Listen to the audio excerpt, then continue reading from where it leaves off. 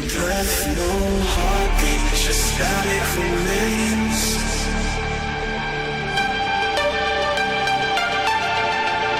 Hollow reflections, ghosts in the cold.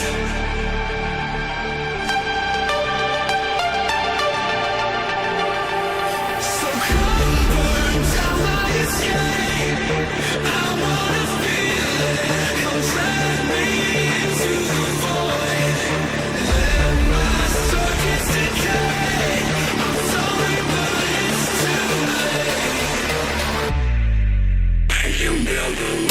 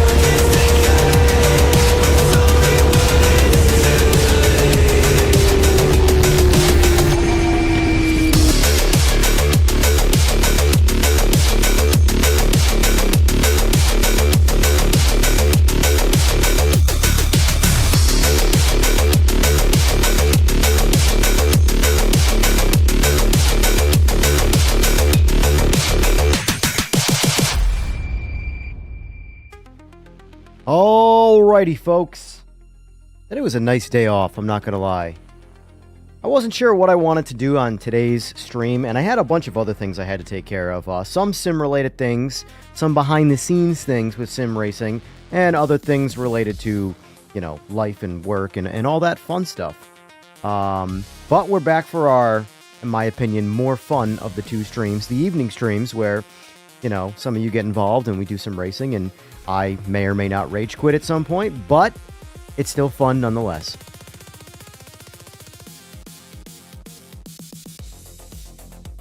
Spring Edition, sugar-free, Cherry Sakura, Red Bull. Not too shabby. Pretty good.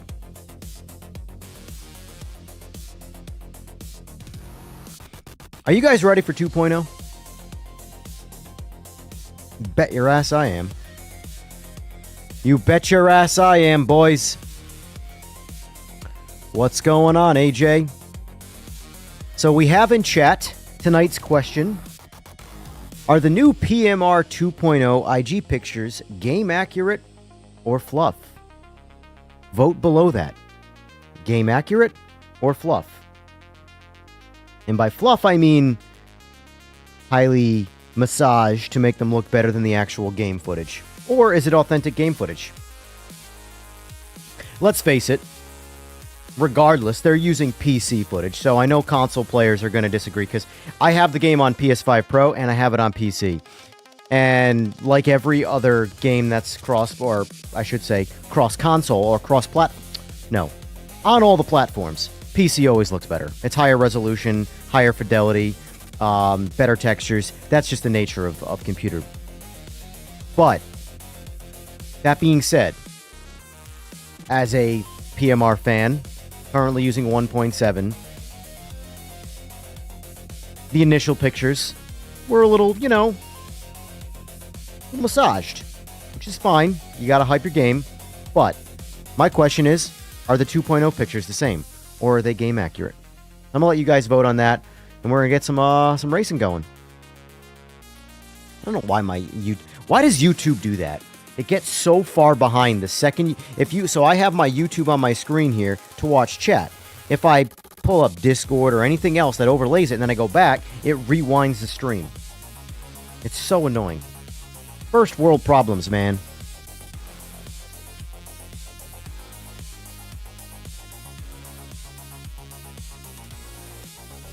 All right, let's see.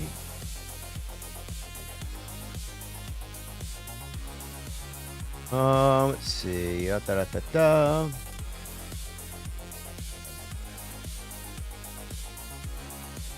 Also, while I set this lobby up, this is not mine. This is a buddy of mine's, but he finally ordered it. So if you guys are into the Logitech ecosystem, because it's on PS5 Xbox and PC, I have here... Oh, I just smoked the microphone. The new H pattern.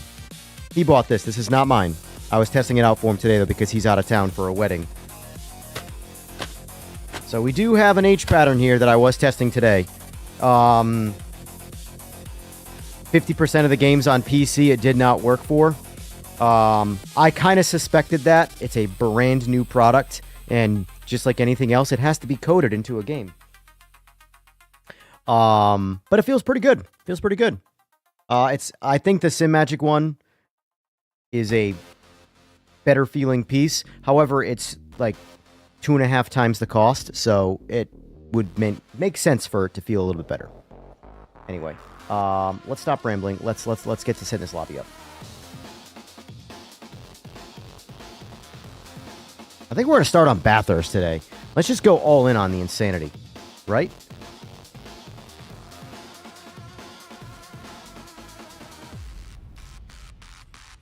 I'm gonna get an Aussie V8 at some point tonight. I've decided. Let's fire up some NGTs too. We never use those.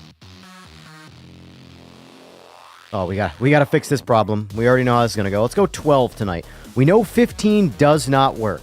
We know 10 works. Let's go 12. We'll start at 12.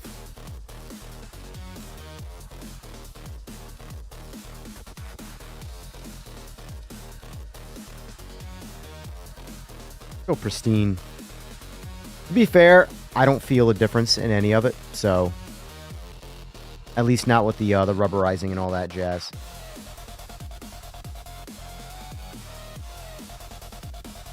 All right, folks, keep going up.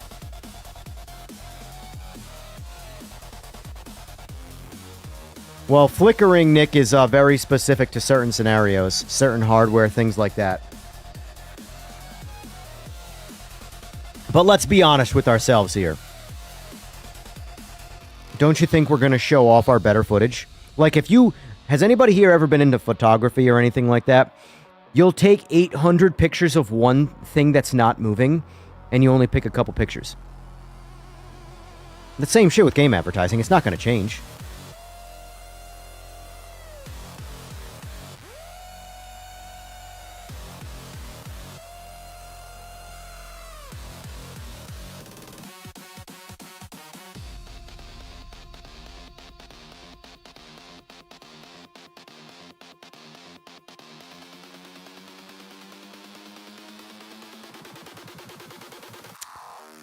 Alright, let me get in my Discord here, since, you know, that's kind of the whole point of this. Burger King! Have it your way. What up? Oh, you're in. Alright. How's it going? Oh, you know, Yeah, living the old dreamscape. cool. Hey, Spurry. Where's Hot Rod's going to be joining? Okay. Yeah, we'll give it a few minutes. No need to rush into the lobby. There's new PMR 2.0 in-game pictures. Game accurate or fluff? Where are those pictures? They're on Instagram on their Project Motor Racing's post. They have an Instagram? They had a post? My guy. For such a fan of the Getting game, by, how do you you know? not have the most basic of social media intuition? Because they didn't update my page with it, my Discord. They didn't. You know, you're the one Yeah. that's responsible of working that, right? Yeah, by saying I don't think their it. notifications. Yeah, but I don't think it was posted in their Discord. I think it was not an announcement in their Discord. It was Instagram. I don't follow Instagram. Instagram is the only thing I have. I don't have Facebook because I'm not 97 years old anymore. Here we go. Welcome to the here. party, man. Here, let me show you. On my end. Come up in the PMR discussion or something. Not focusing. Well, it is actually focused. It's just. Come on. Come on.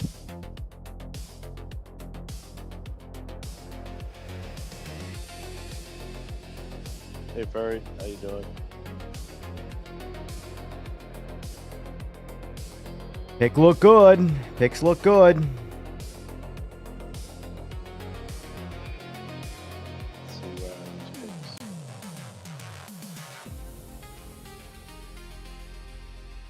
All right, we got Furry in here. We got Terminator, but you are not in the lobby yet.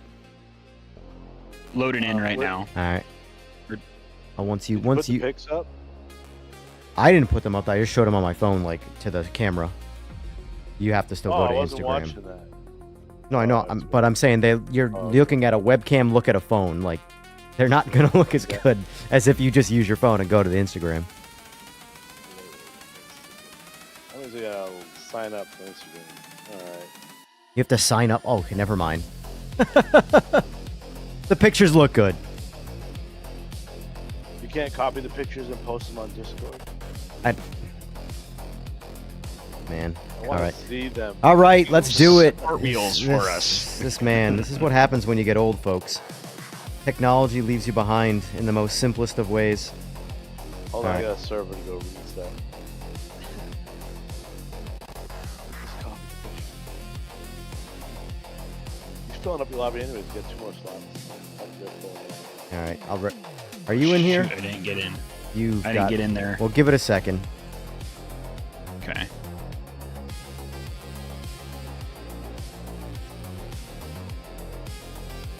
I'll refresh here in a second. Yeah, it's staying pretty locked at 12. I'm literally screenshotting all these pictures just to post them in the Discord. You should. That way we can, it makes your poll interactive. All right. What's up, both of these? How y'all doing? You should have password protected the lobby. Nah, we were already cutting it down to 12 people. I mean, Ooh, this is what happens, that looks man. good. That looks good. Here. Boy Loco's hosting, dude. Thank you, man.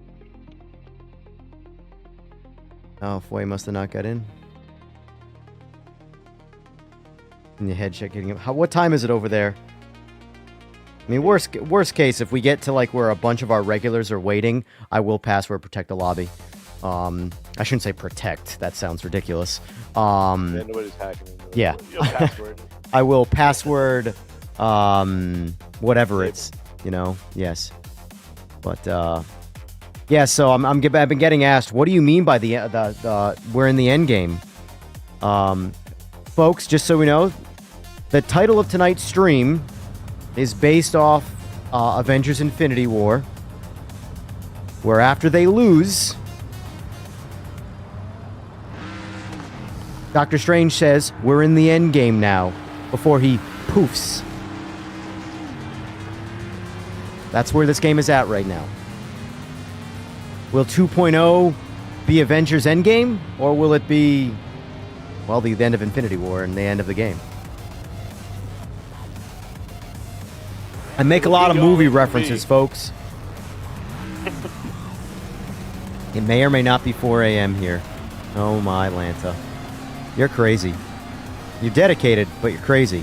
Like, imagine waking up at 4 a.m. just to beat me at a video game. That's a good man right there. Whew, Good man. that's a dedicated man. We're streaming in DLAA tonight. And by that I mean, there's honestly not much of a difference in here because DLSS is so good. DLAA just is native 4K, whereas DLSS is upscale to 4K from 1440p. But honestly, DLSS is just so damn good, it's hard to tell. I have very much heavily compared and contrasted the visuals of DLAA versus DLSS, and it's actually not something you can really see when in motion.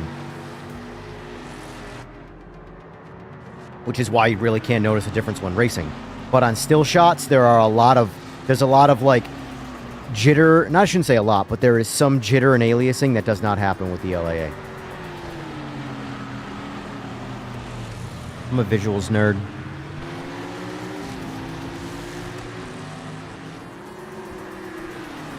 This game looked pretty good already, man. I wonder.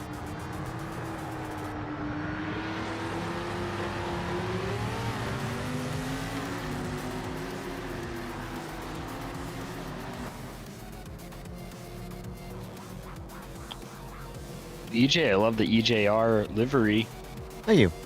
Thank you. Looks good. Which one, the Mercedes or the Vet?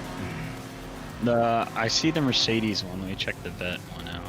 Well, Mercedes isn't in the. Wait, is it in the? Did it make it Yeah, into? I just downloaded it. Oh shit! It's legit. I can pull out of my file then. Fuck yeah! And so's the Corvette, the black one. with Well, red that and one's white. that one's been in there. I was hoping Okay. the livery for the Mercedes made it in before the 2.0 release. I Yeah, like looks that. I sweet. like that livery a lot. Well, I mean, I like the gray livery of the. I like them both on the Vet, but the gray livery unfortunately is incomplete at the moment. The back of it, I just missed it in review. It's my fault. On the gray one on the Vet, the rear window is also gray, so it's not transparent like an actual window. And the rear bumper valence is also gray, and it's supposed to be either carbon or black, whichever, worked out.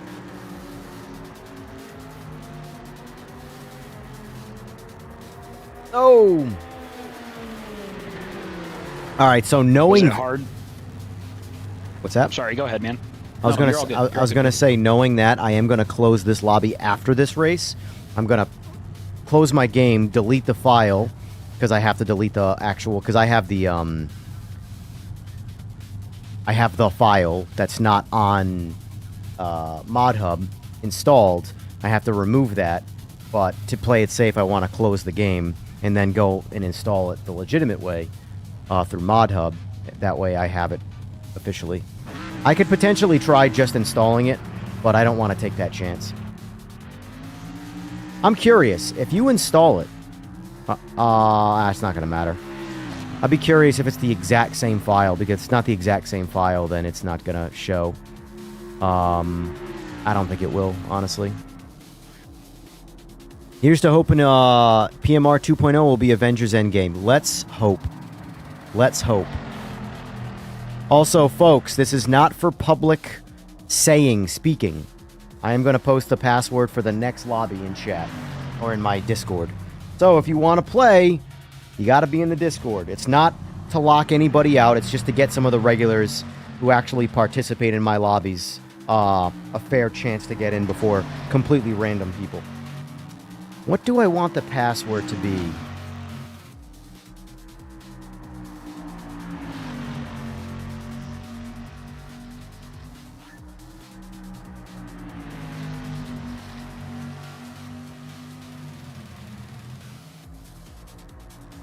Seaberg ring. Nope. Dude, that was a good one. There you go. That's the password for the next lobby. All right, I see it. Ah, that's it. I'm going on strike. So far, out of 8 votes, we got 62% say game accurate, 38% say fluff.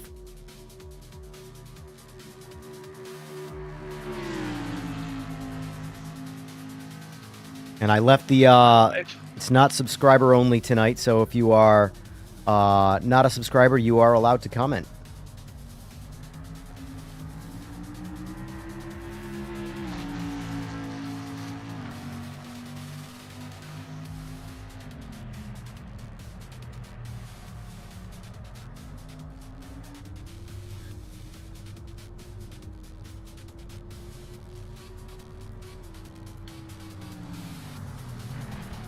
Can't believe you got me typing this on my keyboard later, dude. I'm upset. Right? I'm upset. That's a subliminal message if I ever saw one. What? I said you really got us typing this on our keyboards tonight. Copy and paste it. I will say, I If mean, you guys didn't know, EJR is a part-time comedian.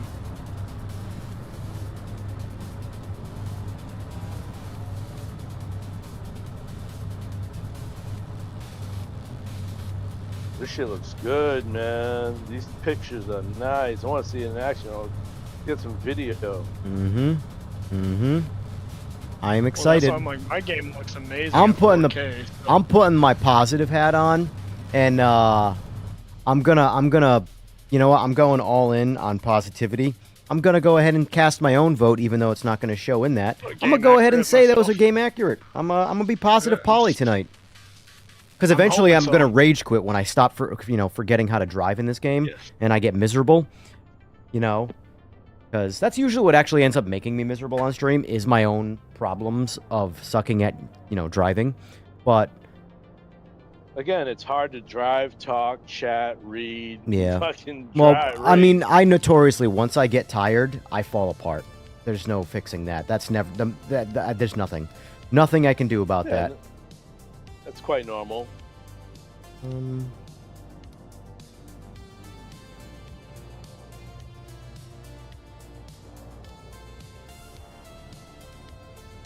All right, boys. GG or GL.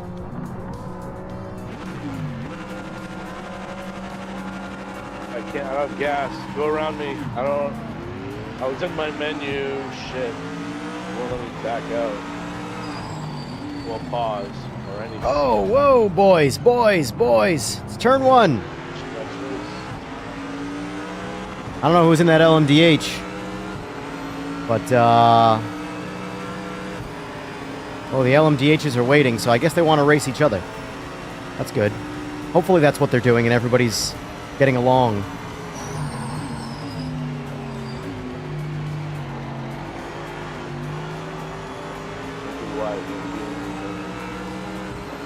Back on my P1000s. Oh. Leggy McLagerstein.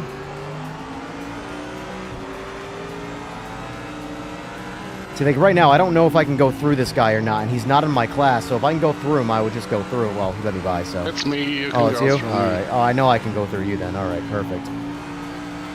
Yeah, I mean, I try to avoid driving through people I know I can, but if it's a different class, I don't care at all at that point.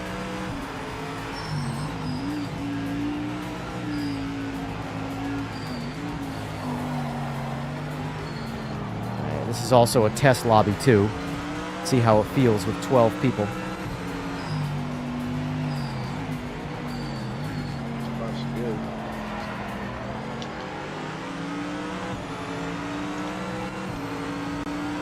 Yep, so far so good. Usually the very first thing I experience is flickers. I get those even in a 10-man lobby, but that's where it ends. I haven't seen any yet, but it hasn't even been a full lap yet, so...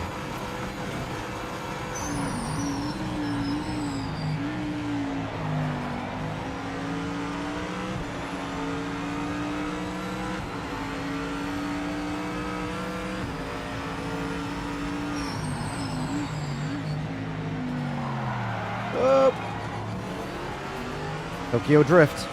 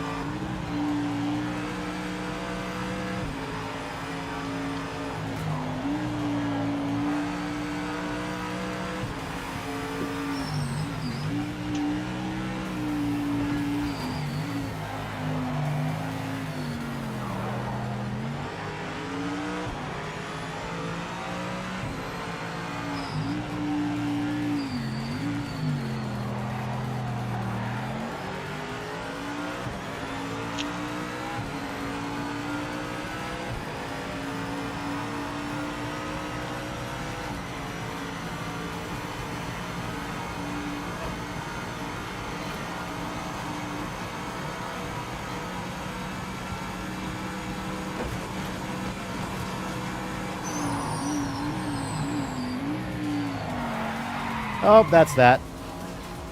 Ooh, I'll take it, though. Get me back in the race. I don't know what happened there.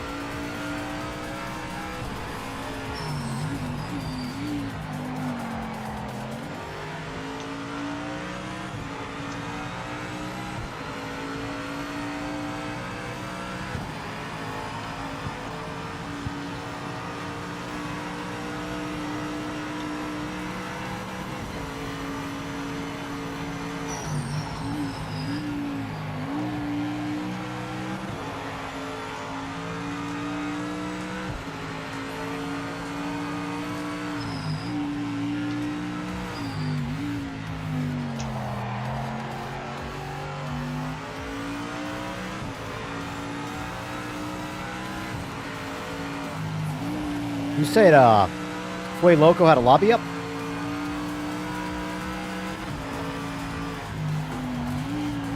Alright, cool. I'll just go fuck myself.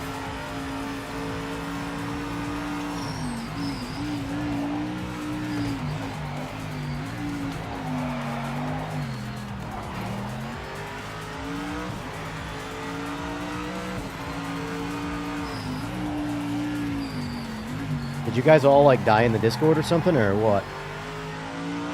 Nope. Concentrating. Oh, gotcha. I'm back. Meanwhile, I'm over here, you know, looking at chat, talking to you guys, talking to chat. Probably why I'm spinning out and crashing, though, so... I guess it makes sense.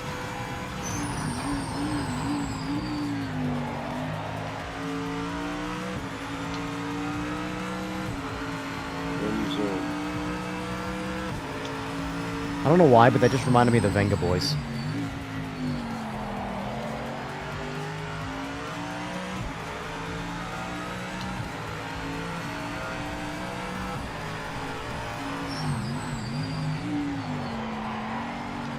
Oh my god.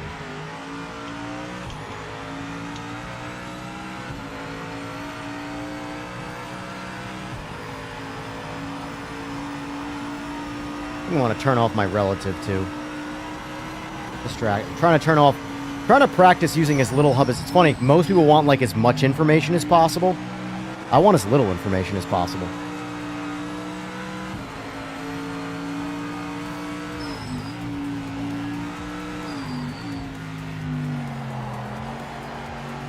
In fact, yeah, I'm turning that stuff off.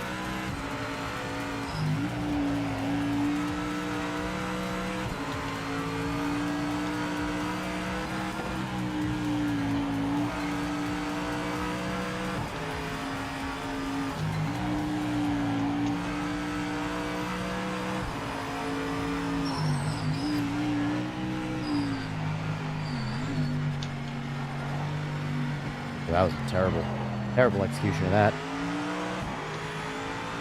Seeing the LMDH park there, like, I don't know, got in my head, even though he was nowhere near where I was driving. I just saw it and, like, forgot how to drive.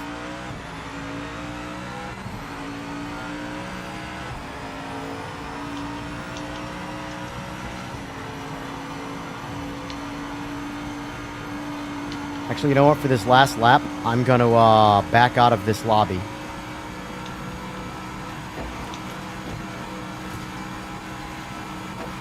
Yeah, Nobody loves me! Oh, it didn't work out because the gravel pit. All right, let me handle this quick. This quit. All right, go into the game folder.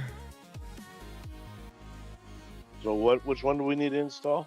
It should be the Mercedes. I mean, they're in order, so it should be the more recent one. It's a Mercedes, the AMG, my gray livery. That's my most recent one I had done. Nice, okay. I'm having them do the Cadillac LMDH next. I'm trying to get him to do like my favorite car of each class, basically. Do you have any other EJR liveries? Just the Vet and the Cadillac so far. I had not the Vet. Yeah, sorry, the Vet. Yeah. I had him do the Vet because I liked it, and then 1.7 made me not like it, and then I realized I liked the AMG better. So here we are. All right, here we go. Mercedes GT3 EJR Racing or EJR, yeah, EJR Racing. Delete. All right, let's fire PMR back up. All right, so vote count, 11 votes. Come on, guys, vote. Let's vote away. We got plenty of you watching. All you got to do is click a button. I want to see what the community says. And also, if you don't mind, clicking the like button, too. Excuse me. You should click the like button if you like what you see. And you should also click the like button if you absolutely hate me and want nothing but bad things to happen to me in this little space that I'm in. Either way, you should click the like button. Heads click the like button, tails click the like button. Exactly. All right, downloadable content. Let's see what we got for the liveries. Oh, we got Slicks in. Ooh, team RSG team. Not. Oh, I love this. I love that we're getting mod community's so good. Whose is this? Oh, Vertex again. I thought I already had this one. I must have done a second one. RSG. Who's RSG? I don't know. I thought I had some of these liveries, honestly, but I guess I don't. It's really This loud. here is his made it in now, but here's mine. Here's the. Oh, look whose it is though. The last one. Oh boy. It's a shit ton of livery. You know what the Lamborghini one is? This is Lamberto. No. He had to make an alien Lamborghini one. Where is it? It's the newest one in the section there. Created for Lamberto Sama.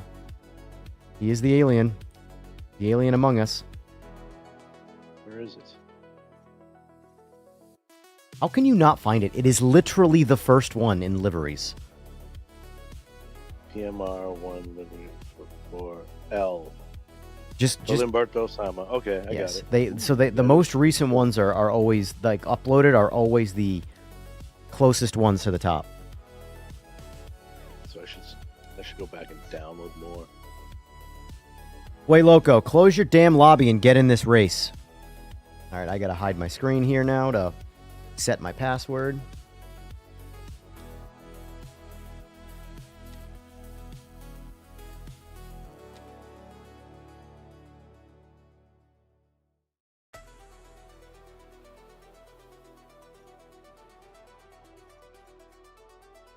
Well, like one, he's just all by himself. Solo dolo.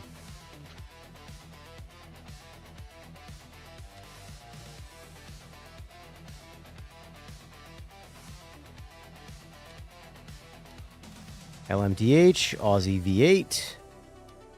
And there was no NGTs in there, were there? I guess I'll throw some GT4s in there. They're still kind of popular, right? Sure.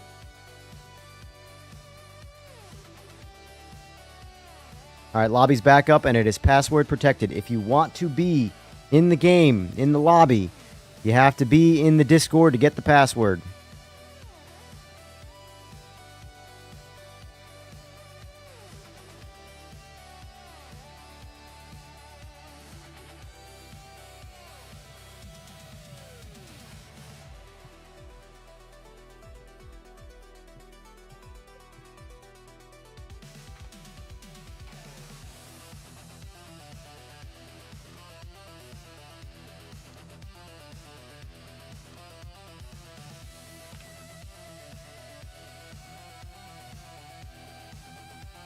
I made it, yay.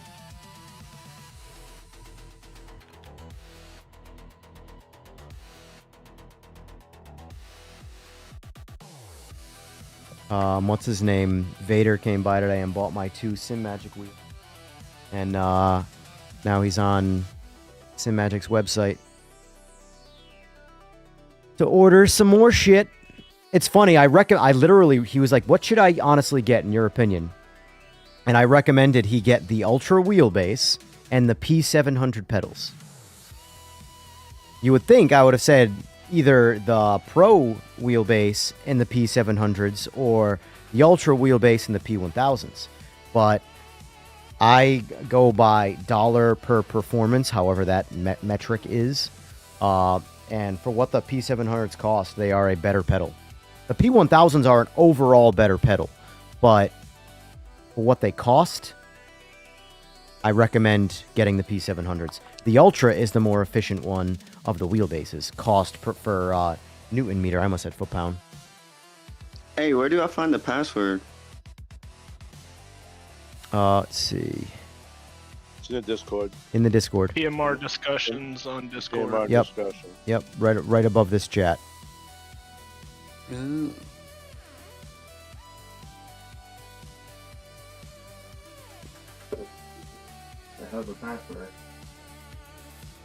Let me use the That's what I bathroom said. I real was like, quick. he's a part-time comedian. I am a full-time comedian. I'm 5'5". Subliminal messaging. Yeah.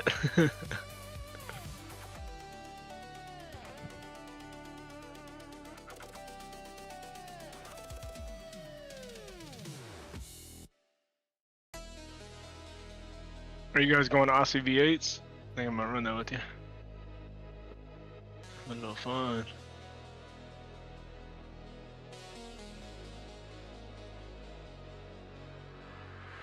No, Sammy. No. Come on. Come on. No.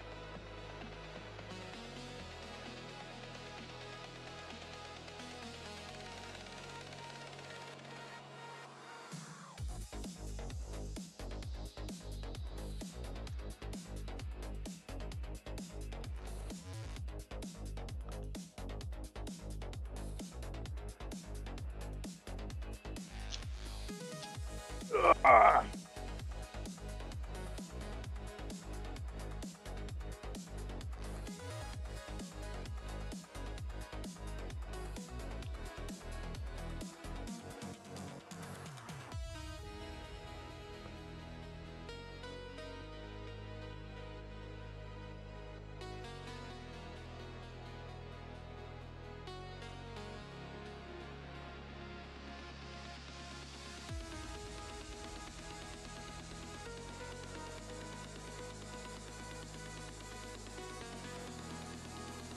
Oops, someone commented. How would I join y'all races? I'll let EJR answer it. What happened? No, so you got a question in your chat. Priceless is asking you how he would join your lobbies if he bought Project Motor Racing. Let's see. Let me just catch up on comments here. I said I felt bad. I was watching Jester stream and he seems pretty burnt out of the game. Isis, you gotta just join the Discord. It's in the Description. comment section or whatever. Description of the video. Priceless is the Discord link to join, and then once you join, the password is in the PMR discussions to get in. It's not to block people out. It's just to allow the people who do participate in this with me to get first dibs on it. You know.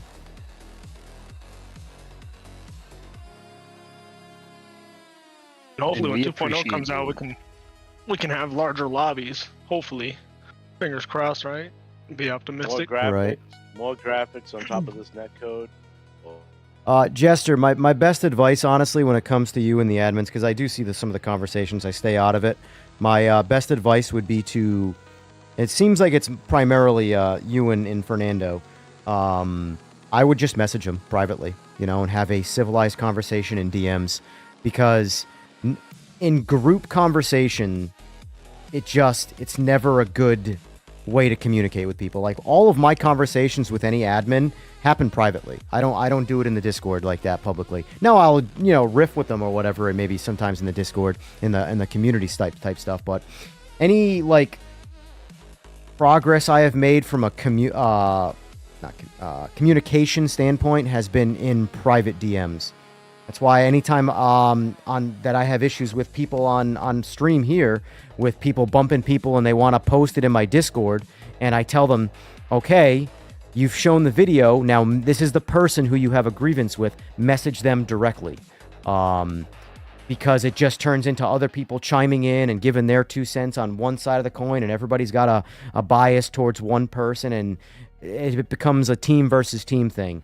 It's best to just, you know, have a conversation with him directly, would be my best advice in all honesty.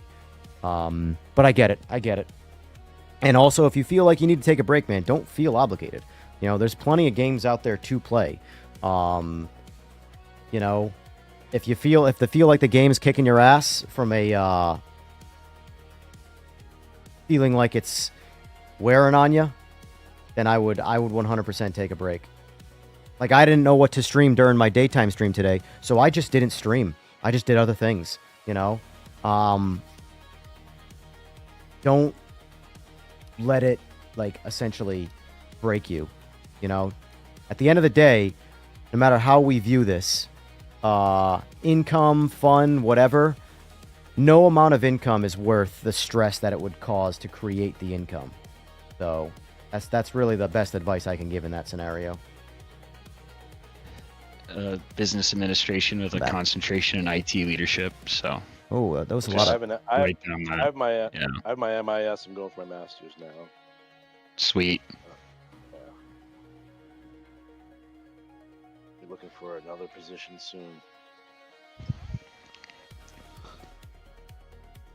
Let's see. I'm ready. Yeah, I'm probably gonna ready us up. I was giving people a chance to get in, but let me see. Yep, no member requests. All right, let's get it started. Oh, Price Loop says, "How do you join racing?" And I was with my PC. You gotta, in the description, click the Discord, and the password is in the Discord. Yeah, it's literally the video description. It says join our Discord. Click that. It's gonna make you fill out a question or two.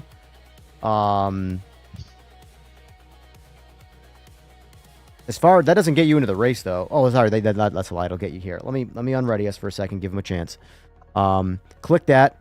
Fill out the questionnaire, which is really that's only there to prevent you. When you ever see like those spam accounts that get into Discords and they spam the same stupid Mr. Beast post, that's why I have that questionnaire there, just to confirm you are not a bot answering generic answers. If I see you say PMR. In the you could literally just say PMR as your answer as to why you're applying, and you're in the Discord. It's only there to prevent the bots. Like, bot answers will be like, I think you're fantastic. Like, generic AI responses that have nothing to do with the Discord itself.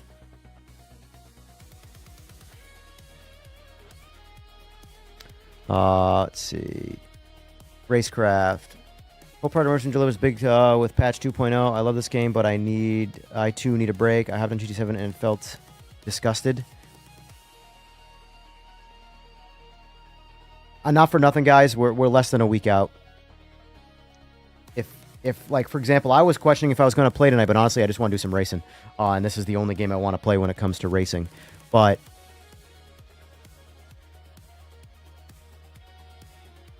best thing you can do is just not take the game personally, no matter what.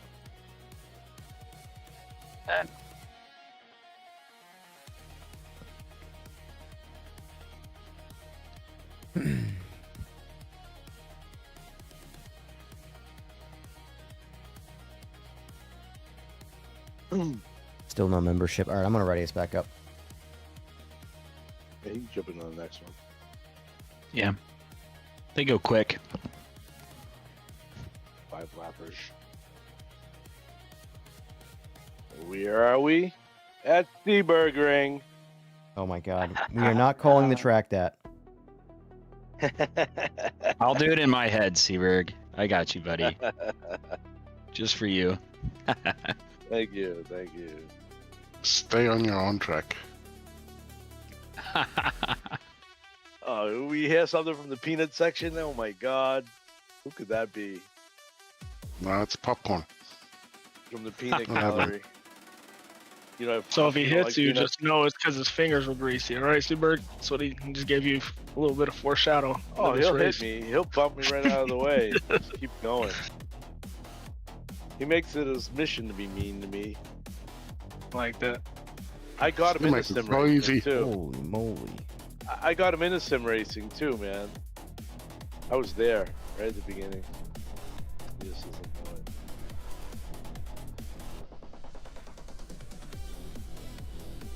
I'll tell you, man, this tariff nonsense.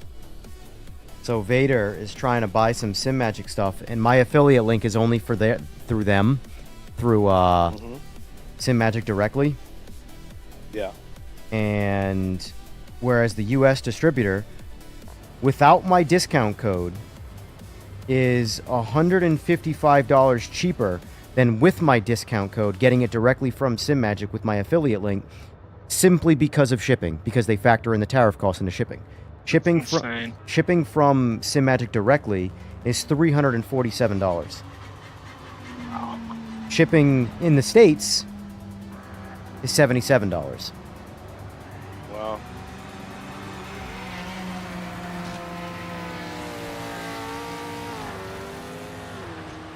You know, there's a Ronald Reagan speech that we're not going to go down the politic road. I just want to say this and then we're going to move on.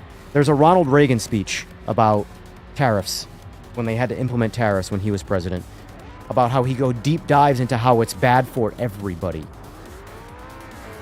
including the American consumer. When we implement tariffs against other countries, the consumer in the country that is implementing the tariff pays for it. That's how it always works. Because the people that we're tariffing, they all make up for it by raising up their prices. They're not going to pay for it. The consumer does. Consumer's going to consume. They know that. That's why the prices go up for everybody. It's the the trade war and tariff is the most ass-backward, ridiculous nonsense I have ever seen. And people love it. They think it's a good thing. I just don't get it. But anyway, we're moving on. That's all I wanted to say. All I wanted to say. Video games. Subliminal messaging complete. Yeah. I will say, Nailed it. DLAA looks a lot better in replay than DLSS. I will say that. I will say Yeah, I that. run native as well on the gameplay because I didn't like DLSS. DLSS Especially when I was works. trying to- It works really well, but there's under certain conditions there's a lot of blurring, and it can be, and in the replays especially, they're very blurry. So anytime you can Yep. mitigate some of it, you know, Crap Racing crashed. I like my Crashed. DLSS and my 2x frame gen.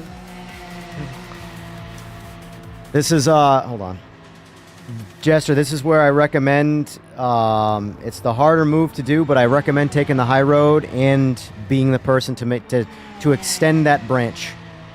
You know, because worst case scenario, if you extend it and then they don't accept it, you can comfortably sleep saying you tried. You know.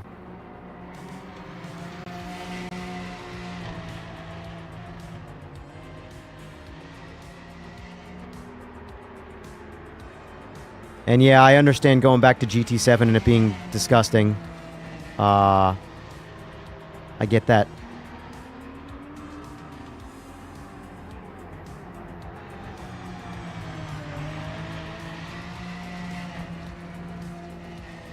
Just an understeer. It's understeer simulator, and then when you're not understeering, you oversteer and crash. I hate the GT7's racing. I like building radical, ridiculous street cars in GT7 and like going down Nords because it's like a challenge. It's not at all realistic. I don't care about it for that. It's just like it's a Need for Speedy, like crazy race vibe, you know? But the race cars in GT7, there's nothing there. Nutless wonders. I know mostly over the attacks and people.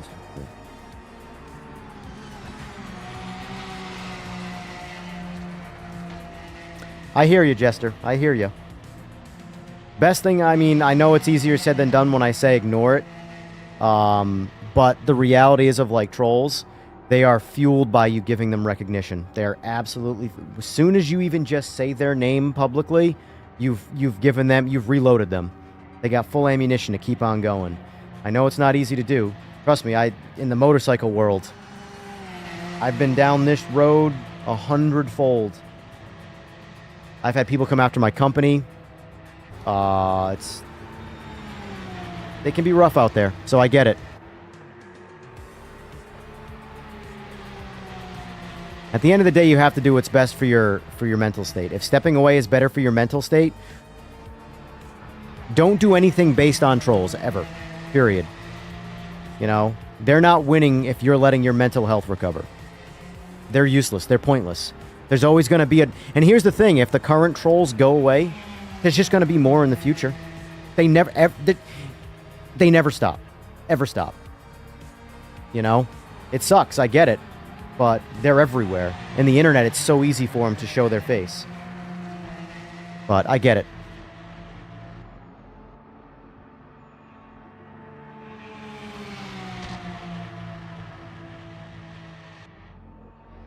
All right, let me see if we got any requests here in the Discord.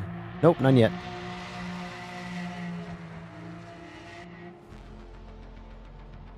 Jester's saying that he's cooked. Yeah, I was just talking, well, because I had everybody muted. When I'm going to ramble to chat, in like YouTube chat, I mean, I mute myself. Yeah. Oh, okay. That way it's not just a whole bunch of cross-contaminated conversation. Yeah, no, I was watching his stream, and I think it was towards the end of it, he was just, I could tell he was frustrated. Yeah. Then he's got, like, people following him and ramming him and shit. I'm like, dude, come on. Yeah. People are trying to support this game, and you're gonna come shit on their experience.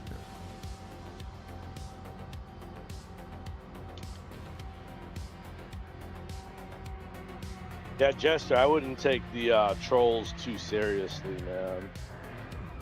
Like, that's the internet. You can't be fazed by that stuff. You gotta have like like, you know, harder skin. That could wear you down easy.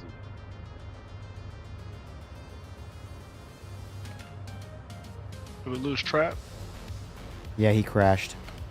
Oh, okay, crashed. I gotcha. I remember you saying that. I didn't realize he, like, literally crashed. PC said, I'm out. Console. Who's up in the front? Driver in training, of course. It's crazy how fast he's gotten, man. It brings back the old expression, practice makes perfect. Because, listen, I'm not even going to care about potentially hurting his feelings when I say this. Not even a month ago, man was slow. I can say that now because he's not slow anymore, so it's not being mean. You can make fun of someone when they were somewhere else, but now that there's, like, successful, all right, now it's safe. You know? Now it's safe to do. Now he's fast. He's a fast boy now. The only place I can still beat him on Nords, and that's probably on borrowed time, too, so...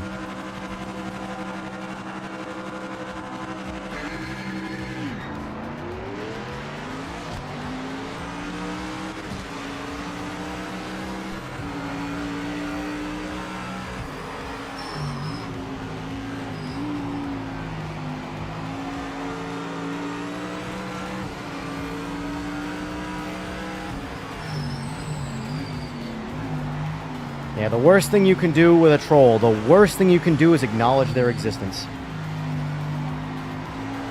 I block... Do you have any idea how many people I block without saying anything? All the time. You know? If I see... I can usually read a tone of someone's... how they make an approach.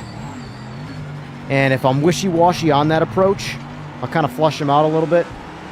See how they respond from there, and then they'll get blocked before they get a response once they cross that sort of line. But they're everywhere. Like, the best way I can explain a troll, especially on, like, YouTube, is like, imagine someone, you're sitting outside on your porch at your house or something, and someone drives by and just goes out their window, "Oi, cunt, fuck you," and just keeps on driving. That's what a troll is. Just let them go. Have a nice day. They're everywhere. Pretty much. Look at the people that make videos about me and still make videos about me. It's not... Fuck them. Fuck them. I hope it brings them revenue. You know? Let them. But, like, I always tell people all the time, too, like, You can do those things, but you're only hurting yourself in the long run to talk shit. That's really the reality. Oh boy, someone's coming up fast. Who is this?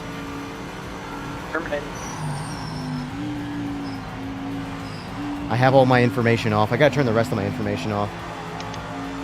But, yeah, you only shoot yourself in the foot when, you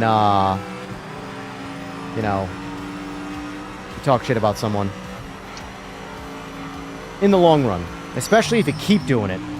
Without, like, so, like, if you attack someone, right, and they don't follow up, they don't retort, and then you attack them again, and then you keep attacking them, and that person is not retorting, I can assure you, the person saying nothing is actually winning. Because it's going to look like someone's obsessed with someone else. The reality of it is of someone who just keeps talking about you without you saying it, is you are living rent-free in their head. They are making their life about you. So the best thing you can do is ignore them. Trust me, a troll's kryptonite is fire. Yeah, a troll's kryptonite is fire. A troll's kryptonite is ignoring them. Fire too, I guess, but you really can't light people on fire, so I recommend against doing that. Yeah, just go in front of me, Porsche.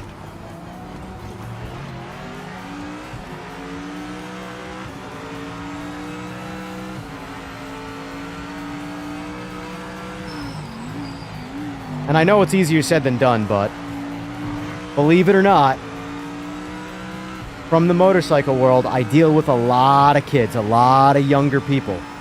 Racing motorcycles is not an old man sport. So I deal with a lot of young douchebags, like a lot. So I've got a lot of experience dealing with these kind of people. And it's not easy, especially when you start getting real traction. People start to come out of the woodwork to hate you for no reason. It'll be like, hey, what's going on? Nice to meet you. Hey, go fuck yourself, asshole. Like, that's how they start their that's what a troll is. For no reason. People will hate you. Any modicum of success you ever gain in life, people will hate you for it. No, I think what bothers Jester the most is that he loves the game so much, and people go out of their way, I guess, to like bring it down on him. I mean, I get it, but you know, I can't read chat right now while I'm doing this. But, oh, Jesus. Me neither. But, and I get it. Trust me, I get it. But you just gotta focus on the pot. Why do you think you guys are in the Discord? You know? I like playing with you guys. Why do you think I put up a password? To give you, the guys that play frequently, who have a good time, you know, an opportunity to get into the lobbies first. Because right now, we really, you know, 12 seems to be our limit, like you said. 12's been working pretty good so far. Yeah. But we've seen 15 people in the lobby. The best. This might be still try to enjoy it. This might be a little graphic sounding, but 15 people in the lobby is an abortion with a coat hanger. Ouch. Yeah, how's that for graphic? You nailed it. Oof. You know what I didn't nail? Oof. Is that lap. Oof. Quite descript. But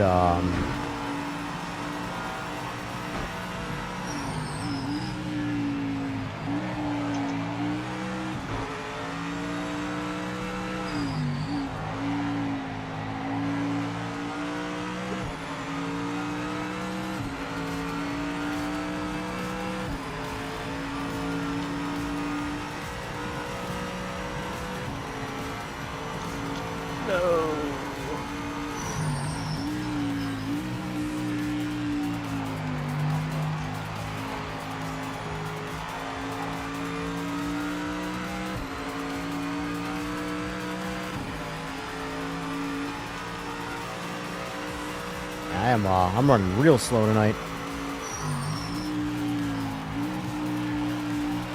That's okay. I'm just here to have a good time, not really giving a shit about much winning or actual whatever. If I do a whole bunch of solo laps tonight, so be it. I don't feel like trying to chase that 158 again. I'm good. It's crazy that in the exact, like, this is how inconsistent I am. My best lap so far is 2016. My best lap overall with this exact same car is 158. That's a lot of time for the same person, same car, same track, same everything.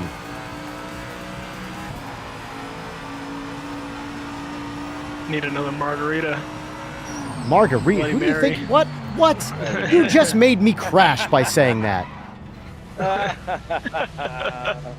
Who the? Bloody Mary.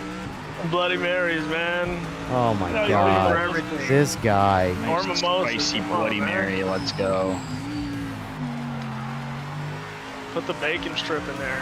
That's Only coming time I've next. ever had a The Mary. Bloody Mary's coming next. Yeah, see? Then you're gonna get those you're gonna get right back on pace.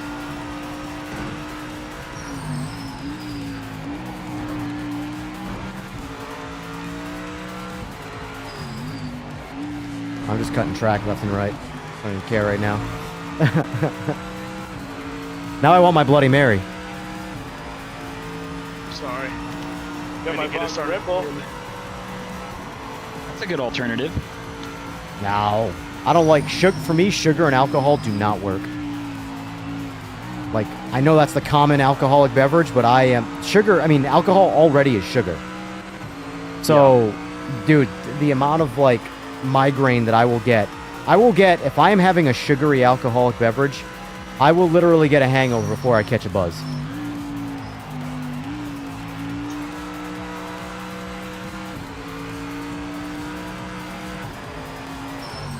And that Lambo is quick. It's the, honestly, folks, you want to know what the meta is? Let the AI do all the racing. The Lambo right now is the meta. It might not seem like much in the player's hands, but let the AI drive the cars.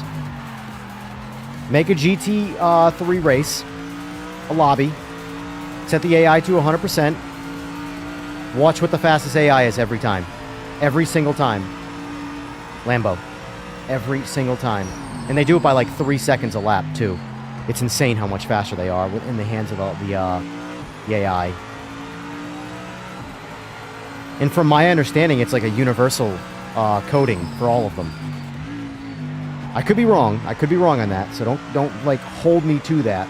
But my understanding is the car itself is the platform, and the AI algorithm is the AI algorithm. What's his name?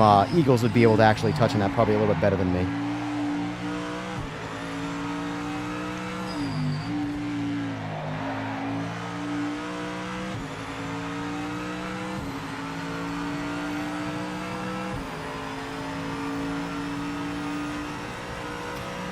Jester, this is what I mean by, like, just if you don't get along with Next Gen Nos, just block him on the chat right now. Literally block him on YouTube. No disrespect, Next Gen Nos, I don't know you, but if you guys don't get along and it feels like you're being trolled by him, just block him.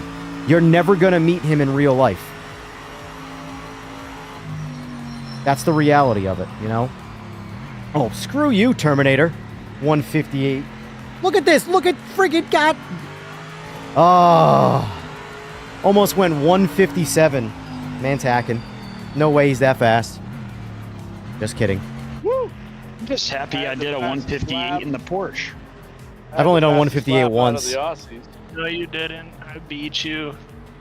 Trap had the fastest lap.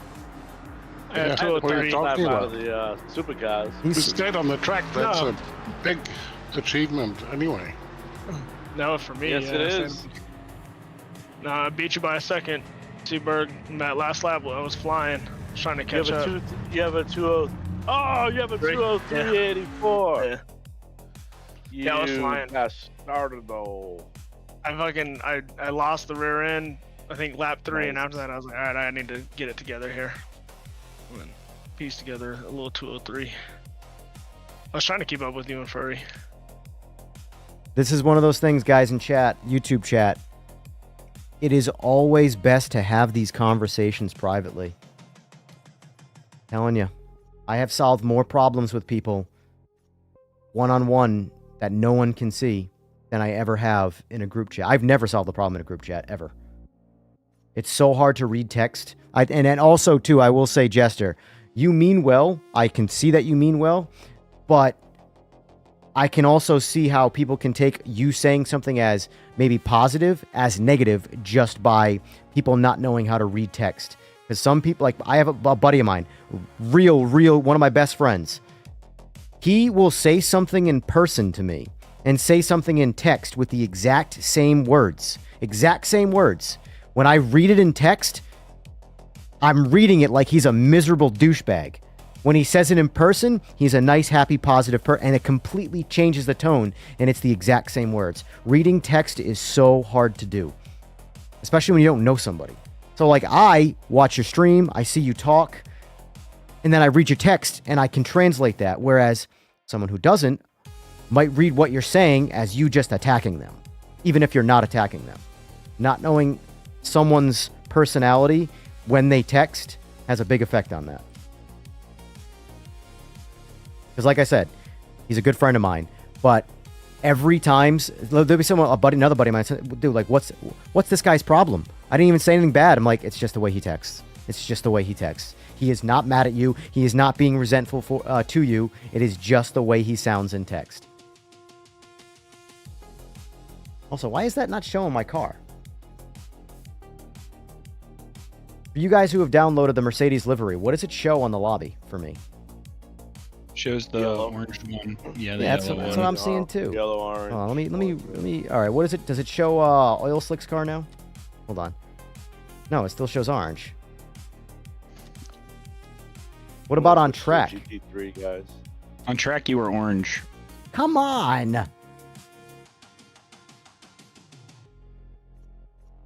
I'm gonna join the GT3 gang. Gang. Let me try one that's a default livery. That one works, right? That's silver car, right? You guys see your livery on my Corvette? Nope.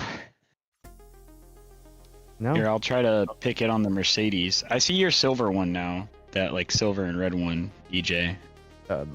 Corvette. Or on the Mercedes. That's not my livery though. That's a game one. Yeah. But that one shows up when you select it. Yeah, my livery shows up for you guys. Well, EJ's livery. What do you see right now my- on your screen? For me. I see you. Okay, now I see your livery. You see my livery? Yep. But now on the screen, I don't see your livery. That's what I'm saying. pick Our your livery's livery. bugged I thought right you now or picked- something? I saw you pick your livery. I don't know. This one's working. The older one. Corvette. That's weird. I mean, you never know. Puffin stuff. Hey. I'm not gonna lie. I kind of want to drive some Aussie V8. I kind of want to get away from GT3s for a minute. It's just all I've been racing in the game lately. And I don't feel like learning or try-harding. So if I'm just gonna chase fun, I'm gonna get the old Ford Falcon. Why can't I? Am I blind? I think I'm blind.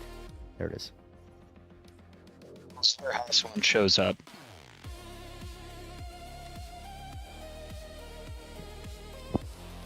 Park. Who goes there? All right, I'll give you. Let me check Discord quick. He's an eagle. Yeah, it's an eagle. Nope. It's tired eagle. Oh, it's Eagles. Man, you ever gonna get some sleep or what? I went to bed early, but I'm home alone, so it doesn't really matter. Oh dear. You're flying on the Seaberg ring. I wasn't even fast. So. We are not calling that track that. But... I'm gonna make a Bloody Mary while you guys do your thing. All right. We got space for one more if you guys want to get in on super secret password. Super secret squirrely password. But Terminator, Once you- the AI Once you can read it, do you'll be butthurt 156. forever. 156 in the in the in the Lambo. Porsche, in the Lambo. Okay. I feel like on around there, I think like the Mustang. Now I just did it in the Porsche and Lambo and Mercedes. I can get into the 158s. I can't remember with the recent update if I've ever seen something personally close to 156, but that is definitely a skill issue.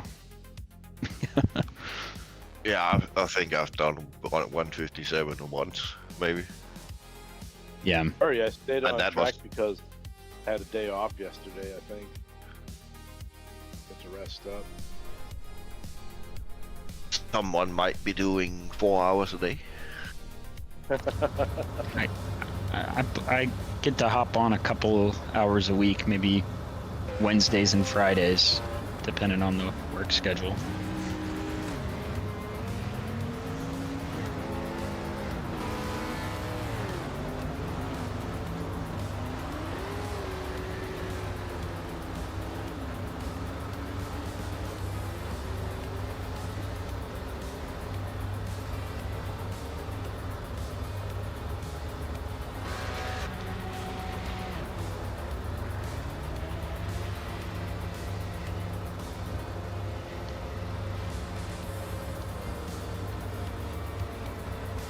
I do think the Porsche handles better since the last couple updates. Like 3 updates ago, man, you'd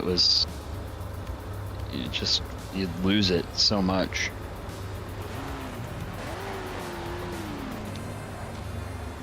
But I love the feeling when you get the lift-off oversteer to just hook up just right. It's so fun to drive.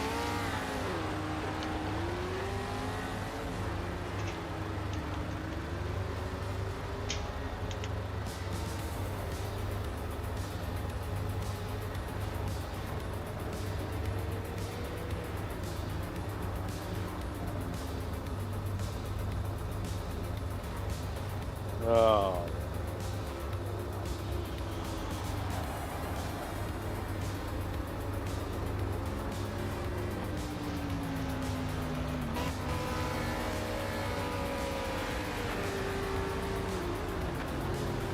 I think I say this every time we run here, but it's just ridiculous that Indy cars drive around this track.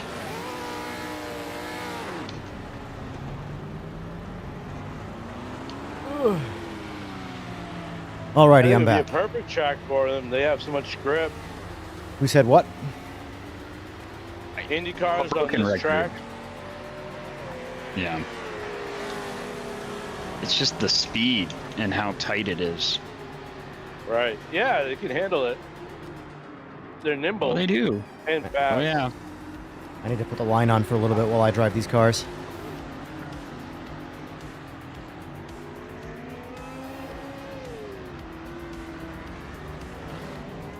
I mean, just to skim through some of these comments here.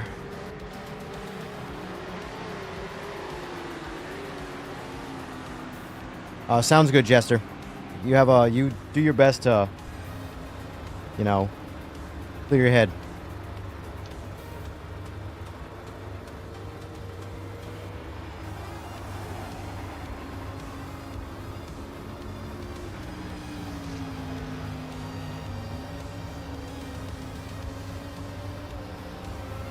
Yeah, guys, I always recommend doing your very best to try and solve issues in private.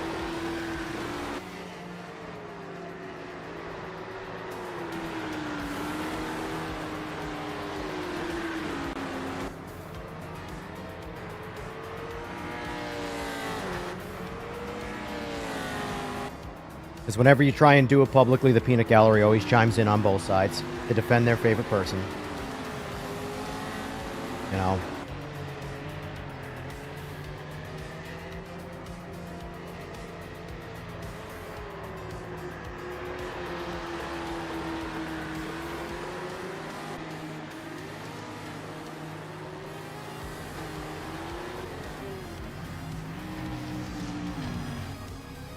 Guess I'll do some warming up. I'm pretty sure this track is going to kick my ass with this car.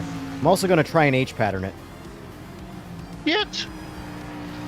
Exactly.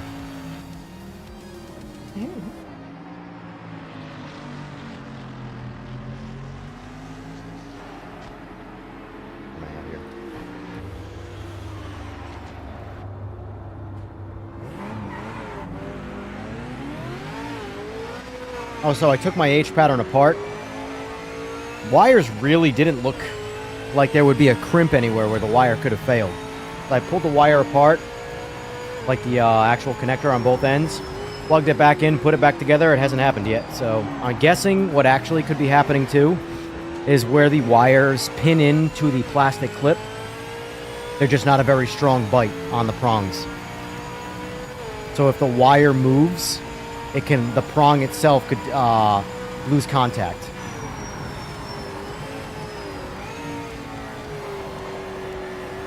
Someone who knows what they're doing with There's mine wiring with, could easily... cables from AliExpress. They haven't failed since. Say that again? I replaced my cables from AliExpress. They haven't failed since. How long you been in it? You had it. What, the shifter or the cables? The cables. The cables, about 2 or 3 months. 6 to 8 months. Oh, really? Really? Been that long already? Because mine's already had issues, and I I've think only so. had it 4 months. Someone who's good with wiring could easily make an overkill style wire harness for it, and it would never be an issue ever again. I can send you a link to the AliExpress cables. It took me a few times If you to don't- get the right ones, but Yeah, once if you I don't, had them... if you don't mind, I'll buy them in friggin' bulk. I don't care. How much could they Yeah, possibly I got be? 10 of them. And Yeah, exactly. How still much my could they first be? ones. Yeah, they're cheap as. That sucks, because, like, so I have the Logitech one. Well, it's not mine, it's my buddy's. He just bought it on release day, because he's been harping on the Logitech one for forever. And, I got it in hand. It's nice, but I mean, it's Logitech compared to Simagic. That's the best way I could say it. You know, it's not GT3 guys are fast. It's not Holy bad shit. by any means. It's one of those things where if you use it and you've never used the Simagic one, it's going to be the greatest thing. You're gonna love it. If you've used the Simagic one, it's not going to make it bad, but you're going to want the Simagic one, you know?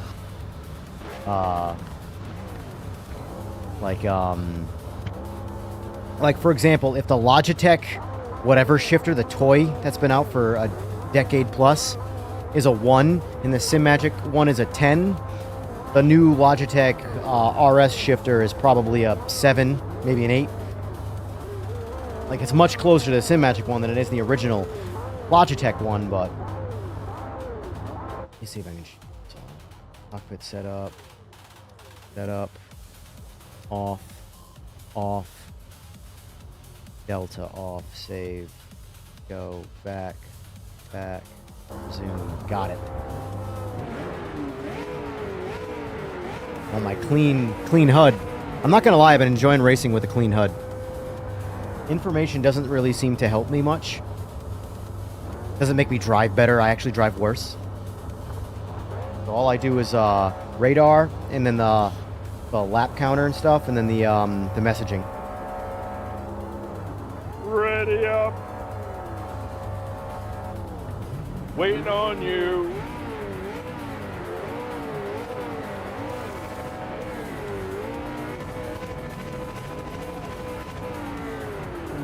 Thank you, thank you.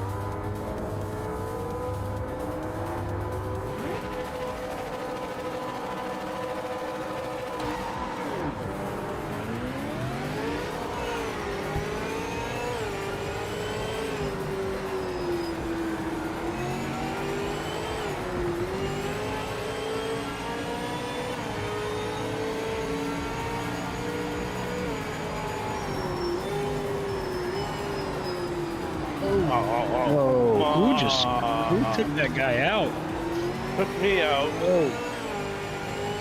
That was Always take crazy. me out. That was just like, he must have been way too late on the brakes there. Holy cow.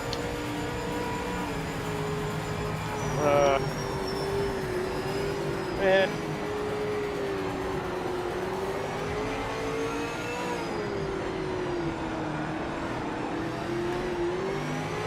Tried to win it Least I on can do that first hairpin. I know. The least they can do is pull over and give me the spot back. Right. I was just watching that happen in front. I pulled out of it. And I even broke late, and he just, oof. I feel like it was either on purpose or just braking way too late. Watch re-entry, yo! There it is. Saw that coming. No. Nope, my bad. I did the exact same thing. My bad, I furry. forgot I could drive through. Yeah. I did the exact same thing I just said to him not to do. Poor re-entry. Luckily, you were a ghosted guy. Whoa! What the hell? What the hell was that? What the hell was that? I was right behind you. I downshifted 4th to 3rd, and the whole car locked up. No, I mean I wanted I wanted to do that. I wanted to go 4th to 3rd. It's a downshift, and the car hated me for it. What the hell was that? Yeah, what are you in the supercar? What do I have my? I gotta see what my settings are on. I'm using the H pattern, not the paddles, and it does obviously shift different. But let me try the other auto blip. Let's turn that off and auto cut. Save. Let's see if that changes the downshift at all. It should technically make it worse, but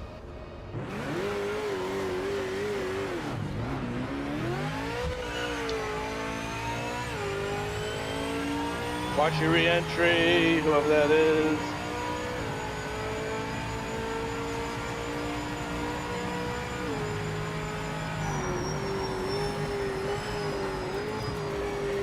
yeah, car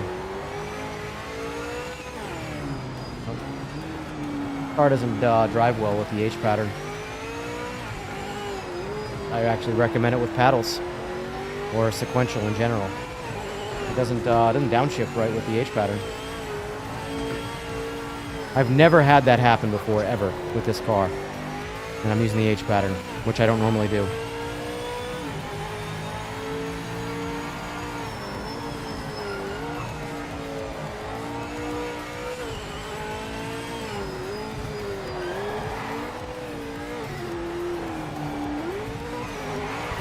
Jesus H. This car's kicking my ass on this. I knew this was going to be a problem, this car on this track. I also screwed up because I no longer have my wheel with my gear indicator on it. This car doesn't have a dash on it, and I turned off my actual gear indicator. I have no way of knowing what gear I'm in this. I just have to count, I guess.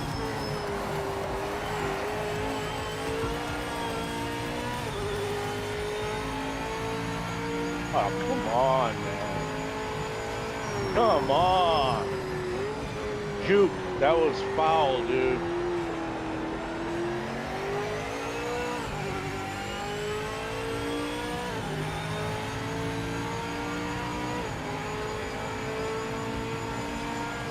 Oh, people have their radars on. Since when does the radar stop people? Run out. Watch coming out.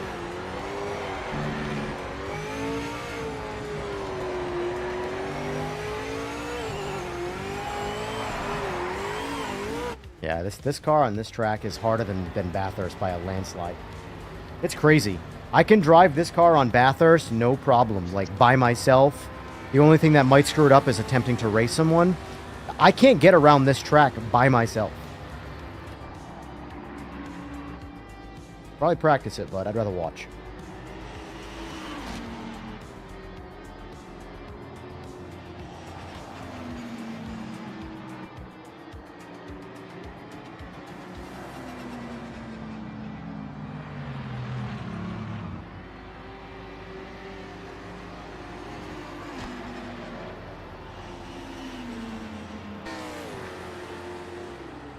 Whoa. Trap went off. Done.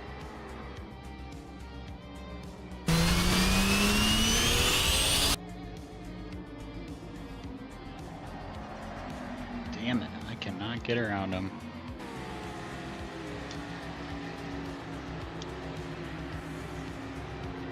I gotta say, SimLab's got a nice ass rig.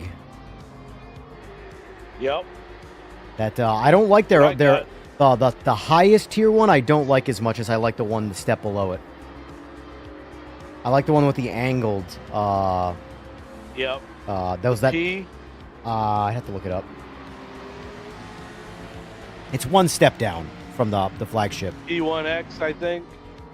I think there's a. Hold on, let me see. ImLab. It's funny And the the GT1 Evo. the U.S. store wants to give me. I shouldn't say wants. Is open to giving me like the opportunity for the for affiliation with them. But That'd be I have cool. to. I have Get to. affiliated. Well, I have to go through the EU store because they're the corporate leaders, and they won't reply Yeah. to an email. Oh. Like I would rather like I tell people all the time. I am not entitled to any of this shit. I don't expect to be given shit. But as someone who runs a business through email, talking about myself, I expect a reply of saying no. You know? Because, like, I get job inquiries all the time of things that I don't do or won't do, and I email them back and say, sorry, but I don't do that, whatever the case is, you know? So that's trained into me that if I apply for something or inquire with you about something, and you just straight up ignore me, you might lose. Like, for example, I'm torn between SimLab and Advanced Sim Racing for my next rig. Yeah. I can tell you ASR has my business right now because they denied me affiliation. I applied for them, and I applied with SimLab, and I applied with I think Next Level Racing, which is the rig I have right now, and I only heard back from ASR. And ASR said that right now they're not offering anything, but they said they'll pay attention to what I do content-wise, and they'll get back to me when that time comes. And because like according to them right now, they're not offering anybody anything. I'm sure if a big enough person came around, they would. But essentially, what I got out of it was that I'm either not big enough, or they're just not offering anybody smaller or anybody at all any affiliation, which is fine. I'm totally cool with that. They kept like they earned my business by denying me. They simply replied. That's all I ask. Because like I said, I'm not, and nobody is entitled to anything, especially free. But if I inquire with you about anything in a respectful manner, at least, I expect a reply back as a business. Is that me being entitled? I expect Sorry. Is my mic too loud? no, you're very, very sensual and perfect. Okay, perfect. I got a new headset. I didn't know if mic was good on here. No, you sound fine. You said the company didn't respond to you? Yeah.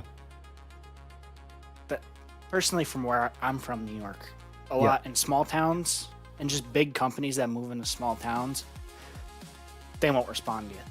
Yeah. They won't tell you. Like, I applied for a job to become a car salesman like a month ago, and they're one of the biggest dealership. McGuire is their name. Yeah. And they're usually on top of it. But once they moved here, they didn't even bother to call, ask, or anything. I called them and asked them about it. They did nothing. Yeah. Nothing about it. It's normal. Depends on where you're at. Yeah. Yeah.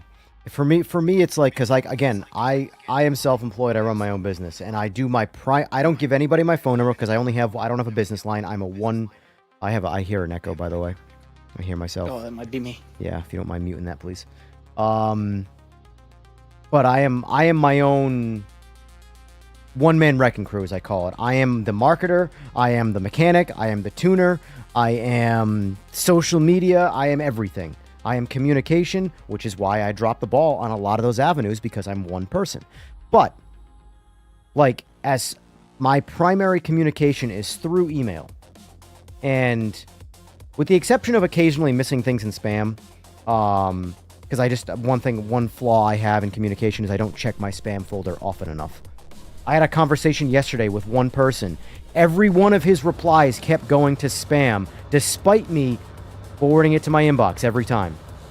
But anyway, because I run my business through email, I expect when I email, like if you have for example, Next Level Racing, the rig I'm sitting in right now is from them. They have an affiliate section, like a dedicated part of their website to apply. I've applied twice, haven't heard back either time. First time was like, well, maybe they didn't get the email. I'll try again later, whatever. A second time, okay, they're active on social media. If you pay attention to Next Level Racing, they are very active on social media. Yeah, but they got a line from here to next Tuesday for their gear. Of course, but if you see how much time and effort they can put into social media, they have people networking, answering.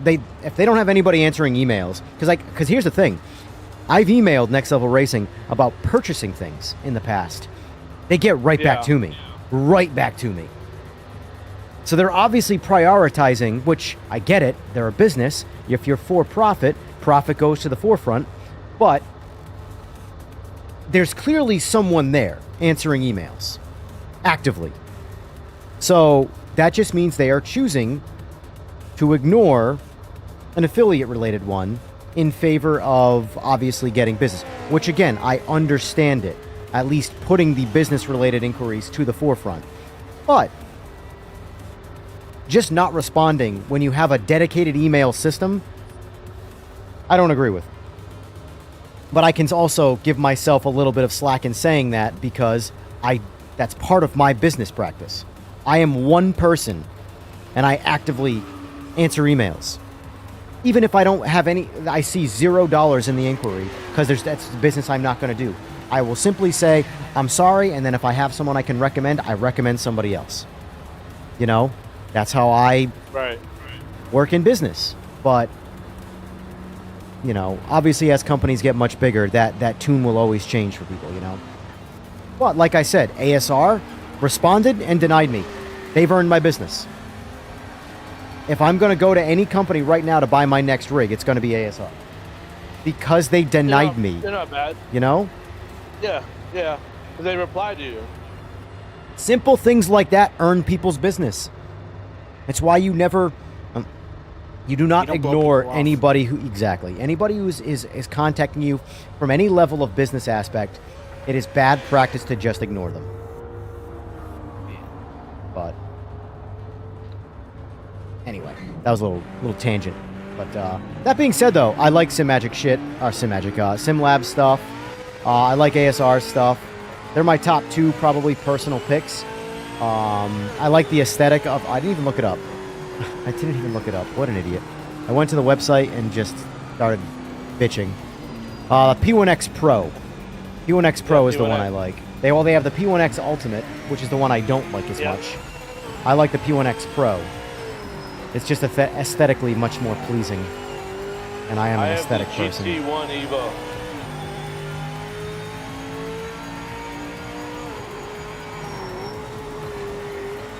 Super lightweight, perfect for my motion. It holds together mostly.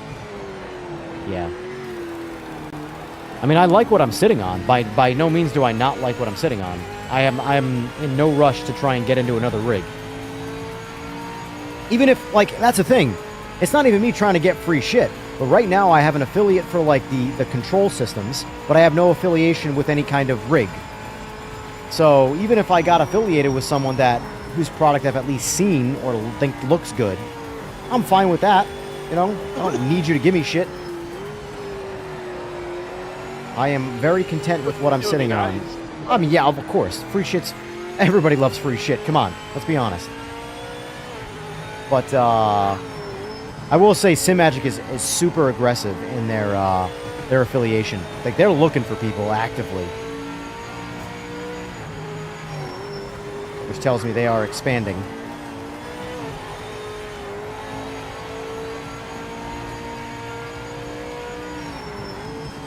Oh shit, sorry.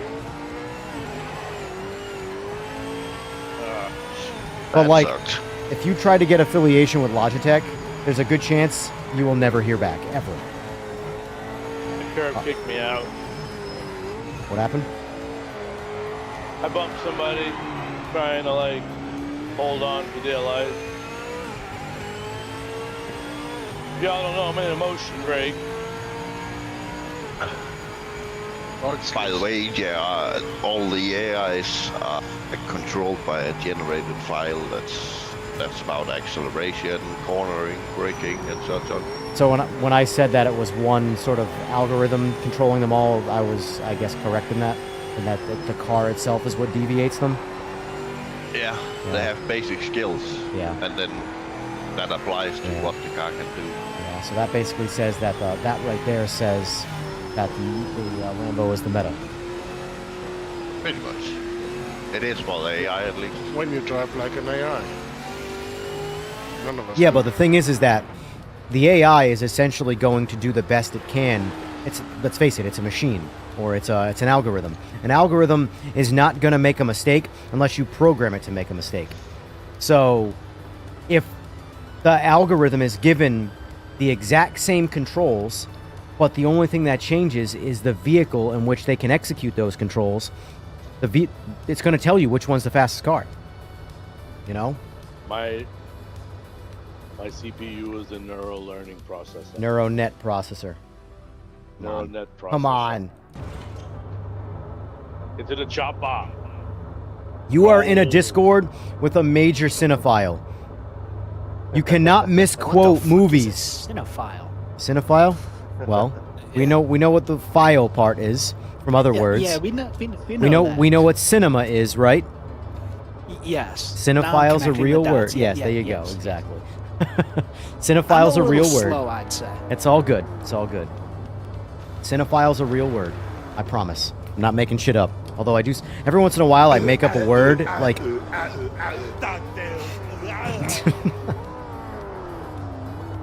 I wouldn't All be right. surprised considering the word is super casual.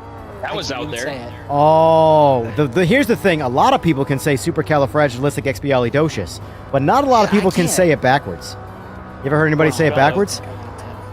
No. Docious expiasticfragicalirupus. No, not true. Damn it! I learned that I'm from not the the same only one. movie. She says it in the movie. I just listened to it. It's crazy because in the movie, she says it, supercalifragilisticexpialidocious, and then she immediately says it backwards. And then nobody ever remembers it backwards. You've been given the same information within 5 minutes in the same movie, and yet Mary no one Poppins remembers says it. Mary Poppins, she says it in the movie. You think I actually memorized it backwards on my own? Yes. Come on. Yeah. Yes. Yes. We believe Yes. She says it in the Say movie. I if you believe that. Say I if you believe that. That's it. Look at your eyes After this race, I'm pulling the if you clip don't up. believe it.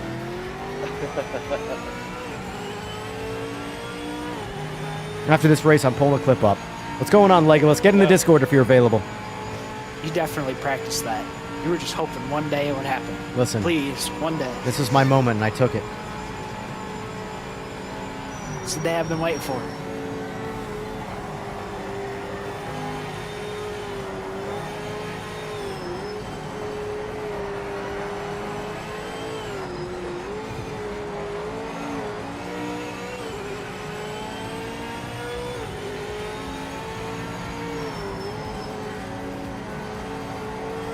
Whoa, whoa, whoa, Porsche. Oh, no. Oh, I got it. We're good. I have to say, driving with no information really feels good. I have no idea where anybody is on the grid.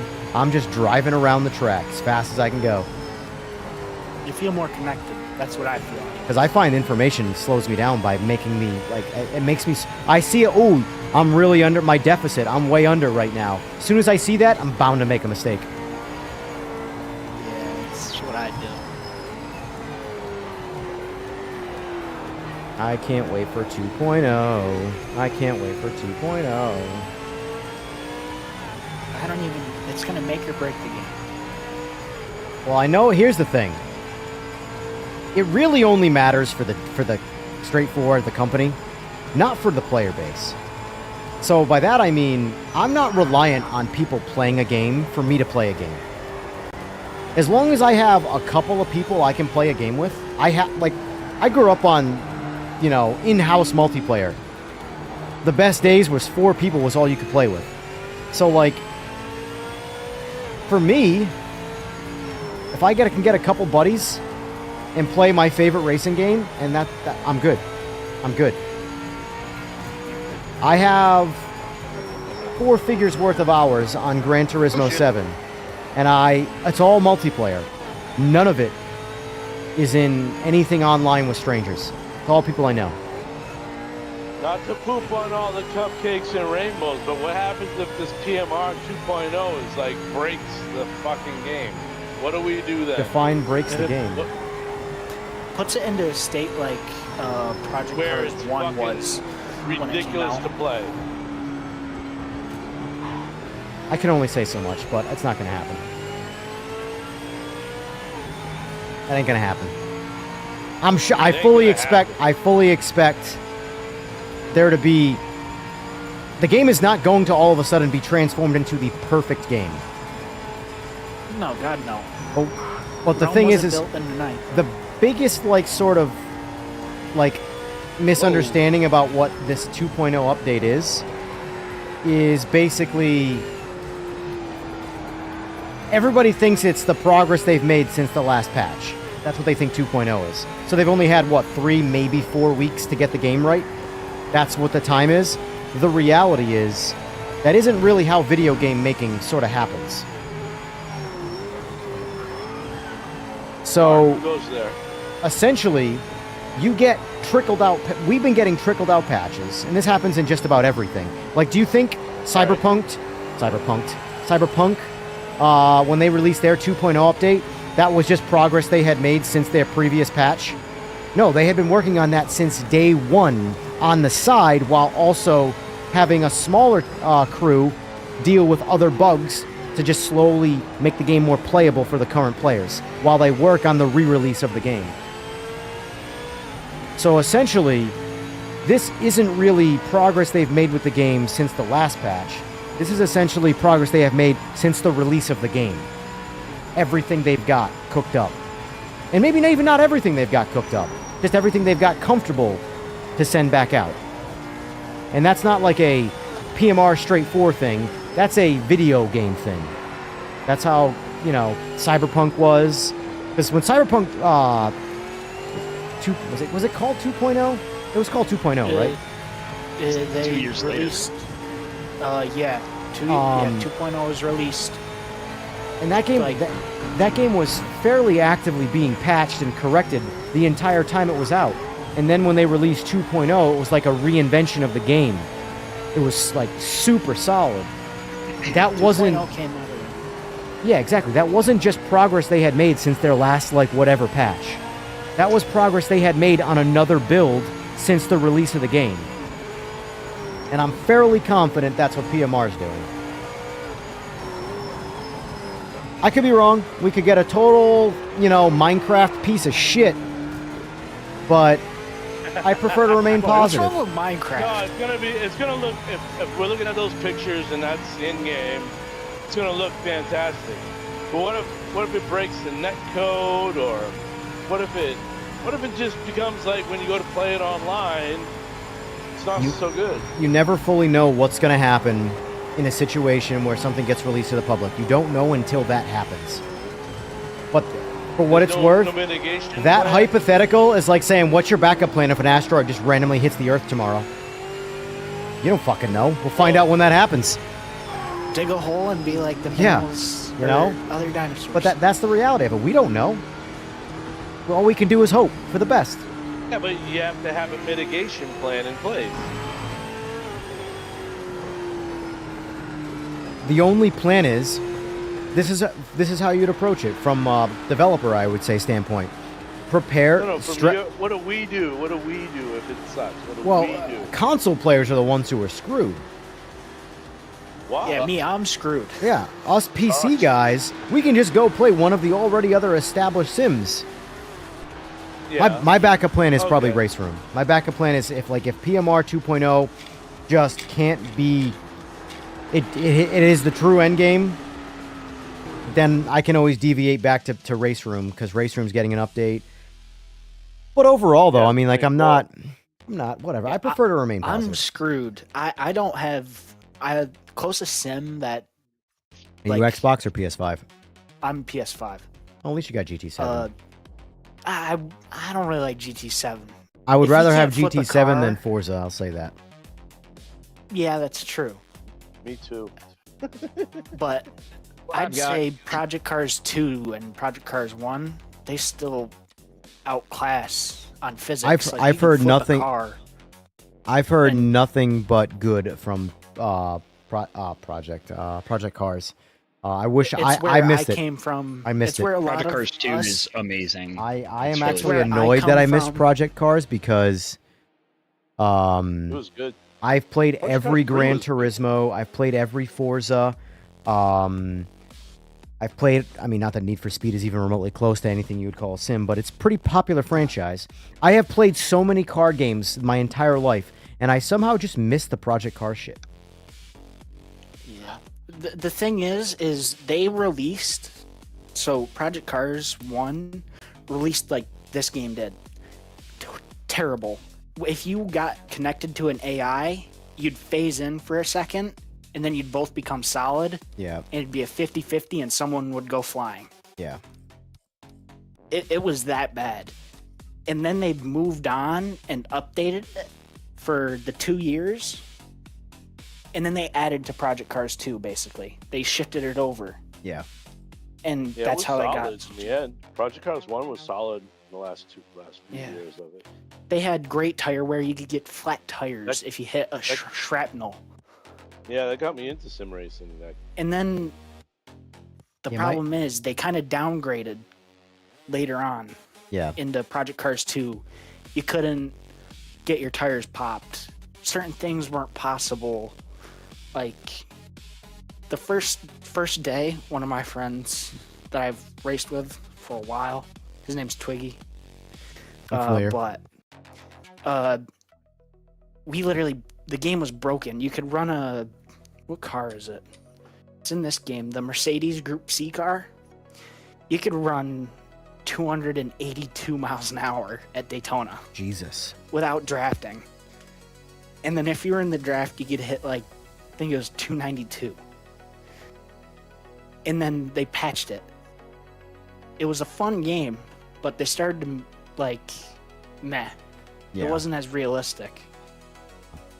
And then Project Cars 3, they kind of just said, They went a nah, different it's direction. grid. It's grid. Yeah. Have grid 3.0. It's I awesome. wish- like Project Cars 3. The Project Cars 2 though was peak when you could host a lobby like this, and then AI could Yeah. fill out the rest of the slots. Yeah, you could. Yeah, that's what I like Yeah, my about bad. it. I'm The sorry. I'm AI sorry, was- guys. You could do multi-class I'm racing. the idiot sitting and here AI. waiting for the game to load, and I'm the one who has to hit the button. You're the idiot. Oh, Shit, I forgot I'm even in here. John's hat. Send it his way. You know, you guys are more than welcome to say, "Hey, we have a full lobby. Ready up, bitch." I was sitting here waiting, like, why is this lobby not going? Oh, it says I have to hit ready. Oh, there's something wrong. It's where Seabird comes in with the soundboard, dude, and just starts playing noises. Put that cookie down now. There we go. That's what we need. I will say though, so Elgato released their new soundboard, but Stream Deck with a massive one, and it's got all the dials. I'm like, fuck. I'm waiting for them to make an adapter that allows me to use an XLR with it, because that's how I have the small version, because I had the bigger Stream Deck before, but it didn't have an XLR attachment, and it was just buttons, and I had so many random sounds on buttons that were just like, I want to do that again because it was a lot of fun, but I had it for like motorcycle podcast stuff, but I haven't done it yet at all, and it would be so much more fitting for this podcast for conversations. This is humor. Yeah. Like, hold on.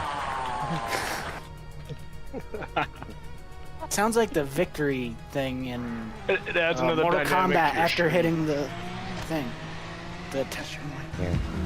Here, this is what to play here. If you guys listen, you're not going to hear it.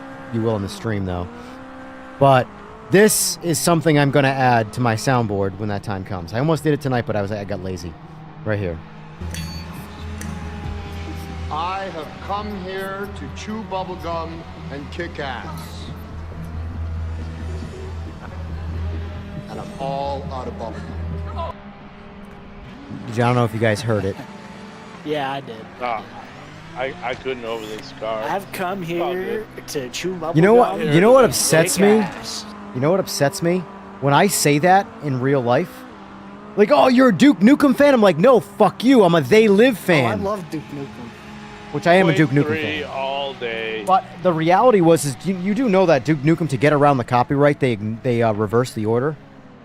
So the Yeah. real quote from They Live is, "I've come here to chew bubblegum and kick ass, and I'm all out of bubblegum." Well, the Duke Nukem quote is just the opposite. "I have come here to kick ass and chew bubblegum, and I'm all out of bubblegum." That's how they got around copyright. They literally just reversed the order in which he said it. Now you got AI mods Welcome that to will Movie Phone. reverse it. Yeah, I'm telling you guys, fucking cinephile. I don't think I'm making shit up. Here. You know what? You're not the only one. My grandfather Press was one. 1 for Avengers. Endgame. He had, I don't know. He had Dude, the probably, definition's a joke. Right here. Cinephile. A person who is fond of motion pictures. That's some descriptive shit right there. You like those motion pictures, don't you? Cinephile. Okay, apparently it's a the card game cinephile. too.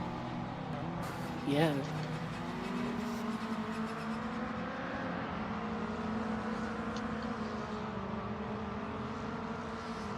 Oh yeah, maybe I'll make sure I got the right vehicle set. I have come here to chew bubblegum and kick ass. And I'm all out of bubblegum. The real question is, who said it?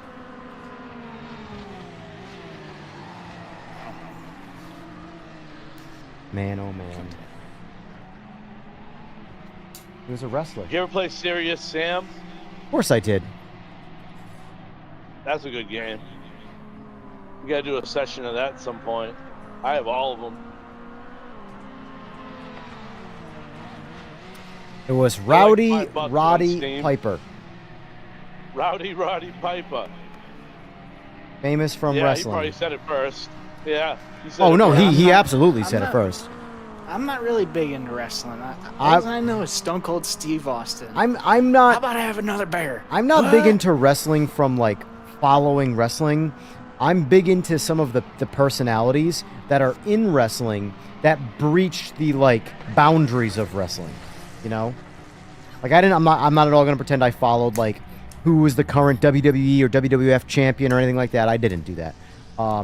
But I was obviously a bit like the Attitude Era was like, in my opinion, peak wrestling. I know we talked about this recently because of all of the memorable people who broke out of the wrestling space itself into like everybody knows who Stone Cold Steve Austin is. Everybody knows who The Rock was before he was an actor, you know? And like, whereas there's a shit ton of wrestlers that have never breached that media, where you only know about them in wrestling if you're a wrestling fan. You've never heard of them otherwise. That's me. I am that person. Yes, Ro, you got it right. I'm a real American. Fight for the America, rights of fuck yeah. every man. Coming again to save the motherfucking day, yeah, America, fuck yeah. Back when the world was a better place, when you can make movies like that and nobody cared, everybody laughed. But like,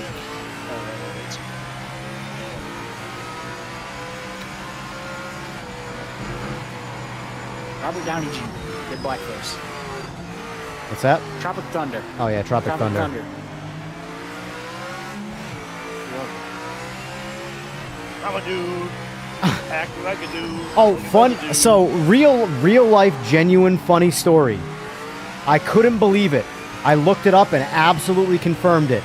First of all, the internet is scary with like what information is out there to stalk people. Yeah, it is. So this is back when I was living in Rhode Island. I walked into a liquor store, my local liquor store, a half a mile from my house, to grab some beer before I was going to my girlfriend's house. And I walk into the liquor store and I see this guy, black guy, slightly, probably my age, maybe a Consuelo older. And I'm like, this guy looks really fucking familiar. But I don't want to stare at him because that's just weird. But like if I feel like if I stare at him long enough, I'll figure it out. So I'm trying to do like the side eye thing, like who is this dude? I recognize the shit out of this guy. Who is this?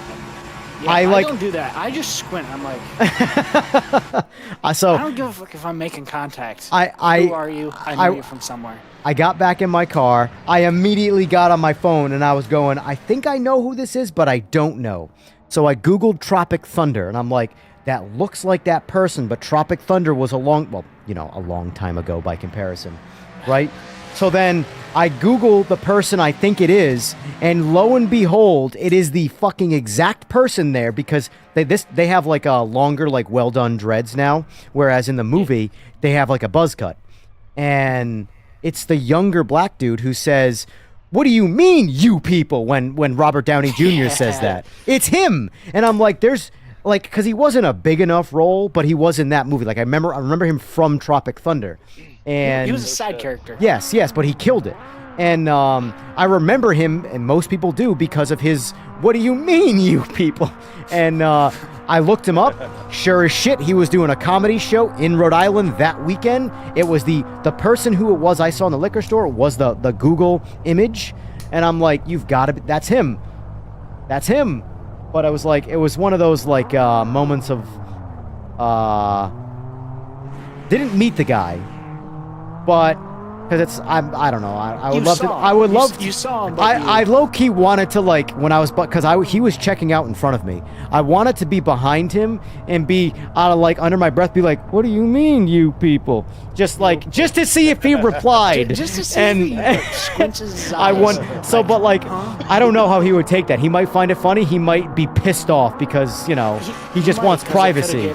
You know. But discreetly. I was it was hysterical, man. I was like I have such a I don't remember names for shit, but I remember faces. But yeah, I remember that was such a rant. It's funny because that I thought of that because you said Tropic Thunder. Oh. Yeah, I met Jamie Foxx one time at a Dunkin' Donuts. I'd love to meet Jamie Foxx. And I walked past him and I said, "She'd take my money when I'm in need." And then he goes off on it and does the whole fucking gold digger. Oh, so you got a good response out of it. Yeah, I did. Nice. I met Tom Cruise. I partied with Justin Bieber at Hermosa Beach. All right, calm down, old man. Nobody cares. I will say. I don't know if you want to party with Justin Bieber. He partied with. Right. I don't know about that. I did. I got pictures of it. I was part of his entourage. I was behind the DJ stand, like just drinking. The closest. All the million girls, fucking go gaga over him. The closest I ever got to meeting Jim Carrey was Me, Myself, and Irene. Most of that movie was filmed in Rhode Island. Well, not most. A lot of the movie was filmed in Rhode Island because it was done by the Farley brothers. They're Rhode Island natives, which is why Dumb and Dumber was Rhode Island. Well, the whole movie wasn't Rhode Island based. Obviously, it wasn't. Most of them are still Hollywood, but the Farley brothers are from Rhode Island. They're directors of Me, Myself, and Irene and Dumb and Dumber. And Me, Myself, and Irene was filming in Newport, so I got an opportunity to potentially go meet Jim Carrey while filming.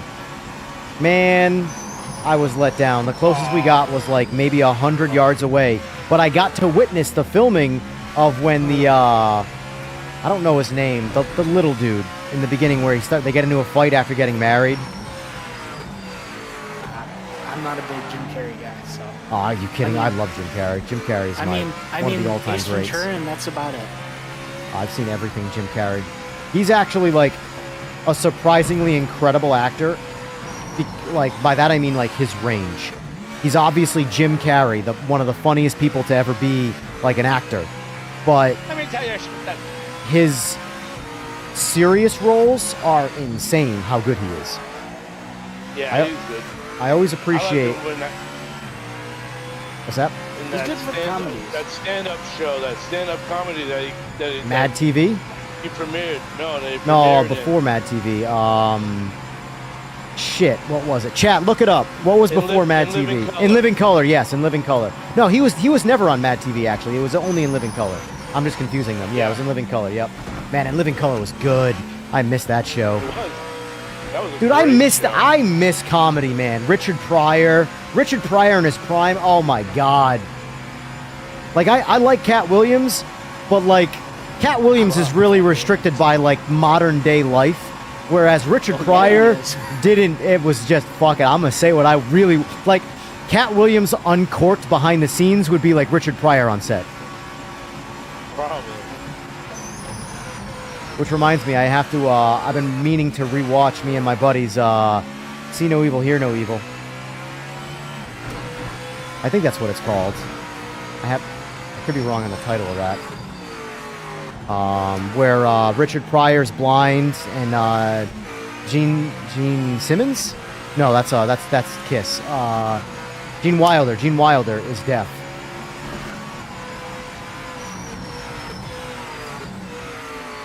I'm not a big kind of movie guy, but I I am got I got two shelves from my grandfather filled with westerns, old style Westerns are good. westerns, new westerns, Yep. everything.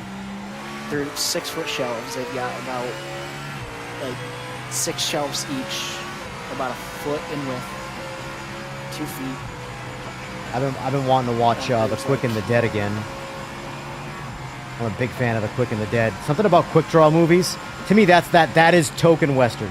There's 2 things Westerns do flawlessly every time: rob a train, or, high noon draw.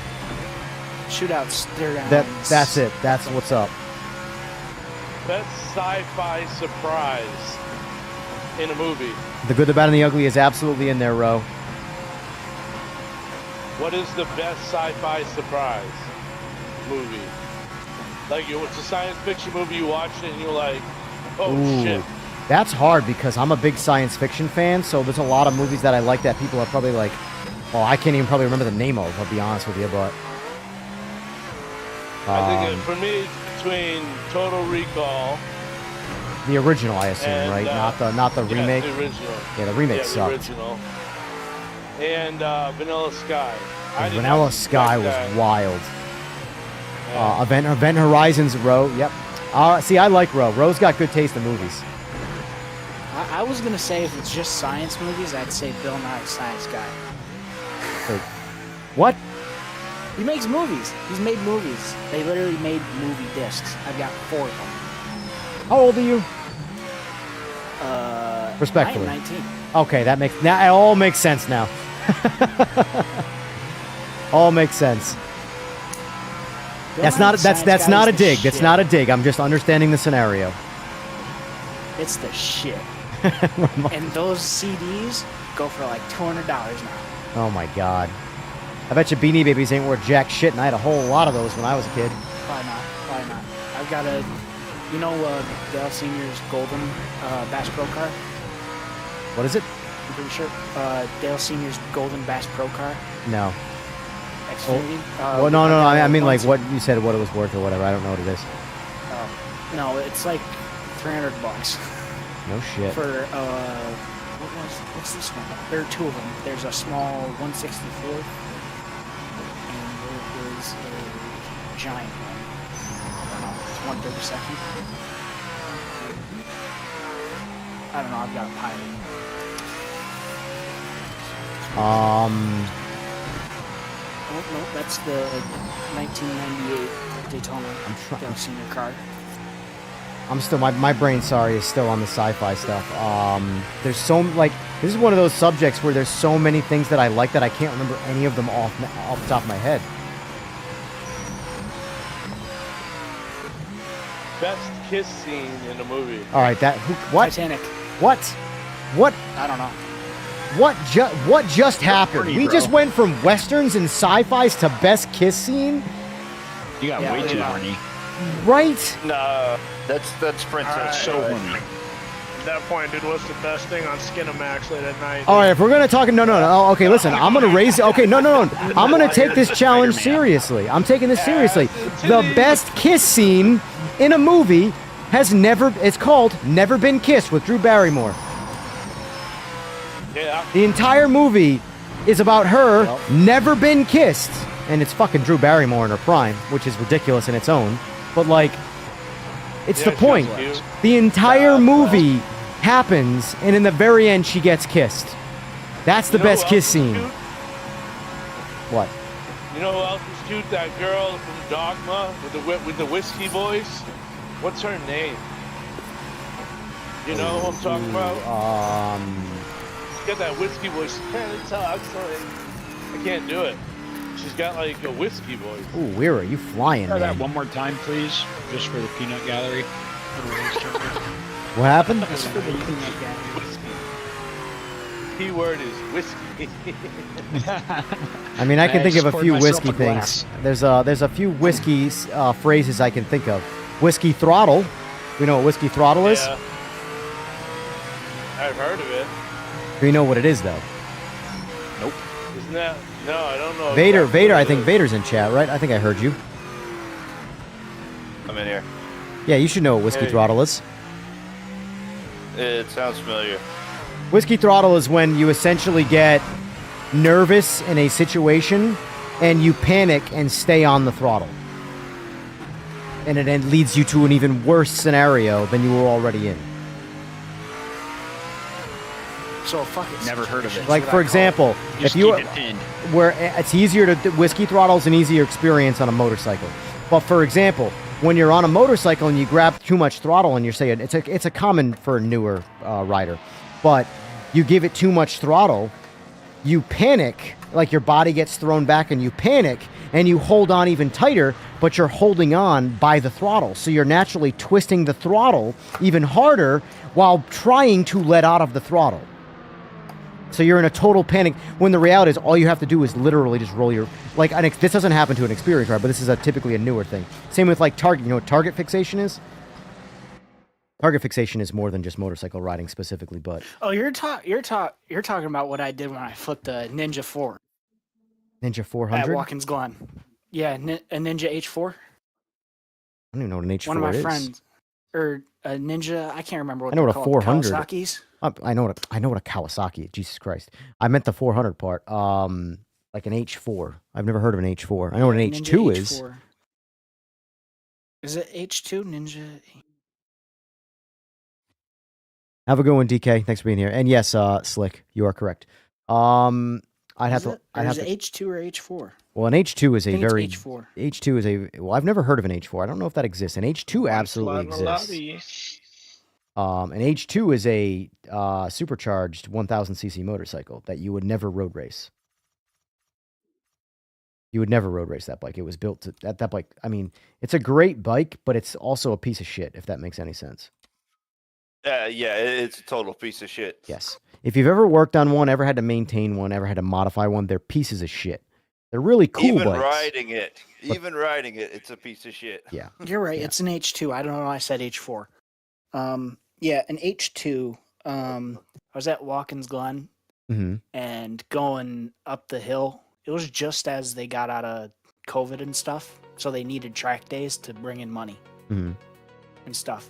And going up the hill just before the chicane or Yep. bus stop, that day you were allowed to do the bus stop, Mm-hmm. and I flipped the thing. I went like fine 20 feet. And Nice. I don't think you're. And they said you're not allowed to ride here until you get your biker license. And I said, fuck Well, you. are you sure it was an H2 though? I only say that. Yeah, it was. I It was only a say very that- expensive bike. I was gonna say because it's a very expensive bike. You're a young guy, and you don't have a motorcycle my family license. and friends are. My family and my Mhm. friends are rich, Gotcha. and you know, and I have older friends, Mm-hmm. and one of them is 18, and he had his biker's license, so he took the bike. We took it to the track. It was his dad's. His Of dad's course like it a was. Oh, multi-millionaire. then now it's all starting to like. He doesn't make he doesn't sense. care. He doesn't. His dad doesn't. I mean, if care. you're a As long as he can multimillionaire, a salvage it- $35,000 motorcycle ain't shit. Yeah, But he said, I don't give a fuck. As long as you don't die, that's fine. well, the thing is that when you I race, flipped the thing and when you mangled race, it. when you even if it's in a fully insured motorcycle, if you race it at the track, when you sign on to that track, you have voided insurance. Yeah, you have void insurance. Yeah. So that repair is or replacement is completely out of pocket. Oh yeah, his dad didn't care. He's just glad I didn't fucking die. Me and him didn't die. Damn. I was. I've been in fine, too too. many motorcycle accidents. I need family who cares, or with money. I mean, I have family who cares. I don't have the money part. Speaking of whiskey throttle, The other whiskey I was That's thinking of, an- by the way, before you speak, sorry, I didn't mean to cut you off there, but No, I you're good, should you're get it good, out man. before I forget, is Whiskey Dick. That's all. We all know what that is, so. never heard of it. You never heard of Whiskey Dick? Yeah. He did. I'm just kidding. No, hold on. You've really never heard of Whiskey Dick? No, I have. No, not you. It's Josh. Terminator. No, I've heard of that. Okay. No, I've heard of that. No. No. I was trying to be funny, not the Gotcha. resident jokester in the group. But the thing I was getting to is I whiskey proud because I got a death wobble going down. And that's Yep. what happened. I got a death wobble and I Whoop, whoop, and it whoop, just lost whoop. control and I went flying. Yeah. I hit the brake. I said, fuck it, I don't care. Front brake, for some reason, boom, right off. I looked like a fucking cannonball getting launched in 18. I don't know. Whenever they use cannonballs. Yeah, Kawasaki's come with electronic steering stabilizers that don't work. I know this Yeah. because I've made a career out of Kawasaki. Yeah, their stabilizers do not work. So you will. It's the proper terminology for what you said is called head shake, but it's called a tank slapper. You know, all sorts of things. But a stabilizer on its own, all you have to do with a tank slapper. I don't know how much riding experience you have. All you have to do. I don't have really much. I know Yeah. more about dirt bikes. My family, we race dirt cars. Yeah. So that's what I know. All you have to do to stop a tank slapper or that is literally to grab more throttle. So if you're in it, like, because your natural instinct when you start to get head shake or a tank slapper is to grab the brake to slow down because, oh my God, I'm losing control of this motorcycle, which amplifies the tank slapper and makes it even worse. The solution is quite literally to get back on the throttle because all you do is transfer the weight to the rear, back to the rear tire, which is the one that's stable. When you grab the brake, the tire that's shooting back and forth and wobbling, you're transferring all of the weight to the front tire, which is therefore making the wobble worse. It's very, again, it's the same thing as whiskey throttle. Very easy to avoid. You just have to sort of experience the stuff and be seasoned on the bikes to know what to do. I start to get tank slappers all the times on bike. Literally, the second you blip the throttle, it goes away. It's gone. It's like an off switch. I was taught if I get death wobble, or whatever you're calling it, I was told to lean in the front. Coast, put your clutch in. Here's the thing. Lean in the front. The last thing you want to do is put weight on the front end. That's how you crash. When you're getting any kind of head shake, the front wheel is darting left, right, left, right, left, right, left, right, left, right, which is causing the wobble to happen. The more weight you put on that front tire, the more you are increasing the wobble. The way to get out of it is to put the weight on the rear tire, which is the only tire of the two that's going straight.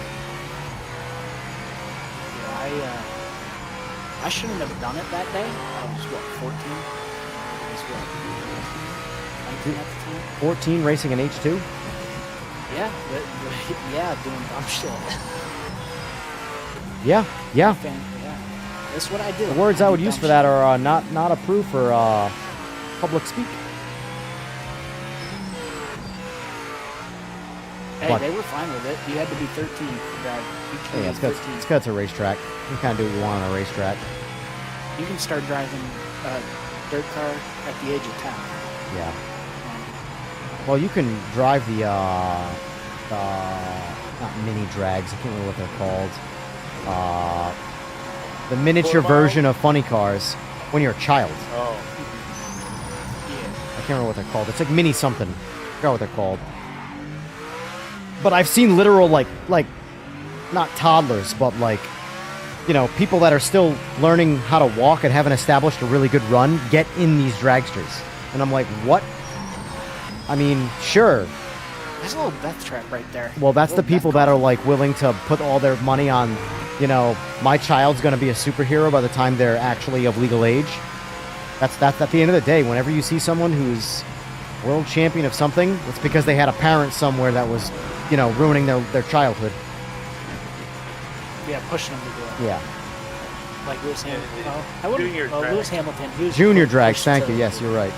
Mini, junior, same thing.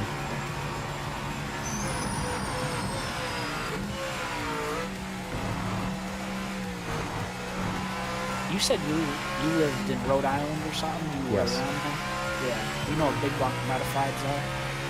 That again? Big block modifieds? Yeah. Yeah, that's what my family runs. You're on Gotcha. big block modifieds. Gotcha. Well, we switch between sportsmen, which are crate, Chevy motors. Depends if we can afford it or not. Well, I mean, according to you, everybody's a millionaire, so. Well, some of them aren't as rich. Some of them aren't as fortunate. Yeah.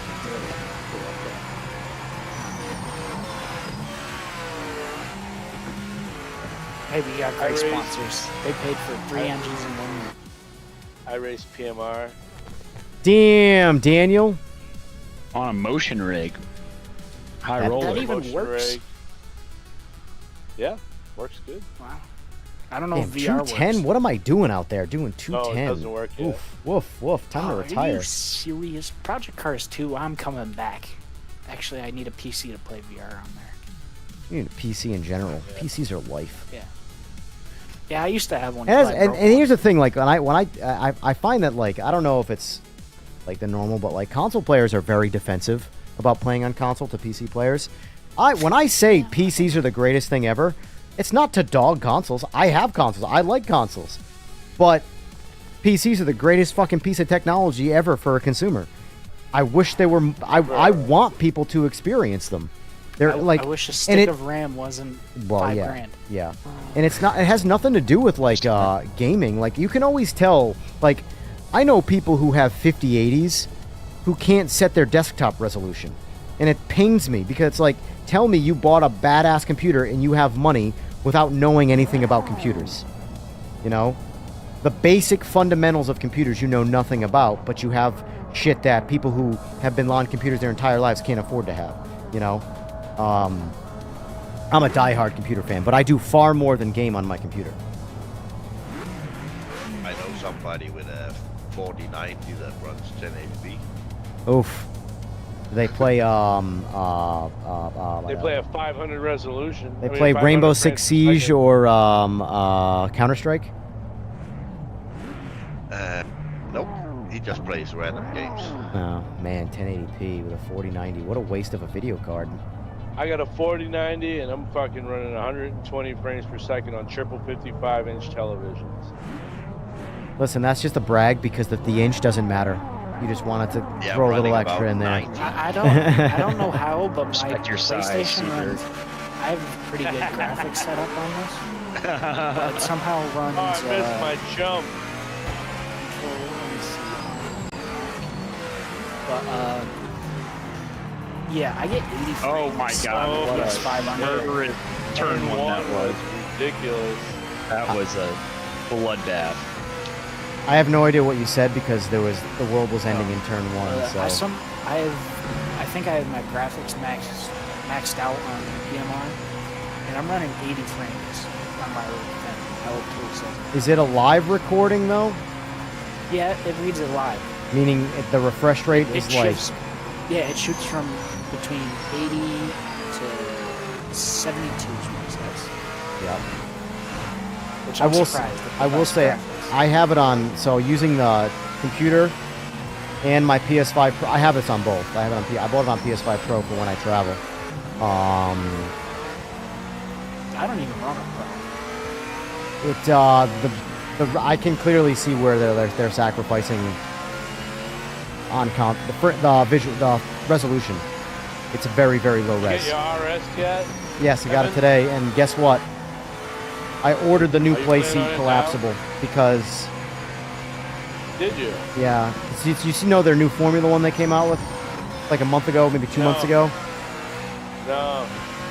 So it's a new collapsible rig, but it's super fucking sturdy and rigid. It's actually a badass design. Nice. And I put the RS50 on it, and I played PMR on console, which plays pretty good. But it's unfortunate because of Logitech, it's baked into their firmware, and there's no way to change it. The oscillation stuff. Yeah. It's not bad, like it's fully controllable. But the second you loosen up on that wheel, the wheel starts to snap back and forth. And like I can let go of 28 Newton meters on this, and the wheel stays dead straight when I'm going straight. Oh. But because I can adjust that. Oh, there's the end of that race. All right, fuck this. I gotta piss. I got to piss way too bad. I was ready to not race this race because of how bad I have to piss. But the point though is that like it's an 8 Newton meter base that I can't stop from oscillating with any setting, except other than just killing the force feedback, which that's boring. Whereas this thing at 28 Newton meters, I can let go of the wheel in a straight and the wheel doesn't move. You know? Yeah, mine too. Yeah. But that's one thing that sucks about Logitech is that the oscillation, because I can make this wheel oscillate like crazy by turning up the wheel centering speed to max. That's like that by default on a Logitech, and you cannot turn it off. You can't adjust it at all. Anyway, I got piss.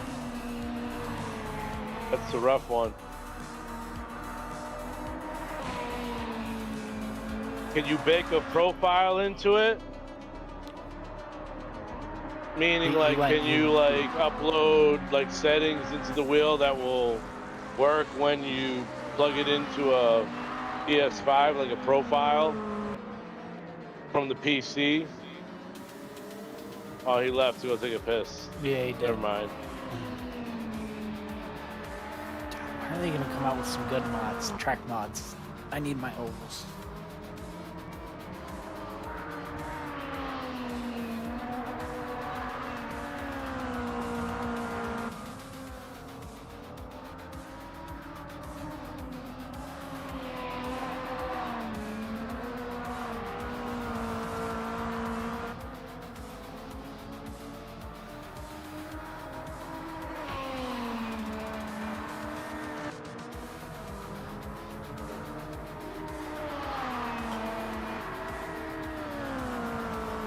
All right, Seaberg, I heard you, but I couldn't reply. So, That's okay. no. The answer is no, because the first thing I do is configure the wheel on the G-Hub on a computer. And there is no... Right. I don't know if you've ever used or seen a Logitech wheel in G-Hub, but there's like 3 settings, and none of them affect anything remotely close to any level of oscillation.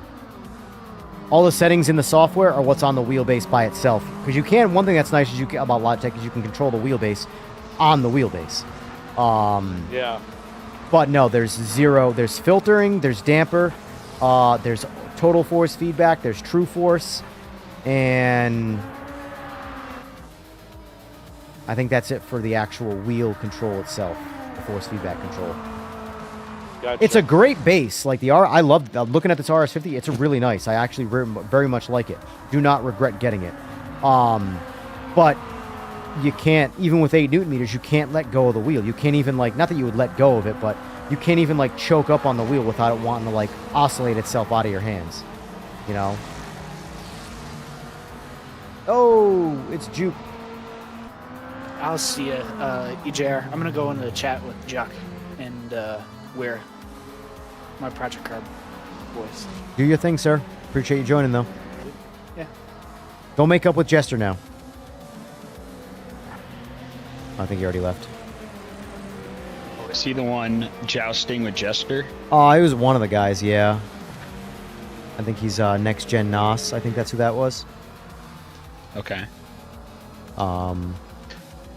My thing is I give everybody a shot. I don't judge anybody based off anybody else's opinions. I go based off of my opinions of that person independently. Yeah. How often do you all raise? Just see your comments, priceless. I love Le Mans Ultimate AMS2. I play AMS2 from time to time. I mean, Le Mans Ultimate, you can't play with anybody you know. The system is just stupid like that. But we race often, every Monday, Wednesday, and Friday night. There's a good chance I will be streaming all day Monday and all day Tuesday. Not guaranteed, but there's a good chance.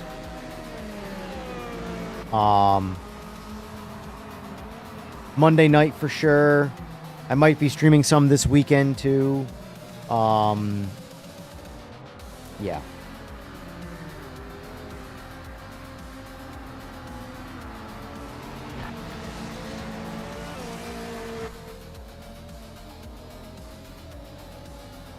But anyway, I ordered the new collapsible rig. Dude, Nice. what sucks is that I have the Playseat Challenge.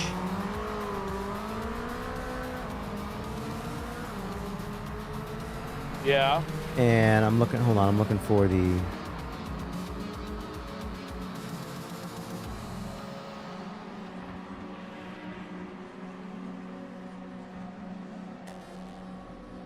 Playseat, oh yeah, okay, so it is still called the Playseat Challenge. DDF1.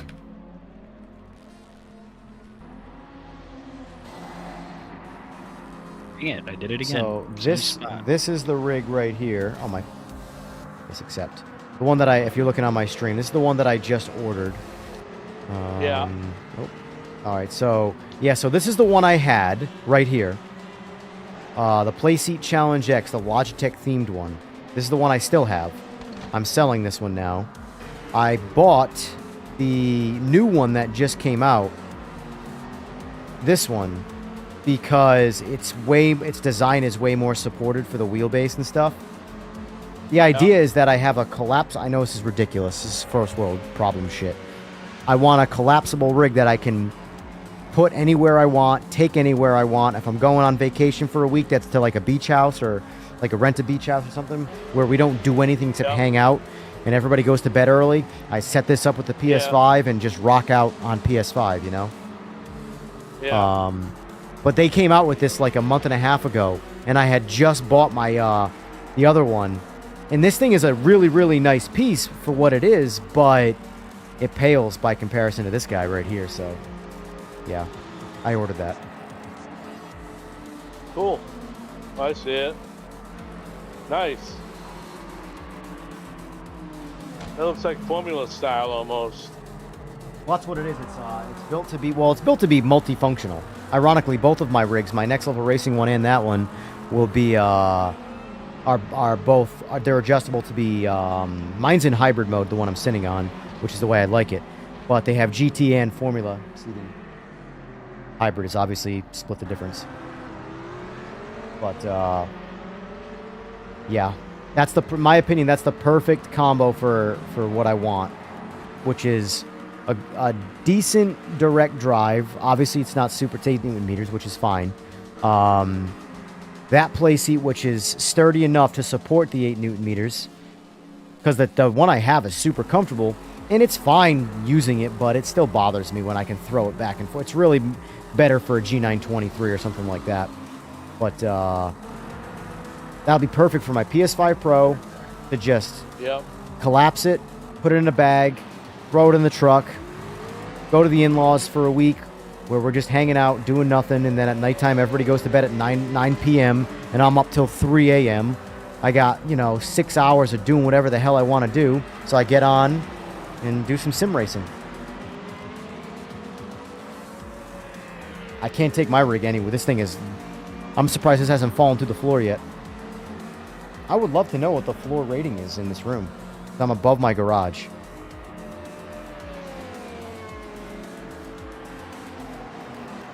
You get motion, put a rubber mat down. Yeah. Oh, I won't be doing Thick motion one, in like this room. Three-quarter or more. Yeah, I won't be doing motion where I'm at right now. I'll be making sure I will be on either hardwood or concrete, and something with a solid floor foundation. And yeah, I'm on concrete, but I'm in my garage, so yeah. Collapse your Next Level Victory. Not anymore though. Been good for me. Here, big for it. How big are you, Slick? Weight wise? Woo-hoo.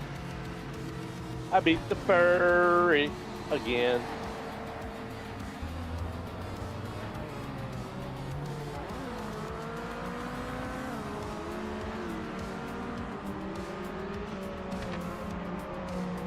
What was his lap time? Well, I didn't even do a good lap. Frost, I would suggest playing it again in about a week. A massive refresh of the game is coming out. So the best way I can explain what we're getting soon, very soon in this game, is a relaunch version of the game. So if I had to like align expectations for people, it would be what we already have in the game, but way better. Would be the best way I could explain it.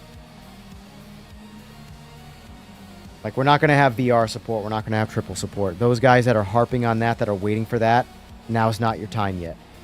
But the guys on a single panel who want a good racing game are going to be in for a good time, would be my guess, in about a week. That's when I would pick it up. Just keep your I assume you're on PlayStation, maybe Xbox. Maybe you're on PC, I don't know. Either way, keep it installed and wait for a big update. The next big update, really. Well, it absolutely was a rough, really bad at launch. The game is way better right now than it was at launch. But the next update's going to be pretty substantial. Or so we hope. Be a total bummer, I suppose, too, but... What kind of wheel you running, Frost? Because your mileage does vary. Oh, yeah, it's funny. We're both talking to him, but just in different formats. Oh. He didn't hear... If you were talking to him through my stream, he heard nothing. He heard. Because I muted Discord.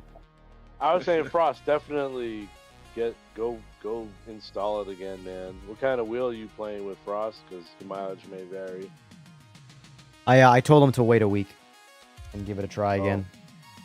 At this point, if you haven't played this game since launch and you want to feel good about it, just wait. Just wait another week. It's been 4 months. Wait a week. You know? He's got a G29. Yeah. I don't know. Could be good. Want to do LMDH? I might join driver and training in the Aussie V8s again. Go have some fun. Buddy, go like a big shot. I'm not real. I'll be honest with you. I don't really. It doesn't really matter what I'm driving because I'm truly not trying in anything I drive right now. I'm just kind of. No, that's I'm kind of here for the party, you know. Yeah, that's why I turned off all my info. I haven't paid attention. I mean, last race I think I quit on anyway. But like, I don't know what place I'm coming in. I'm just driving around the track, trying to stay out of everybody's way. No, I know you can hear Discord right now, but I'm saying, Slick, they were just muted a second ago. When I was talking to Frost in the beginning, I had Discord muted. I couldn't hear Discord. So if I can't hear Discord, you guys can't hear Discord. But now, obviously, you can hear Discord. Like, okay. Seaberg, speak. Hello, hello. Okay, now I'm going to mute everybody, everything and everyone. All right, Seaberg, say something. The Seaberg can't hear me through Discord right now, and I can't hear him through Discord because all of Discord is muted. But then when I unmute Discord... Now speak again, Seaberg. Welcome to Movie Phone. Please press 1 for the Batman. Press 2 for PMR. Yeah, no, we definitely need to get Frost some wheel settings. I don't know. He's on a G29. Yeah, here's the thing. I have a G923 and an RS50. And my Simagic Ultra here. On a G29, just max it the fuck out. Every setting, go to max. Because there's not a whole lot there, unfortunately. You're only dealing with 2 Newton meters at peak before clipping. That's a curb in this game. I don't blame you, Slick. I'm playing because, well, I got really nothing else to do, and honestly, PMR, even in its current state, is more fun than everything else in my library. Yep. Which is ridiculous. Why am I in such a minority right now saying that? It doesn't make sense. Lemmings, bro. Lemmings. Oh, my face. I gotta put my face back on screen this whole time.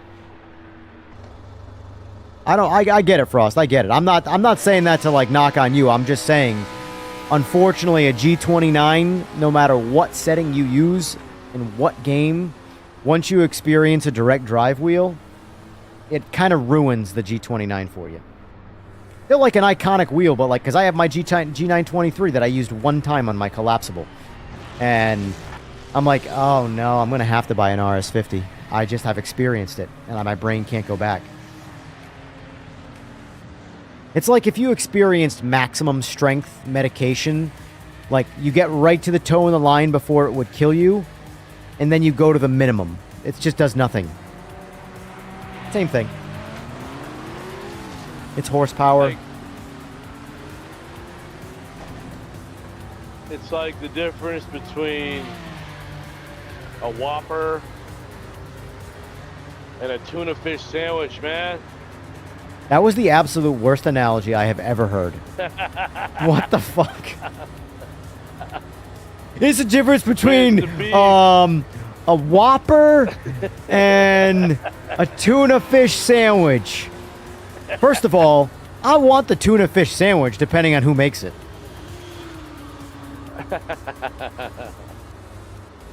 Whopper's a greasy diabetes slop session. But Oh yeah, man. I'd rather have a Whopper than a tuna fish sandwich. I've never had the Whopper in the picture, I'll say that. Never gotten one of those. Me neither. Like Oh, I shooting keep semi and fucking experiencing that up. full auto, yeah. Where are we? What track is this? Is this Donington? Yes. Or Donington, yeah.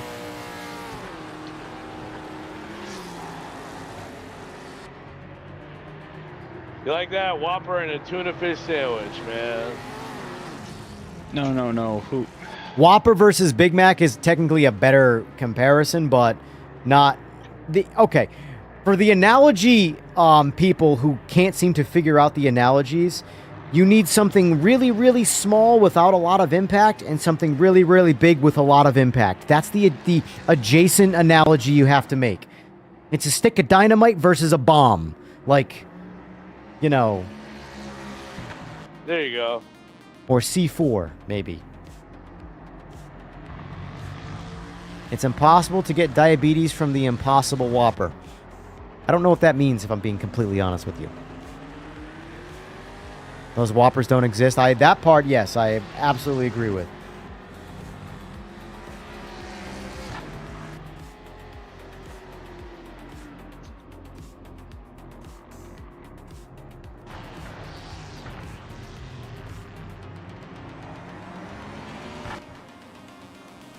I might not do so good on this track. We never run it. We're on this track all the time. I think I missed them.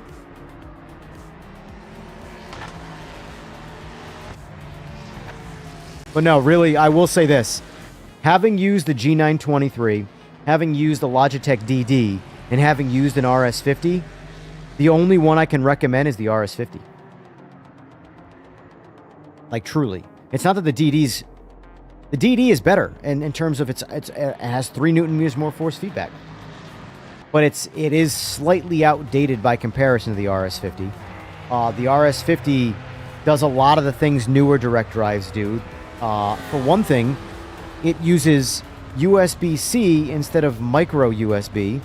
God. The Logitech DD is also way too big for what it is. Like, it's bigger than my Ultra here. My Ultra's 2.5 times more force feedback.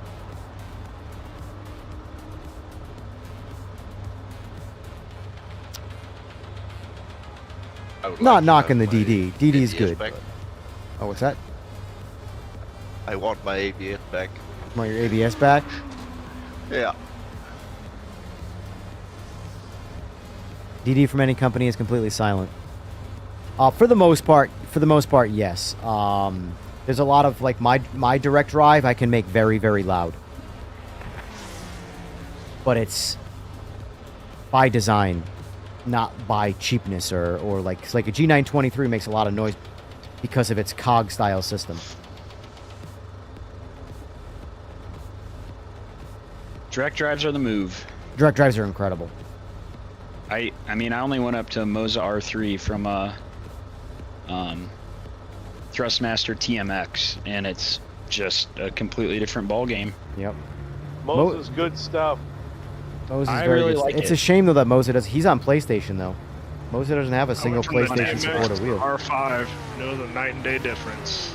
I'm correct in saying that Moza doesn't have any PlayStation supported wheelbases, right? They have a So wheel. Xbox. But that's Moza has Xbox a though. wheel. Oh yeah, it is Xbox. Yeah. Right. Because you can buy the Xbox Right. wheel and then buy the biggest Yep. friggin' gigantic Buy the Moza biggest base base, ever, yep. and it all works. Yep. Because Xbox chips everything through the wheelbase. PlayStation is through the. I'm sorry, I said that wrong.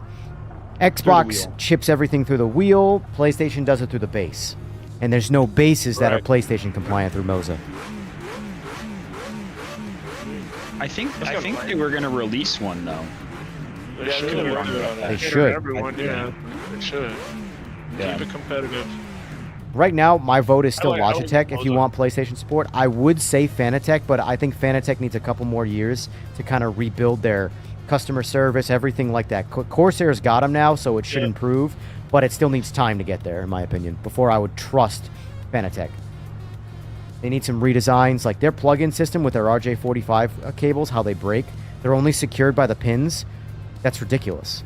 That's just because they're known for breaking. It's obvious why. Their firmware can be a little cheeky too. Yeah. Well, I think what's his name just bought. By the way, Limberto bought my Pro, so he's going to be on the Simagic train.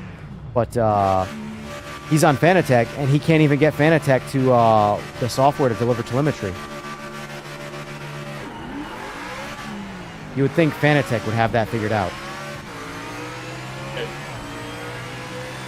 One of the OGs. Oh, I tried to give space and it bit me in the ass. See, I should have just been that guy and took the inside from the outside and secured the line, but I decided to be nice and go wide and... Oh, I forgot to give myself rear wing too. Shit. I'm on my Daytona setup right now. This is not going to work out for me. Absolutely going to lose the rear end at some point.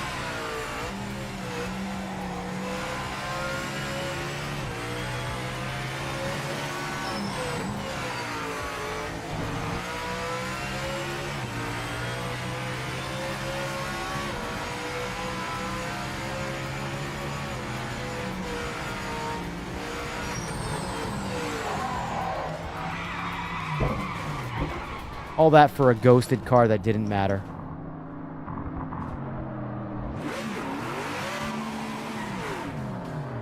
Honestly, I don't want to drive these cars anymore tonight. Not until 2.0. I just don't want to deal with a broken battery system. It's just not worth it.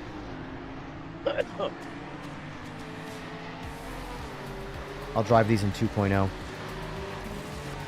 Not worth dealing with the problems. My God. Once you spin out on an LMDH, you just might as well leave the race.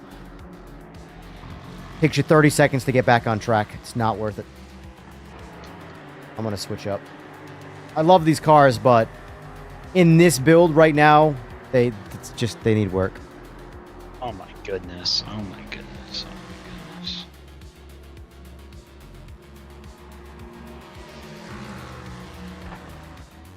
Yeah, Fanatec needs to redo a lot of shit. Although their podium lineup looks pretty fucking baller, not gonna lie. I'm kind of into it. Especially their pedals. But... like, I could see myself buying the Fanatec pedals, the podiums, and getting rid of my P1000s. I really like my P1000s, and those podium pedals, though, they're a thing of beauty. Problem is I'd want to try them before making the purchase, and maybe they'll be at the expo. I'm sure they will, actually. The one coming up in May, so maybe I'll get a chance to flex on them there and see if I like them. Yeah. Because, I mean, I'm a Simagic, affiliate, but that doesn't mean I have Logitech stuff. Like, I'm not gonna only buy Simagic because that's who I'm affiliated with. Buy things that make sense for me. That being said, there's no reason to buy pedals. Zero reason. These things are phenomenal. But I'm weird like that. There's a lot of things I like to... Booster. if we're going to go down that path, it's like at the end of the day, all roads point back to Simicube. But So doesn't your wallet. Exactly, but that's the thing. Suzuki Hayabusa, love them, hate them, it doesn't matter. At the end of the day, you want to go as fast as possible, at least in a straight line, no matter what. All roads always point back to Hayabusa. No matter what. It's the fastest moving bike on the planet. Stock, they are one of the biggest piles of shit. Well, I shouldn't say the big pile of shit. They're actually really good bikes. They're just really slow.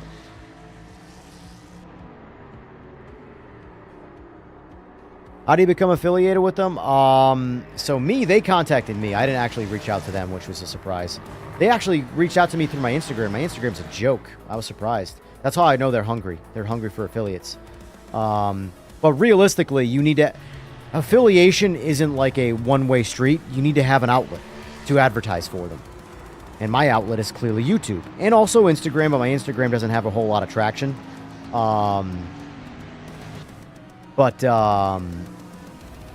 Like, clearly on my stream, you can see Simagic. My wheel, all my gear is Simagic, you know. That's how affiliation works. They have to get something out of it.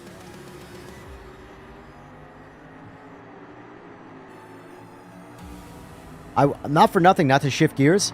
The, what do you call it?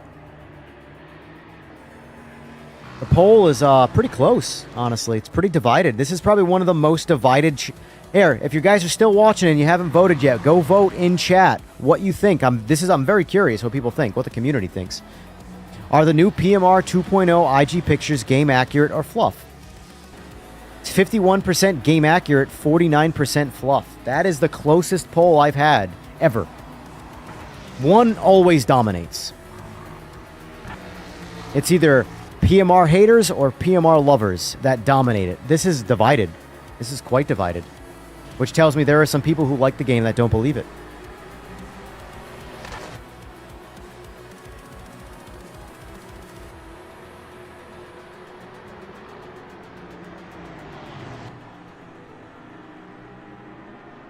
Club Sport V2. Let me just see which ones those are. I don't know offhand.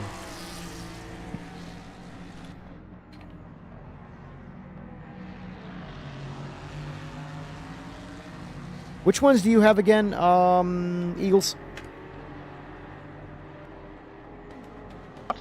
Which pedals do you have again? Club Sport V1. V1s? The first version of Club Sport they made. So the V2s are the CSL Elite pedals? No, I guess that... Yeah, isn't that what that is? The all gray ones? Don't know. These the pedals? Put it up on there for you. Just know mine are old. Like 12 years? You know how I know your pedals are old? When you showed me a picture and they had the diamond plated floor? Or the diamond plated heel rest? That's how I knew they were old. Yeah. Diamond plate. Yeah, they were part of the Fanatec made Xbox 360 wheel. Oh my Lanta. Woo! 360. Yeah, it was actually kind of great. Fanatec was good at the time. You could all the settings on the wheel you could set on the wheel on a small display. Yeah. But the rim was made of the cheapest plastic in the world. Yeah. What are you on now for a wheelbase? I forgot. I know you've told me probably R9. 57 times, but gotcha. Look up SimForge Mark 1 pedals. Why do I feel like you're telling him to go look up something that's super expensive? It's not. They're Houston felt knockoffs from India. Gotcha. SimForge Mark 1 pedals. That's what I'm rocking for my throttle and clutch. Oh. Let's get Priceless in here. There's his approval. Boom, Priceless. You are now in the Discord. You are free to use comms. There is no invite for that. Once you have the Discord, you're in the Discord. but I recommend exercising Common sense. as common sense, because you are entitled to freedom of speech. But the part of freedom of speech that everybody forgets about is the freedom of consequences that come with that speech. Yeah. Everybody Don't compare tuna sandwiches with waffles. Don't do that. You will be judged. Oh, man. Damn, Furry, you were flying. I'm surprised Eagles did a 134. Maybe clean. Might have ran faster. Yeah, I'm getting out of Good these race, cars. I love these cars, but their problems that they have in this right now make a simple spin out like cataclysmic. So I'm good. All right, so let's see what we got. What do I want to get back into? What do I want to drive? NGT. GTOs, we haven't done those for GTO, NGT, GTEs. Run a different GT5. level. All classic. We can do all classic. That'd be fun. Yeah. I kind of want to get back in the Aussie V8. I'm not gonna lie. The Aussie V8 is fun. That is fun too. But we could switch up the classes. Have an Aussie V8. I'll switch the GTO, classes and up, but I'm gonna NGT. get in the Aussie. Yeah. We'll do all old stuff. Well, not that the Aussie V8's old, but it's, you know what I mean. We'll do all reckless doing? stuff. Woohoo! GT Round wheel incoming. Five. Let's go. Give us some GT5. Make my purchase worth a while. Yeah, GT5 all day. I don't know what. There is one more spot in the lobby. If the chat is listening and wants to get in. Switching to the round wheel. Let's go.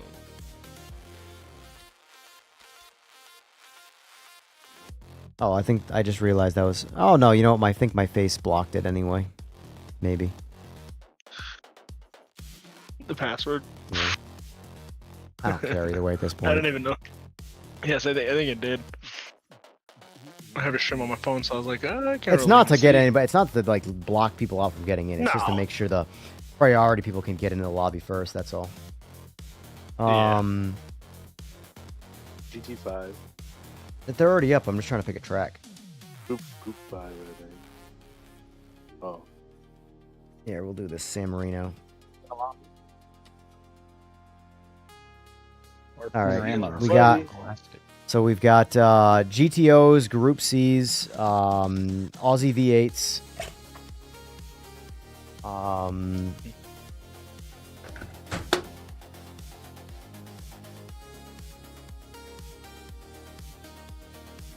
But this is why, like, in my opinion, I mean, if you had to have one wheel, only one wheel, I always recommend a round wheel. But for me, like, I absolutely need a round wheel and some version of a track wheel. I just can't drive, like, GT3s and LMDHs with round wheels. My brain's just too stupid. And I absolutely cannot drive an Aussie V8 car with a Formula wheel. Like, my brain won't allow that either, so. I'll give you all a few seconds here to pick your car, and then I'll ready us up. I do miss Group C. I haven't driven Group C in a minute.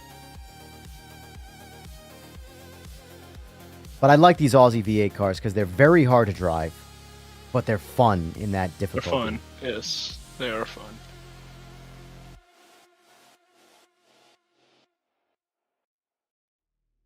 Oh, wait. Furry's in a GTO.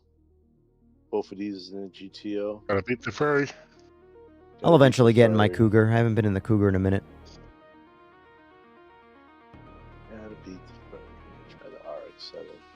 Want to start a series what I'm getting better by trying to going find. from racing series to racing series, like F4 to F1 or Mazda to GT3. The only thing about that, Frost, I mean, that's a good idea, but you're going to need a computer. The only way you're going to be able to flush out that kind of content is a sim like iRacing or Race Room or AMS2. And unfortunately, from a streaming standpoint, AMS2 is horrible. I love AMS2, but nobody gives a shit about watching it. Same livery. Shit. And most people don't even know it I exists. changed it. iRacing's your best. If you want it to be affiliated, watched, and do a series like that, where like a growth series of your own personal growth, iRacing is probably your absolute best bet. I almost changed it to the same one you did, Furry. Oh, shit.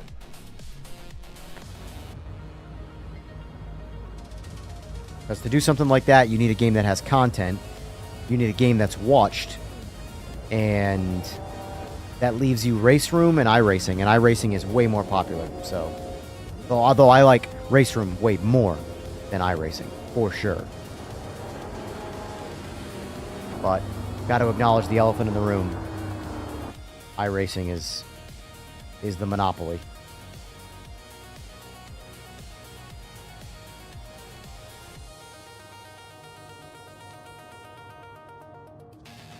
You know what I love about PMR is each car is authentic to itself, man. You're never driving in the same car and going, oh, this feels exactly the same. Mm-hmm. They do all got different feedback. Like the way they feel on the wheel is nice. Even the GT3s, they managed to give their own character. Yep, they do.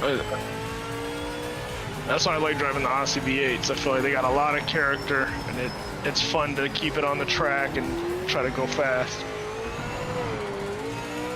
I like that they're prepared to kill you at all, given... Oh, just case in point. Literal case in point. Don't push that throttle too hard. Oh, I love it, though. They'll send you to the nether realm.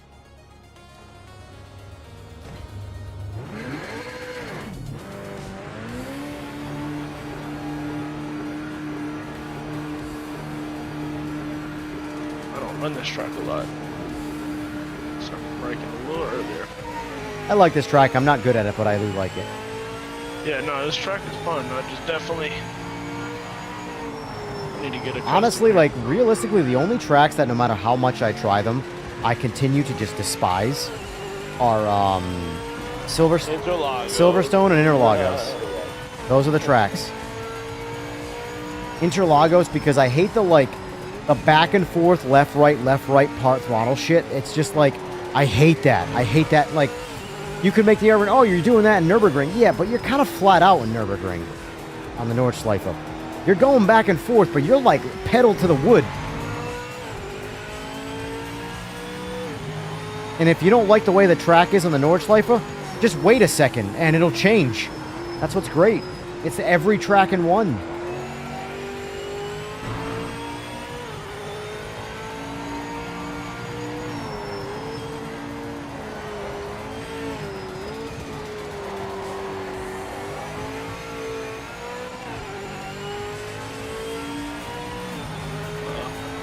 I would say Spa. It's weird. I have like a love-hate relationship with Spa.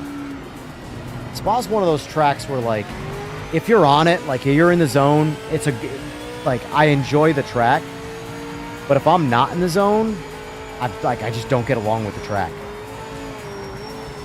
It's a very... I think it's because it's a very technical track, but it's also, in a lot of its technicality, a bit boring. Like, Nordschleife is extremely technical, but it is in no way boring. There is not a single moment on Nordschleife where you are bored. You are holding on for dear life the whole time.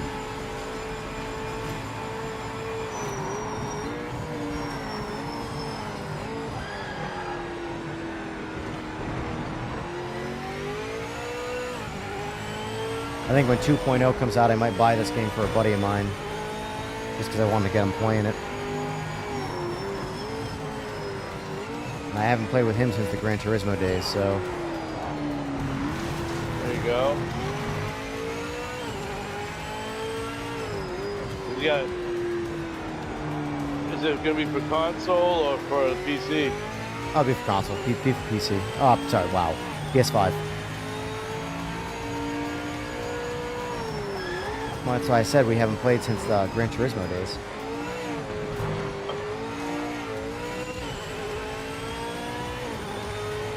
Because he's a console peasant. 700 people just unfollowed me. Hey now. Shots fired! Shots fired! I don't know. I might have to switch over to my PC that I built. You keep talking about this thing, but I think you're making it up. It's the location that I have it in my house. Big and Xbox basement. And I don't know if I want to pay for this game again You know? Why not? I did. Yeah. Oh, sorry. I spun out. Shit. I hit that grass. Dude. Sorry. I am not the person that should be giving advice, though, when it comes to video games and money. I am reckless with video game costs. Like, reckless. I don't even want to tell you what I did a couple days ago. It's a really bad decision, but I don't even want to say it. It's like embarrassing. Embarrassing. Embarrassing. Embarrassing. I spent a lot of money for no reason in Race Room. On liveries. On fucking liveries. On livery? I spent a lot of money on liveries. They're like $1, aren't they? They're 33 cents a piece. Oh, that's not bad. I bought a lot of liveries. Like, you talking like a couple hundred? Yeah. No, not that much. It could be worse. How many liveries does $75 add up to? At 33 cents a livery. That's a lot of livery, guy. That's a lot of stupidity is what that is. I'm telling you, I mean, there are a lot of genuine do as I say, not as I do advice that I give, because I would never tell anybody to do that because it's stupid. But I did it. How many Whoppers is $73? Oh, hold on. True. That's something worth buying. My thing is this, though. When I support where the money is going, I will spend money like an idiot like that. Like, I genuinely like KW. I like Race Room. I want that game to continue to develop. I love the game. I will... Like, to me, that was like a donation where I get some cool stickers in the process, you know? Stupid either way, because I probably need the money more than they do. But, hey, people donate to streamers, for Christ's sake, so... Imagine watching guys that are millionaires that are streaming, people who need money giving them money. Like, think about that. That's crazy. But people do it, because they support them. So, I support the game studios. That's why I'm going to buy this game for a friend of mine. I'll probably regret it, but... Or maybe I won't. Maybe. Never know.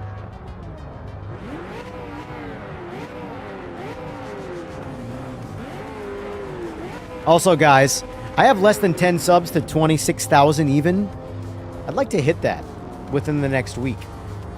Just because it's a nice round number. So if you're watching and you're unsubscribed, I'm just saying. I will say, though, playing this game, I don't think I've gained a single sub from this game in quite some time, because anybody who is watching or playing this game has been subbed. There's just no new life. It's only dwindling. I don't give a shit, though. I truly don't give a shit. Just a bigger number, better thing.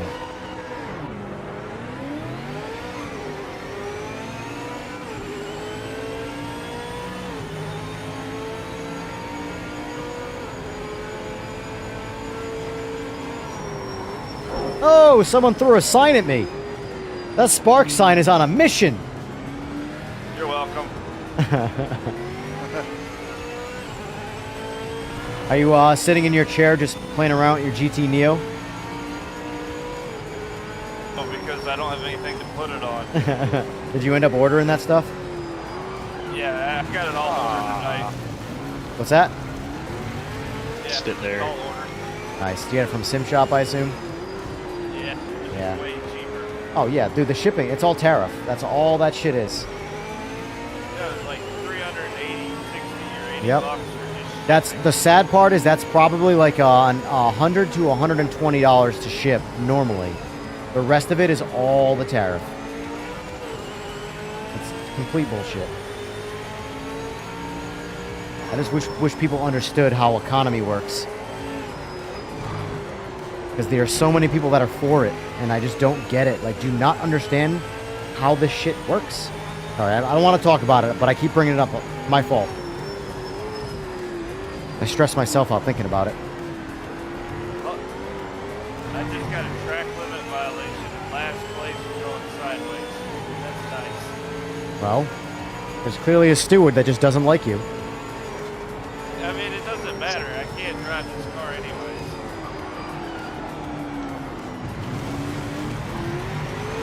This is not a good... It's weird that I'm, like, surprisingly decent at driving this car on Bathurst, which is a harder track than this track, but every other track, I suck at driving this car.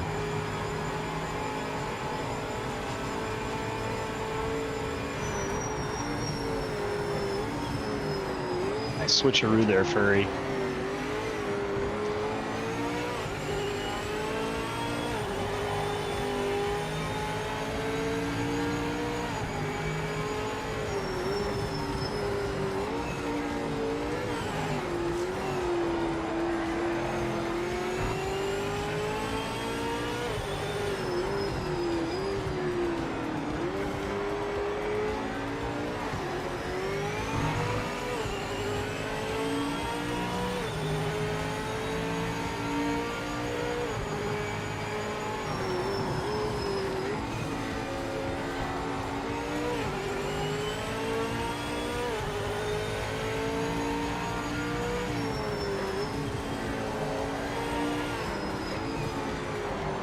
I want to talk about movies again. I never got my science fiction answered.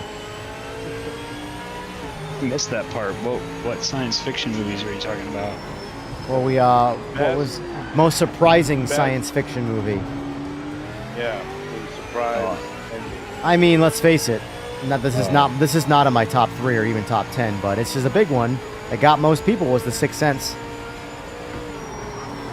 Yeah. Oh yeah. Yeah. God damn it, no, nothing. Jesus H, Mary and Joseph. I don't know about surprise endings in sci-fi, but I saw Dune Part 1 when it came out, and I went down the frickin' rabbit. You haven't seen the originals? Got hooked. Or original, I should say. The original movie, I mean, well, the one that came out in the 80s is just different, but... Well, it's called old. You ever seen Tron Legacy versus Tron? Oh, yeah. Very different movies, but same movie, just built in a different time period. I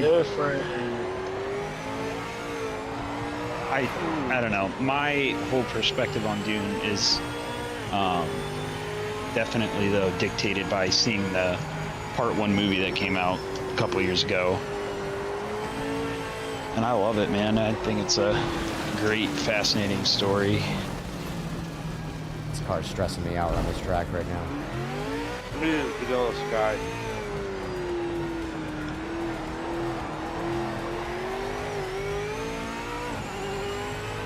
I don't know if it counts as science fiction, but kind of. But Tenet, I think, is a wildly underrated movie. I would love to love that movie if friggin' Nolan could figure out his soundstage. That man does not. He's so talented. He does not know how to balance audio for voices versus music and sound effects. You can't hear anything anybody's saying because the background music that's is just so loud, and he does it in so many movies. It's like his thing. Soundtracks are so good, though. Yeah, but I'm sure the script is really good too. The thing that's They really are. important to the movie. I'm a bad person to ask because I love Christopher Nolan. Oh, Furry, I hope I didn't get you there. I kind of phased into you. I need an easy car to drive right now.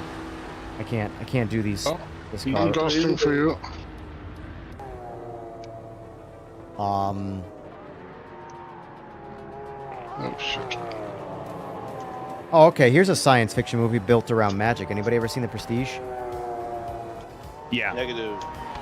I love that movie. Prestige is good. Same director of Dune. Part 1 and 2. Denis Villeneuve, I think. He did Prisoners too. That was a dark movie. Prisoners is a very good movie. Very good movie. Sicario, the first one, he did that one as also well. a very good movie. It's a great movie. Ex Machina, that's a great sci-fi movie. Let me go look at my movie wall, my walls on my movie. Movies on my wall quick. Let me see what I got. I'm not finishing this race. I'm done. Yeah, me too. I'm the only one of my class, and I still can't finish the Mazda. That car is Never that drove a bad. Mazda before, and I think I know why I didn't like it. It's not that bad. The Mazda's nice. Just a little wild. It's like I try Just like a all the little bit. Porsches, and like none of them fit me. I don't know why. It's that lift off oversteer. Wants to murder you. Well, because it doesn't fit.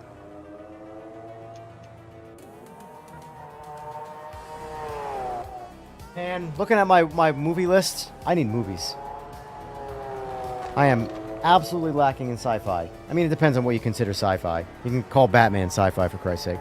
All right, best surprise ending into a movie, any movie.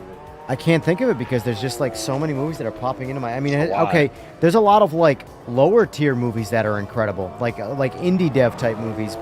You ever seen Memento? That's Nolan. I don't think so. I think. Pretty sure Memento. Memento. The last good movie I watched was Sinners. I thought that was a great movie with Michael B. Jordan. That was definitely a good movie. Yeah. Oh, that is directed by Christopher Nolan. Good call. I did not know that. Yeah. Not the only cinephile are here. Well, it sounds like you're a Nola-phile. Haha, that's also more true. Because that's probably why you've seen it. But that's an example of a movie that I love the narrative of that movie. That's a movie that's very easy to dislike if you're just a regular person. By that I mean like a person who likes like having their hand held during a movie to be explained everything. Like the movie is told in reverse but staggered. It's such a cool concept. The movie starts at the end. The movie starts with him killing somebody.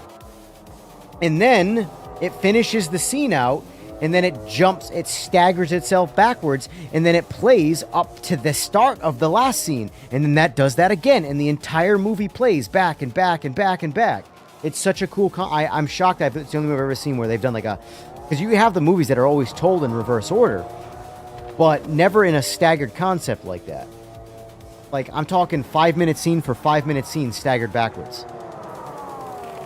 And the whole you're trying to like it's hard to talk about a movie like Memento without ruining the movie.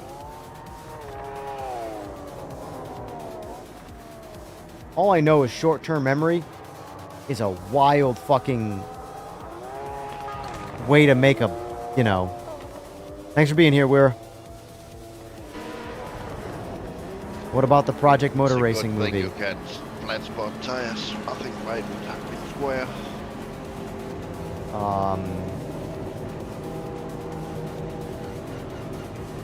While it's not a massive twist ending by any means, I'm also, as a Tom Cruise movie, I'm a big fan of the movie Oblivion. Oblivion is really good. That was a movie that solid. Oblivion and The Edge of Tomorrow were two of his sci-fi movies that like were just massively slept on and just like came out, went by, and that was it. Oh, I saw those both in theaters, man. I was like opening weekend. It's such a cool take on Groundhog Day. Aliens, war, but it's quite literally Groundhog Day. Best action actor of all time. I mean, he's one that I mean, at I the end love of Mission Impossibles. I mean, listen, I think Tom Cruise is a better actor / better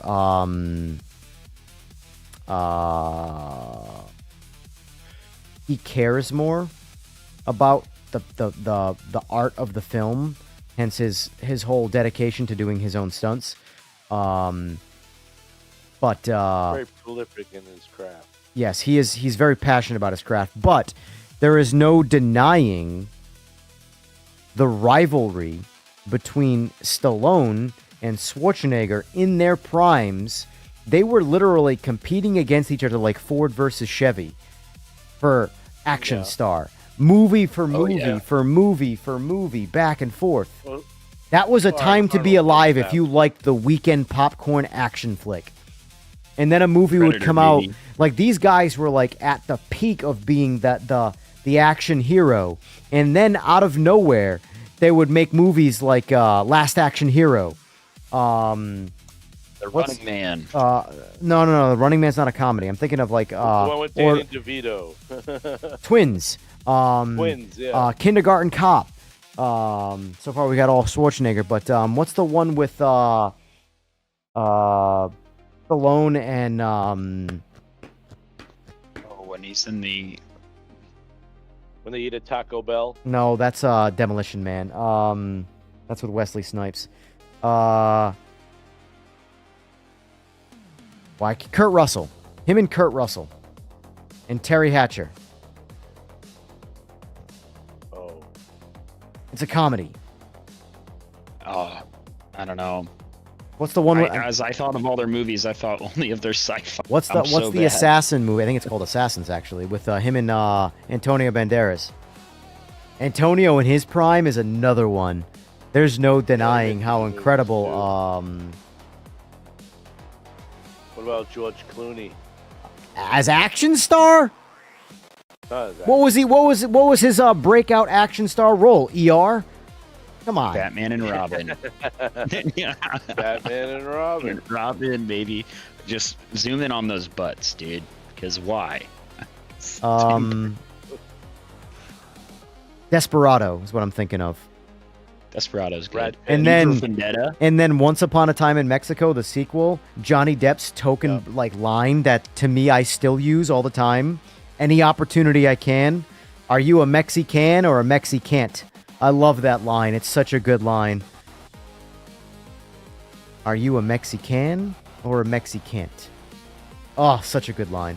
Oh, I gotta ready us up. My bad, guys. Fucking did it again. Good. Movies, guys. Talk about movies. It breaks me. Wait, hold on. Peacemaker's good. Total Recall's a really good one. Yeah. That Schwarzenegger did. I liked Running Man more than Total Recall, believe it or not. Those are both, Come on, let's go. those are great. Those are both great. You want a group 5, buddy? I got you. Yeah. All right. I don't know what I'm going to drive, but we'll try the Ford out. Ford's pretty good. Pretty good. Okay. We'll try it. Won't let you go solo. Thank you.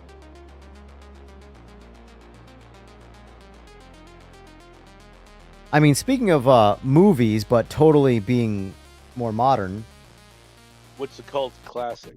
I am wildly frustrated. The Marvel universe has fallen off so hard. Like after Endgame, baby. Like Endgame was like like they took comic book content and made that level of a 10-year flushed out intuitive arc story. And then it's like they fired everybody with talent and then they continued on from there. Every once in a while there's a good movie, but like don't get me wrong, No Way Home was phenomenal. I loved No Way Home. Cute, by the way, unpopular opinion, my favorite Spider-Man is easily Andrew Garfield. That doesn't even like Spider-Man is Andrew Garfield. Favorite Peter Parker is Tobey Maguire. I think that's a fair take. Because Andrew Garfield's Peter Parker was not Peter Parker. He was not some punk kid where he was like, you know, he was a nerd who got made fun of. That was Peter Parker. He was a shy kid.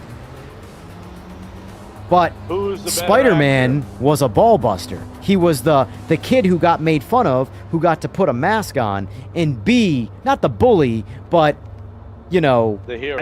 He got to be the guy putting on a mask and taking advantage of being made fun of out on criminals. Whereas Tobey Maguire was just a Peter Parker in a suit. His Spider-Man, you know? The same guy. Yeah. So, who is the better actor, George Clooney or Brad Pitt? I would probably go Brad Pitt. Here's the thing. I like Brad Pitt more, but I think George Clooney's a better actor. That might be fair. What was that movie they did a couple years ago together where they're like both assassins? That was a good really movie. Good. That was a very good movie. That was really good. Yeah. That was like really fun. What's that movie where he's getting divorced from Angelina Jolie.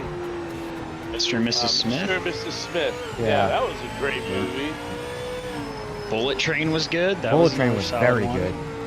That was a Ocean's fun movie. 11 and 12. Oh yeah, those were good. Aaron, what's his name? The guy who was in Bullet Train, who was also Quicksilver and Malkovich. what's his name? Aaron Paul? No, Aaron Paul's Breaking Bad. Yeah. What's his name? Aaron Taylor Johnson, something like that.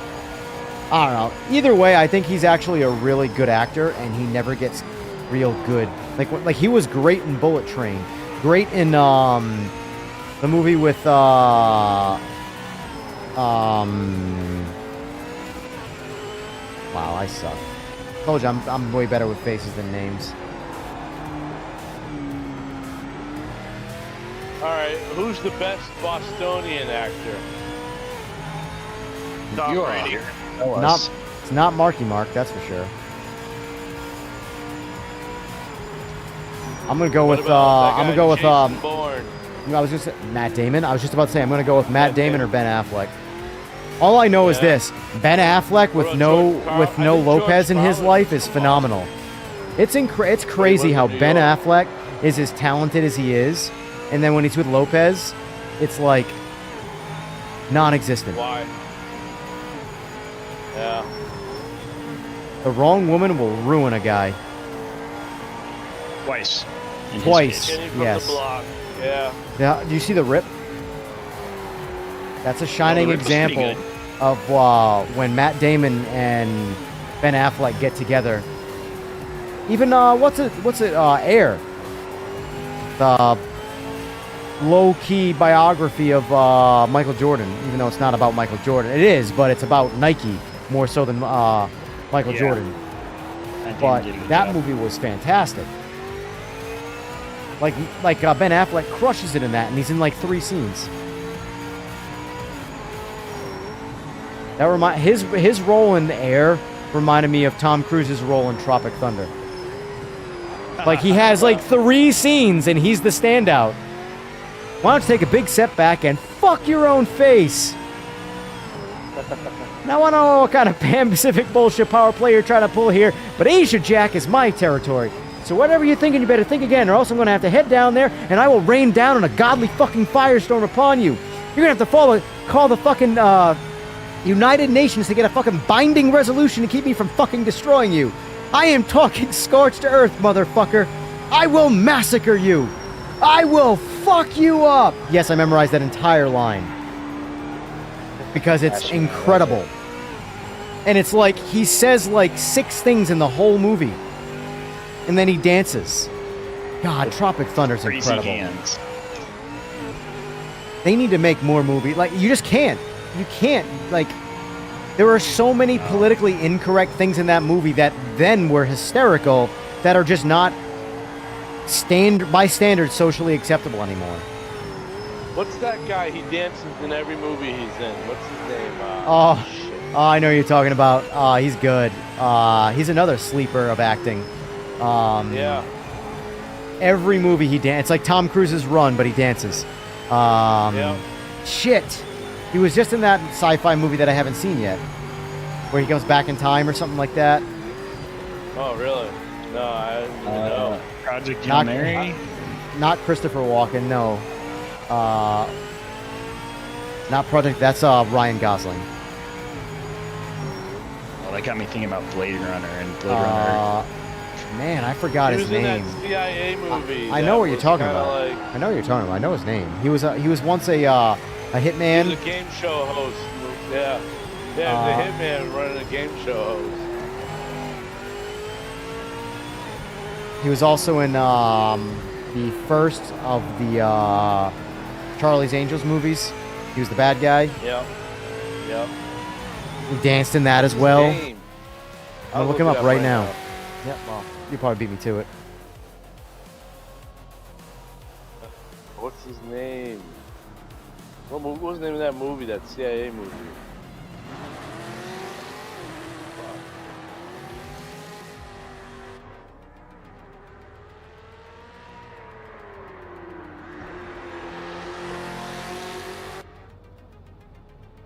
Sam Rockwell. Sam Rockwell. Yep. He's a good actor. He's incredible. He's another guy that it's like, how does this dude... Wait, what's going on here? Oh, that was... Dude, I thought that was the race. Confessions of a Dangerous Mind.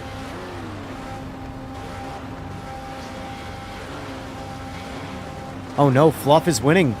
Got 43 votes. Fluff has taken the poll. 51%. Wow. No love, baby, don't hurt me. Don't hurt me no more. What is love?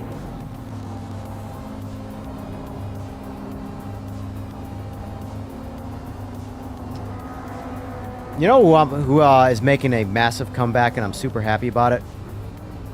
Is Brendan Fraser. Oh yeah. He's making another Mummy movie? I don't know about that, but he's making just a comeback in general. Like, he was hit rock bottom in Hollywood, like, essentially for no reason, really. And then had his breakout role with The Whale. And, like, yeah.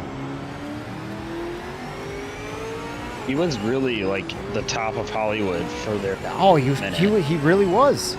From like his youth to like his middle years or so, and then I don't know what happened. He just made a couple of like flop movies, and then it was over. He got no real, like, everybody makes some flops, but like I will say, like, Nick Cage made a comeback, which is good. I'm a big Nick Cage fan, huge Nick Cage fan actually.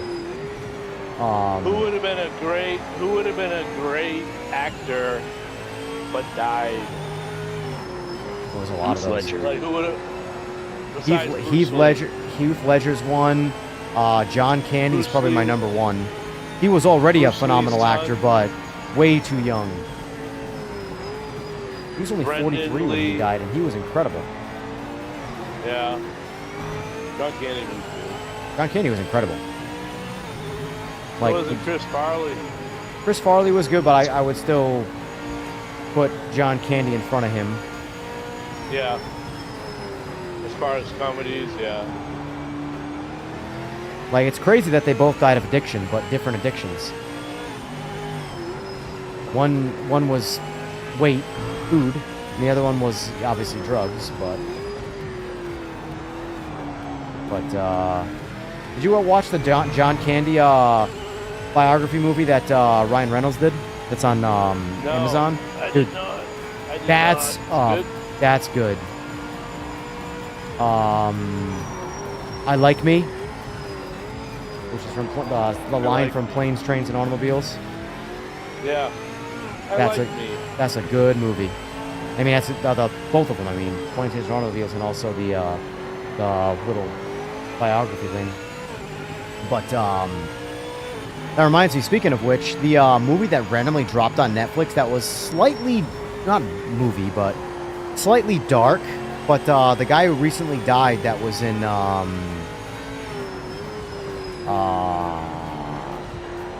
he was the doctor in one of those hospital shows that was big, Grey's Anatomy. Isn't it the Grey's Anatomy? Yeah. And he was in Euphoria as the sex-ophile father. Sex-ophile is a word I just made up. Points. But he just died from ALS, and not even a year ago he wasn't even diagnosed. He didn't even have it. Surprised nobody said it, but Chuck Norris died today. Oh, I know. Yeah, I know. Yep. Well, I got a weird clip. I lost all first. So I have a funny story about that I can't say on stream right now, so I'll have to tell you off stream. All right. But no. yeah, I don't know if you saw the PMR Discord today, but there's a whole lot of Chuck Norris jokes, but you know, celebratory Chuck Norris jokes, in obviously in because he died, but like one of mine that was very good, but was Chuck Norris drives straight through a rouge and doesn't get a penalty. Yeah.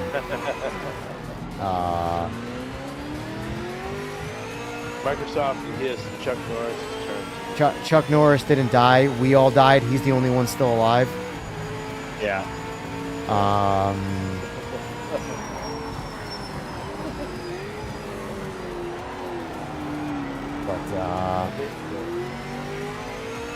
Anyway, though, the guy that I was talking about from Grey's Anatomy there, he had ALS.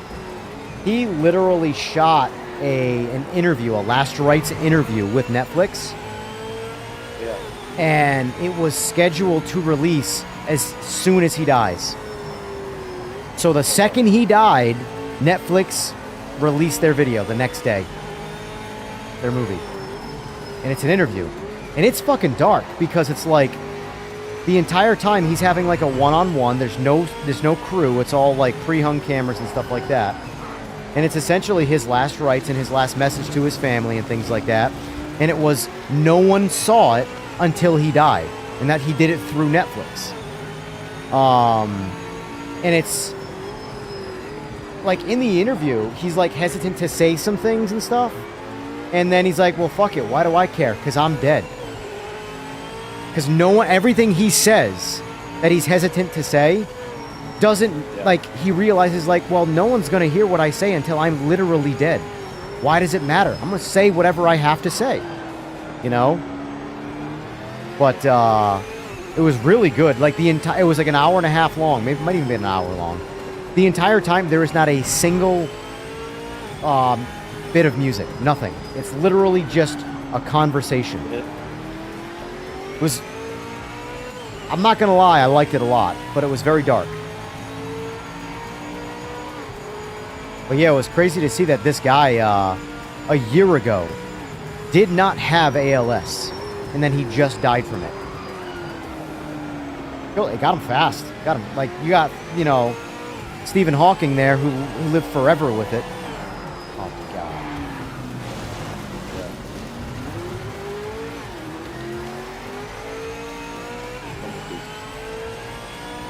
I'm so distracted. I'm driving so bad. Dude, it is 50-50 in the chat over 44 votes. That's wild.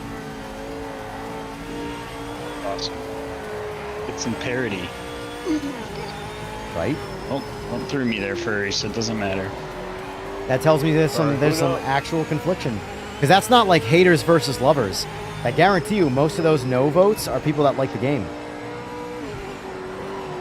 Have they seen the Instagram photos? Yeah, but that doesn't matter because remember the Instagram photos that were released before the 1.0? Or 1.5 technically? They looked really good and the game did not. Because they were fluffed. So basically my question is, did they fluff it again or are those genuine?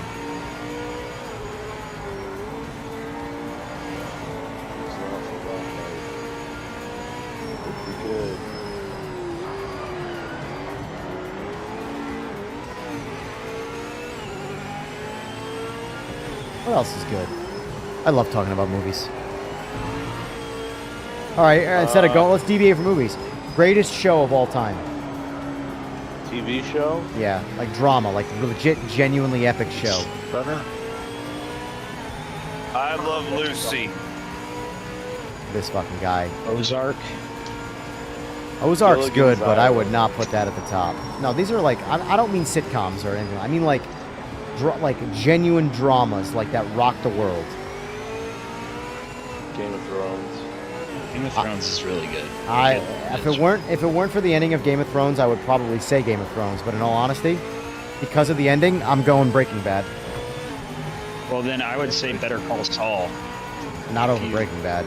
Better Call Saul was good, but not over Breaking Bad.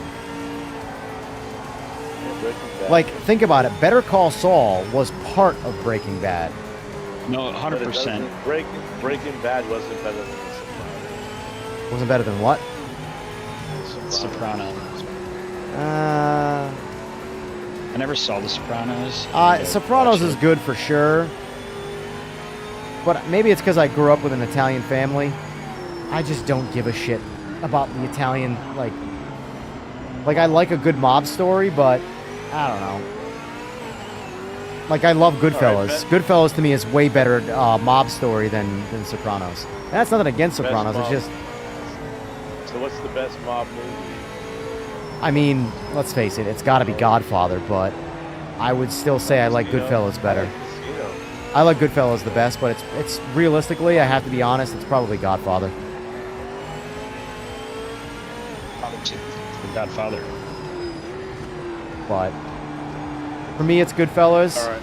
I'd say second would be Casino and then Godfather, but if I had to guess at a worldwide poll, it would be Godfather. It would be the number one. Does The Departed count in that list? Best movie about America.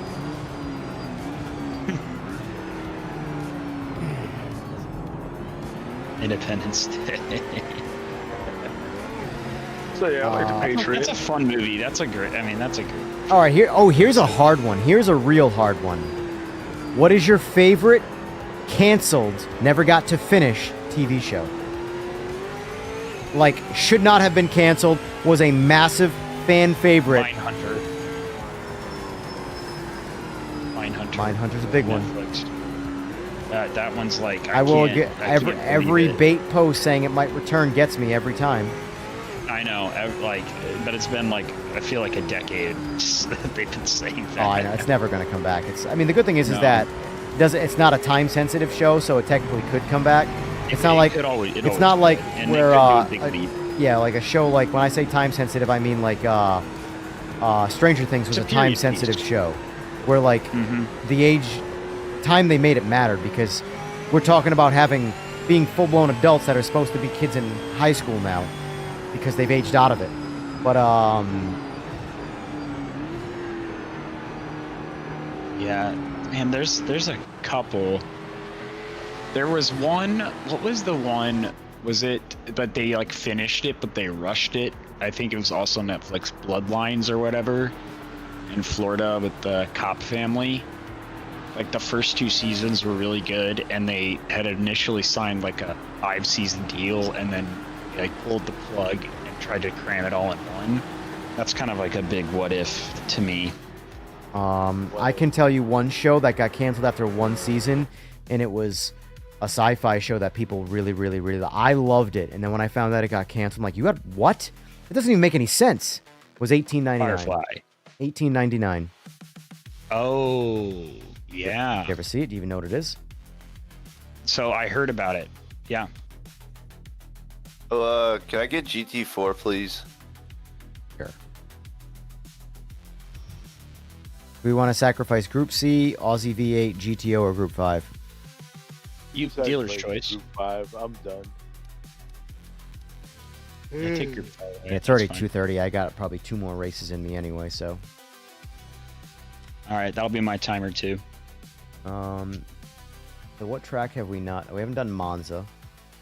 Oh, we gotta end it on Nords. So let's do Nords is the finale for sure. always. Let's do Zolder and then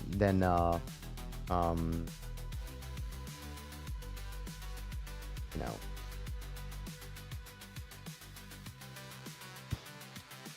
I guess I can try the Aussie V8. I haven't driven that yet.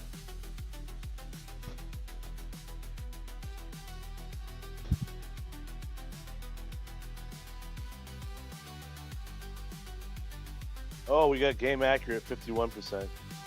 Yep. So why? All right, let me ask you this, Virtual. Why do you feel Kevin was the fall guy? I don't look at that as him being a fall guy at all.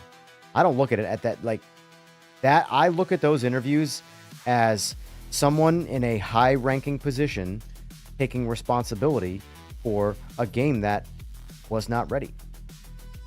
I don't look at that as a fall guy. I don't feel like that's a fall guy at all. Because everybody wants to overanalyze Ian Bell. He didn't lose his job, so he wasn't the fall guy. He was the one that they put out there. Like, Yeah, it's their PR. I also don't. I don't think people realize too how like little Ian Bell actually has to do with the project from a development standpoint. Virtual Awakening says he was the apologist. still funny. The look in his eyes was sadness, not. It was sincere. Yeah, he was upset.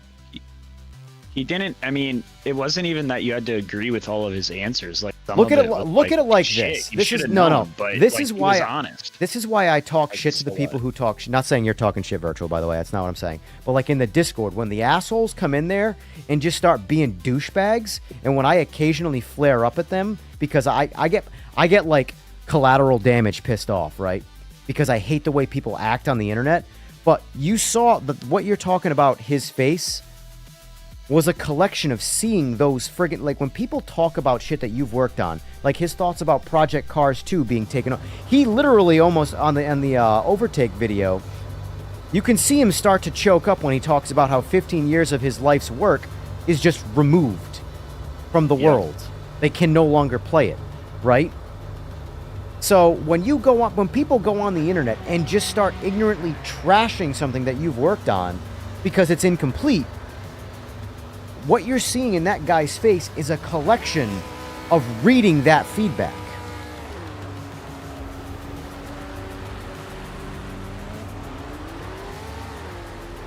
I wouldn't say he didn't want to do it, he had to do it. I would say he didn't want to do it because he didn't want the game to be an unsuccessful game. But I guarantee you, he reached out for those interviews. Those two. It was a team decision. I can almost guarantee that. You think Overtake said, hey, we want to talk to you? Fuck no.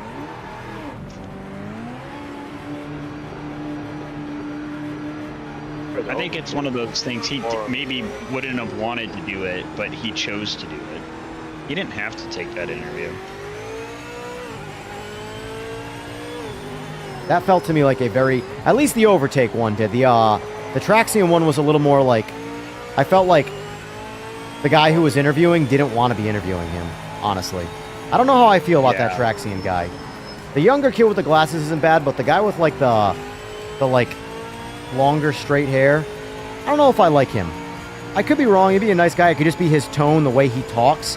But something about him, he just carries, in my opinion, this sort of like, he's asking a question, but like he knows the answer to the question that he's asking. He's asking it in a very like, you know, I'm better than you type tone. Like, I'm butchering what I'm trying to say here, but like, I don't know. I just didn't like the way he conducted the interview where like Overtake, they were doing a good interview where you could see like they were frustrated, but they weren't being like snarky about it in a sense. Yeah, you know? I don't know. I just didn't like the way the Traxian interview was like interviewed. It's just a good way to be able to talk to people, and that just didn't feel genuine to me. Yeah, the Overtake one was definitely the better of the two. For sure. Because of the interviewers, like... Well, that's the thing, I felt like they asked them pressing questions, but it was like genuine of like, man, we were fans hoping for it to be something, and like, we saw how hard your team worked when we met you at Expos, and you wanted to get it right, and it didn't land. And we wanted to hear your perspective. The other one was like, your game sucked. Let's go through the motions. And it's, like, I don't know, piece of shit. I was gonna say, I don't know if you read the read the room in that interview, but it was clearly Kevin Bolin and Jimmy Broadbent who had the little "you're not driving the car right" spat thing. I don't know if you kind of picked... I could be wrong on that, but it definitely, reading the room in that interview, felt like... Because he indirectly talked exactly about the Jimmy Broadbent thing without saying Jimmy Broadbent's name. I didn't think it was Broadbent. I thought it was that other... what's his name? The other guy who races legit GT3s. Fuck, why can't I forget? Super GT? No, GT races GT4s. It's the GT3 racer guy. He's also British. Misha? It's not Super G, but Misha? No. I was going to say Misha supported James the game. Baldwin. He didn't. No, it's not James Baldwin. I don't think James Baldwin made a single bad video about the game. I think, if anything, James Baldwin was the most genuine reviews. I thought he was helping it. Yeah, well, I wouldn't say he was helping. I think he was just being honest on it. It didn't feel like he had a bias in his review, whereas everybody else's felt like they clearly, regardless of what the game was they played, they were ready to trash it because they had a bias.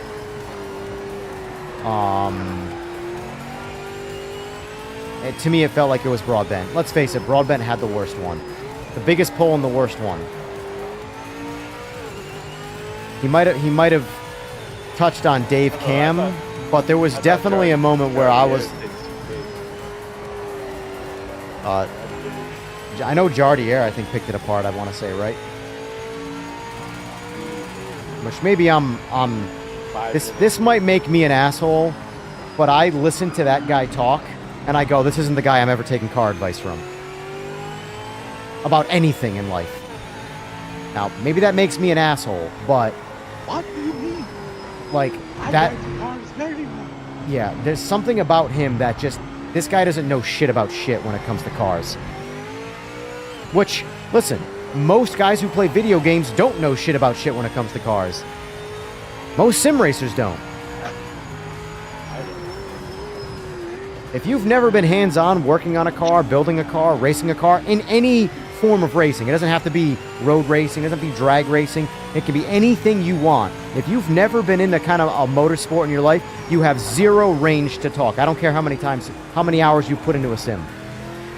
You have no right to tell me or anybody else what realism is. But I've driven a car. I can't hear you. You are like whisper quiet right now. Let me turn the game volume down. But I've driven a car. Like... Oh, well then you're a professional. But I like... trust you, Seaberg. For 30 years. He gets shit for it all the time because he's never been a professional. But, what's his name? Gamer Muscle. I agree with Gamer Muscle more than anybody else. Hey, 52% feel that it's going to be game accurate.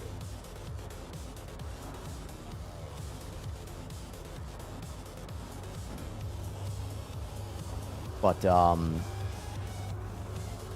but yeah, like I said, I don't know that guy from, I don't know really any of these guys from a hole in the wall.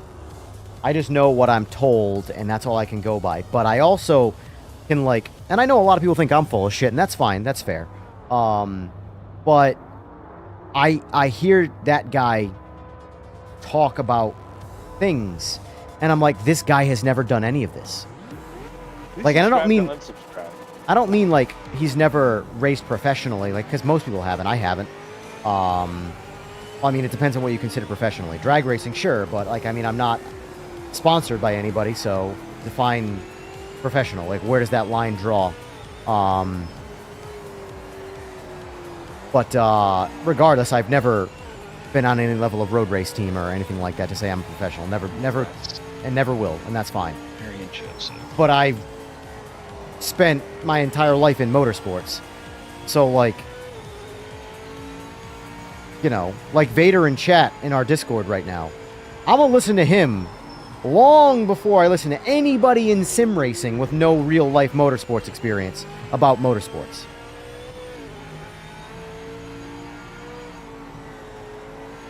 It's like nothing I drive is stock. Nothing. But it's like, you've raced. Yeah. Oh, I lost it. I thought I had it, but I lost it total. Hey, I raced BMX. Does that count? Drag race boats, does that count? I mean, it's... Listen, it's a motorsport. It's technically a motorsport. I will say, Gamer Muscle is toxic to his own YouTube chat. However, his YouTube chat is also toxic to him. It's a bunch of know-it-alls that disagree with him.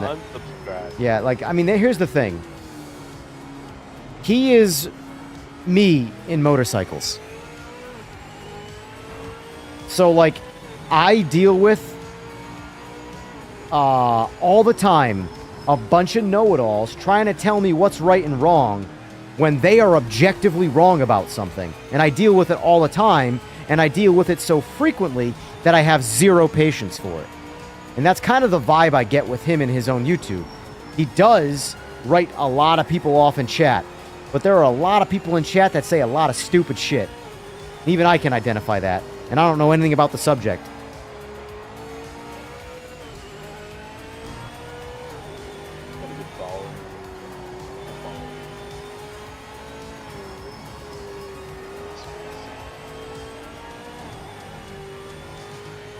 But it's just so hard for me to, like, take anybody's advice on something they have never done. And let's face it, none of us are ever going to drive LMDH cars. So nobody can tell anybody what an LMDH car is supposed to do. Period. If you watch a YouTube video and say, oh, well, XYZ happens in YouTube videos all the fucking time. Cool. You have no idea what's happening with the driver. You have no idea what they're doing. You're gonna read a couple inputs? Oh, I'm sure, yeah, they tell you everything, right?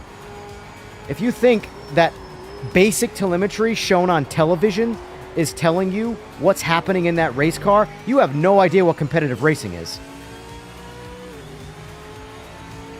You have no idea because you hide as much shit as possible. That's how winning is done. You ever heard the expression, if you're not cheating, you're not trying? Nobody wins because they're doing the exact same thing as everybody else. Put it that way.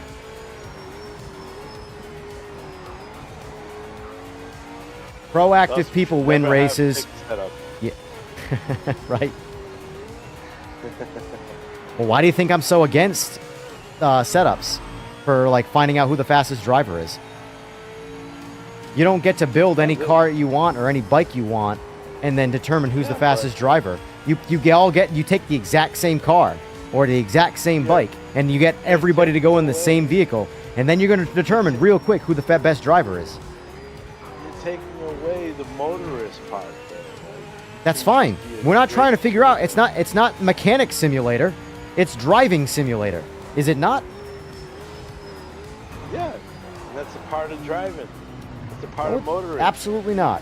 Absolutely not. It's part of racing, but it's not part of driving. Sure it is. No, it's not. No, it's not. A good setup can make a bad driver look good, and Yes. a bad setup can make a good driver look bad. Yes, 100%. Yeah. Do you think F1 is won by the driver or by the team? Exactly. That's why you have the confectioner stuff. Max Verstappen is a better driver than just about everybody in F1. And he didn't win last year. Because his team wasn't there. If Max Verstappen was racing for McLaren last year, McLaren would have won by more. It wouldn't have been a comeback win. It would have been a win-win. It would have been a curb stomp. Yeah. He would have walked away with the championship. Yep. McLaren drivers know it too, especially when he started rattling off wins at the end of the year. Yeah. They were like, oh shit.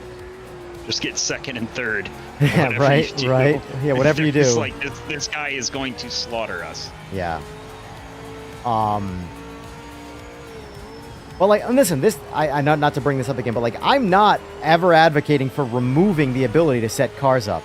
I'm saying give us the additional feature to lock setups.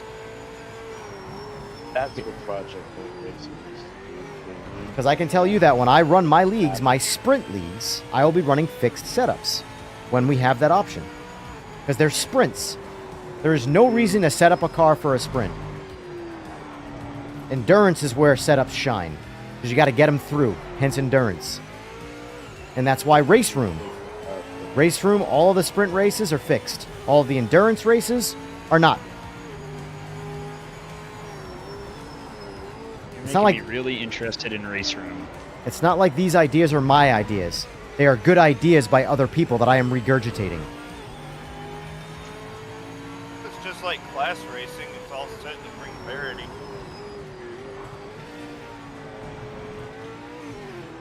Yeah, like, here's, you know why why street racing sucks? Because there are no rules. It's whoever can get away with cheating that gets Yes. the no rules. I can tell you some stories about some next level cheating that I have seen on the street. All right, so let me tell you about this old guy I know, Keith Calitri. He drag raced a notchback Mustang for years. Coined his name the King of the Streets, which there's been plenty of those all across the world. But in our area, he was the King of the Streets, and he had been doing it, I'm talking decade. He was like the Chuck Liddell, doing it for just sweeping everybody up. You come out on the street with way more horsepower, he's going to make you look way more foolish. He was that guy that would wheelie on the streets. But anyway, this man ran all sorts of different variations of small block Fords before he eventually went over to a Coyote 5-liter. This man had so much money in nitrous in that car, all to fool you that he wasn't on nitrous. How does that make sense, you ask? He, depending on who you were, everybody knew he was spraying the whole time. Doesn't matter what race, this man is on spray. But he would always say he's on motor, no matter what. I'm on motor. I'm on motor. He had... You can't prove he's not.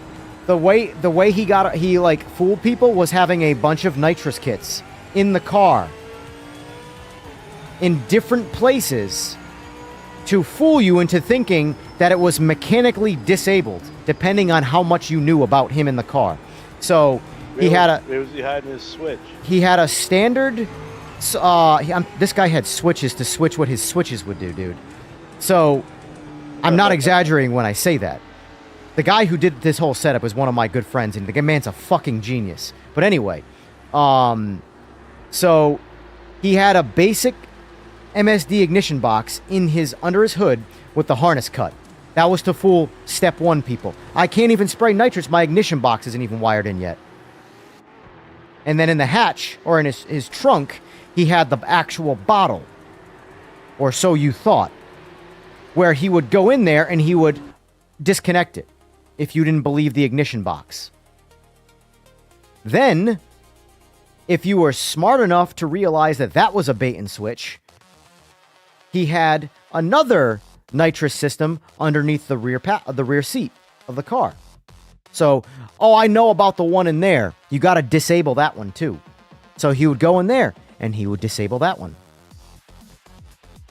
But what he didn't tell you about was the nitrous that was also in his door. His driver's side door. And he had a switch that would literally, he had a hidden switch and then a visible switch. The visible switch was the one he had wired to arm the nitrous.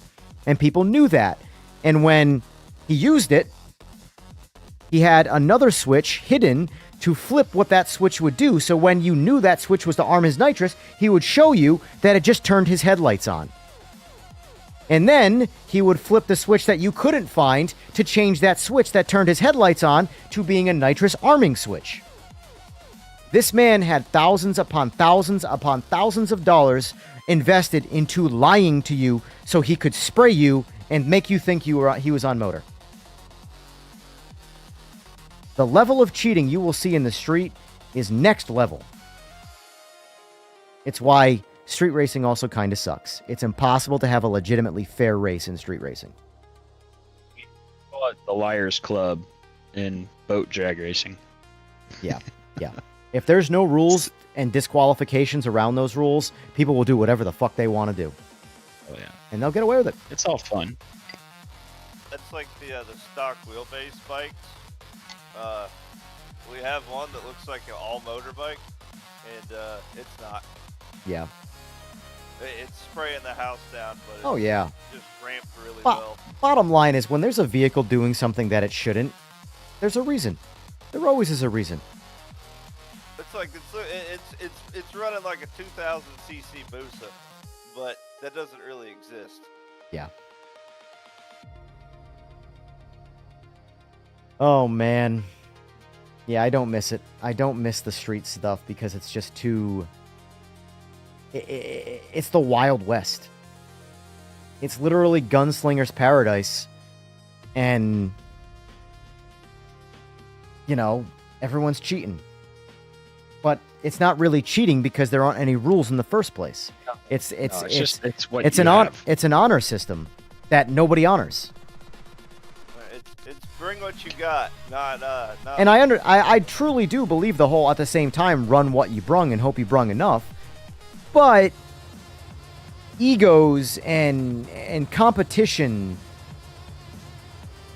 I love the way cars spawn in like Mario, by the way. Out of like the plumber tubes. My brain's not working. I'm getting tired. Anyway, yeah. I am out, boys. Great racing tonight. Yes, sir. Have a good one, man. See you guys. Yes, sir. See you guys. Yeah. Anyway, though, Going to golf.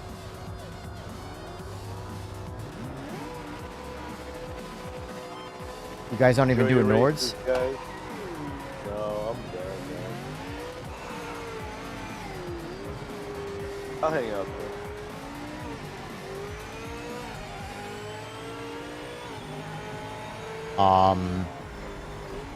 Anyway, back to the sim racing stuff.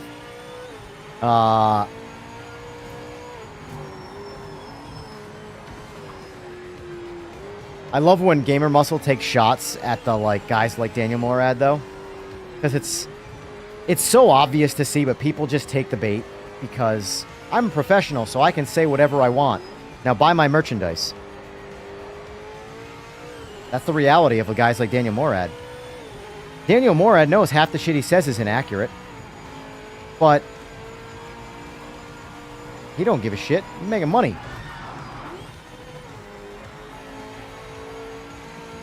Daniel Morad's still a great driver. It's just he has a massive bias in iRacing.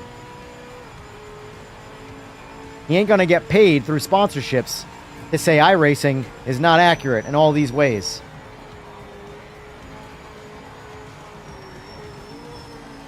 But iRacing got that sponsor money, so.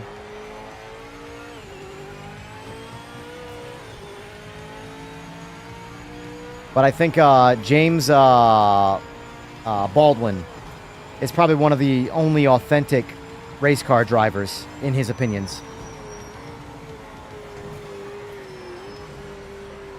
And he's legit, too. He is legit.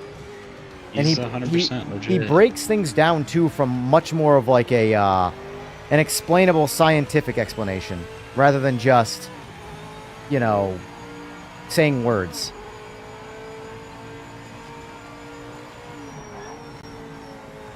Alright, man. I'll catch you guys later. Have a good one, sir. Take it easy. Later.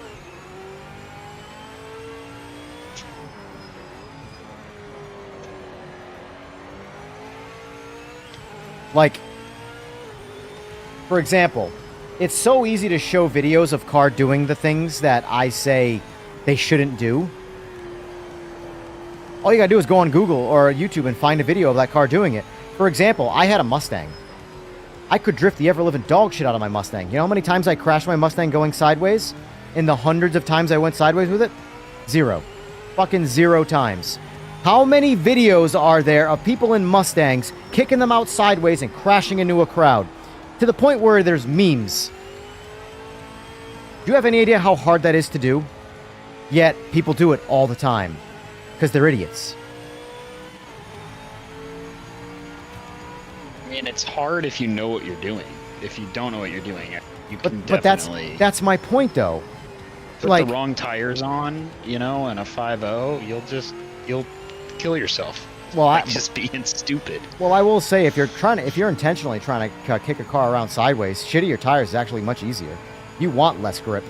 The grip that when you see the cars snap and then go the other direction into the crowd, it's because they don't understand that the tires are about to get grip, and when they grip up, your steering wheel's facing the opposite direction. It's about to get grip and then snap you going and then send you the direction you are not trying to go. It's like very basic understanding of what the car's doing that a lot of people with money who buy shit don't understand. That's what happens. If they were on shitty tires that never had grip, they would likely never actually have that happen. Shitty tires are real easy to kick sideways. Real easy. And keep them there.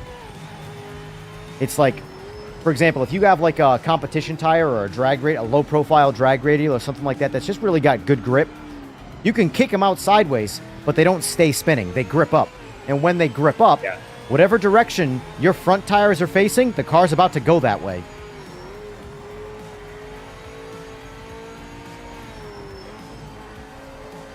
I have a buddy with a Mustang, and when he did some modifications to it and then put some better tires on it, we took it out, and oh my god, you could actually get all of that power to the street, and it was so fun.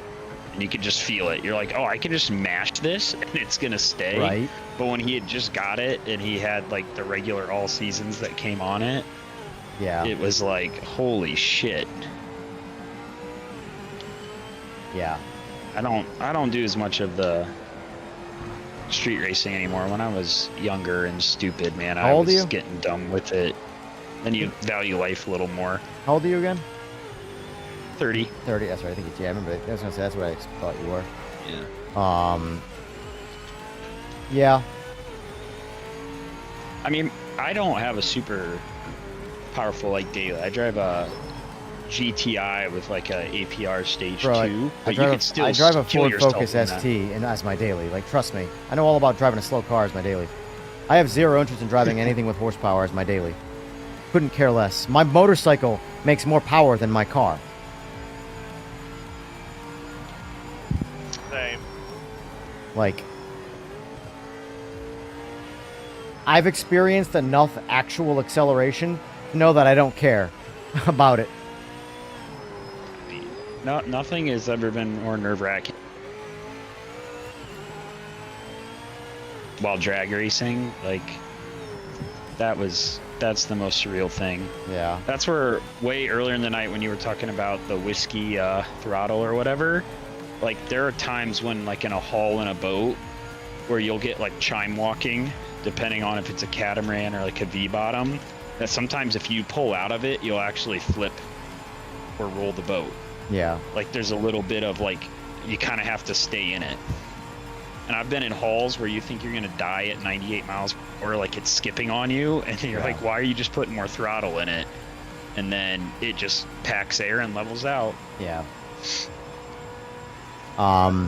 So real quick in chat, Mitch80, you said gamer muscles and know-it-all, but let me just say that as a fly on the wall, listening to a lot of his streams, I'd say about 99% of the time when he's arguing with people, he's right, and they are wrong.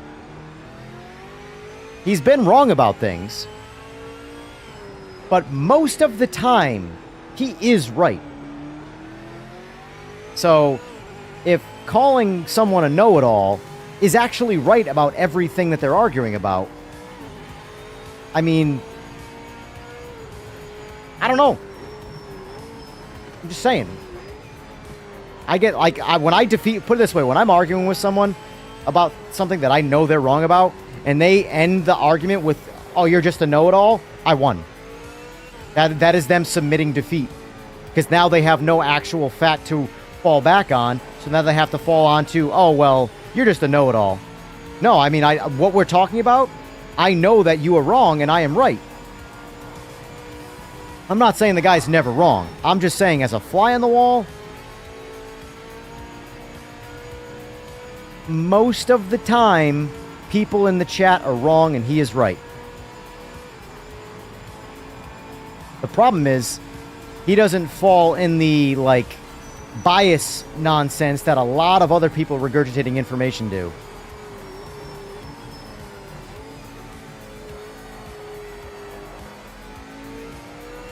He reminds me of me, but when talking about motorcycles. To, like, the average customer. Obviously, I have to put on a little bit of a filter because they're a customer or a potential customer.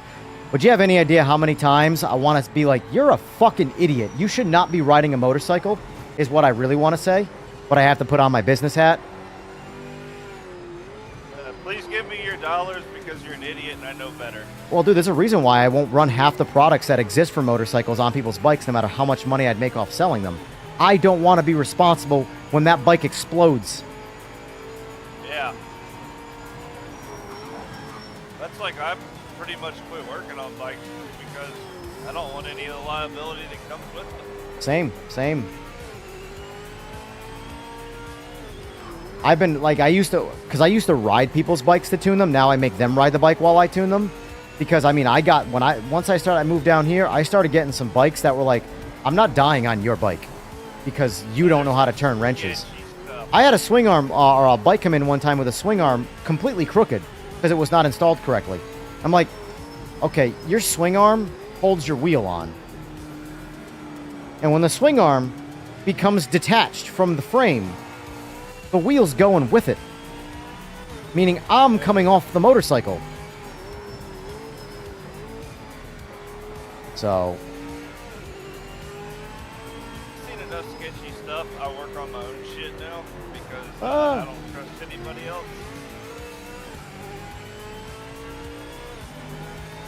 But, like, back. There's- What's that? Yeah, I mean, there's a few people around here that are good, but like the vast majority, yeah, nah. Yeah. I'm always shocked when I see other people's work, and I'm like, how are people a business? And then I don't know. I don't want to turn any wrenches ever again if I'm being only on my own shit and on my friend's shit. That's it. But I'm only going to be responsible for myself doing over 200 miles an hour, not some of these other people.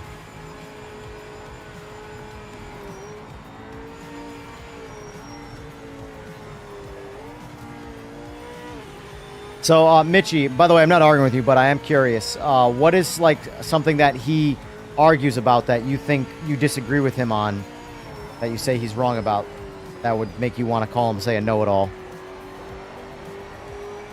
I'm just curious.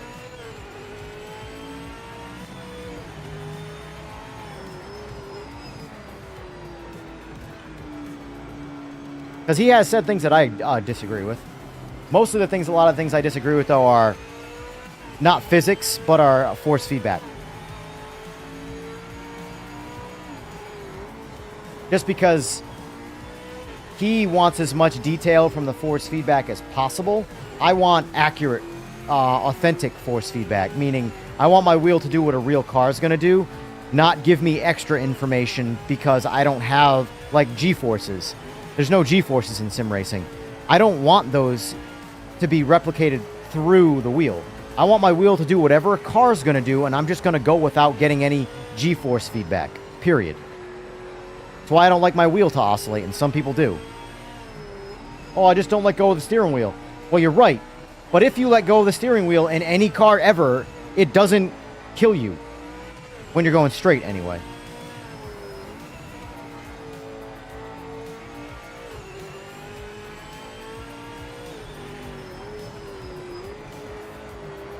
I mean, it's actually incredible how a vehicle, bike, or car wants to go straight. Assuming you know, for proper suspension alignment and shit. But, like, I could go 200 plus miles an hour on a motorcycle effortlessly with my thumb and index finger on one of the bars. My other hand can be behind my back. I do not need to drive that bike. That bike is going dead straight. I can confirm, I've done it. Wouldn't recommend it, but I've done it. Look at the guys down in South Florida who raced the mile there on the road. They You do got like guys one doing arm 230 miles an hour looking behind them to see where their opponent is. Like, vehicles want to go straight. It's turning them that's difficult, you know? Yeah, that's like out somewhere out there is a video of me on the drag strip, and my left hand comes off. I go the whole way down the strip with only one hand. Yep. Like, right now, what my wheel's doing. This is what a car should do. I take my hands off the wheel, and wherever the nose is pointing, that's where it should go. I have to slightly touch the wheel just to correct, and that's it. Look, Ma, no hands. Car's going straight. Hey, guys, guess what? This is what real fucking cars do. But the amount of sim racers that told me this is not right, the wheel should do this. Holy shit.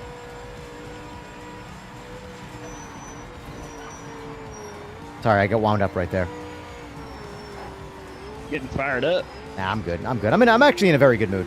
I'm just in a talkative mood, that's all. Nothing wrong with that.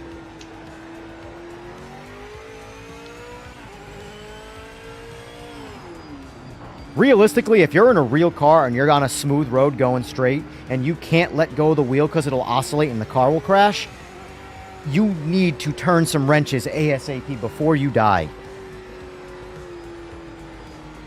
You have a... Sell it. Ugh. Anyway. If it's that bad, just sell it. It's already 3 o'clock. I'm wide awake and it's 3 o'clock. That's not good. It's time to get the fuck off this thing. What time is it there, Eagles? 9-ish or 8. I can't see on the clock and drive at the same time. No. I must have got track limits. I didn't even post the time. Son of a bitch. Yeah, I don't like this car anymore. I just, like, I'm so used to this track. Like, it doesn't matter how hard the car is to drive. I will fail at driving this car on any track and then get on Nords with any car. And if I'm, like, not in a bad mood or driving like an idiot, I'll go down this track. No problem. Might not be the fastest, but I'll go down no problem. I love this track. But it's 8 a.m. here.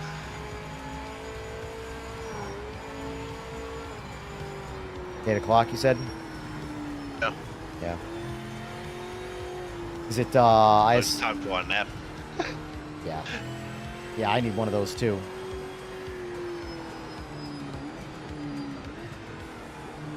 But yeah. Remove the shock absorbers and you'll probably get oscillations going straight. Probably. Unless the road's not bumpy. If the road's super smooth, you probably still won't get them.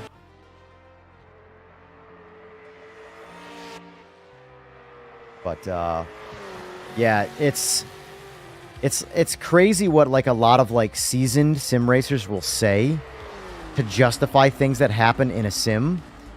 And it's like, dude, you don't even have to drive a race car to prove that point wrong. Just go drive a car.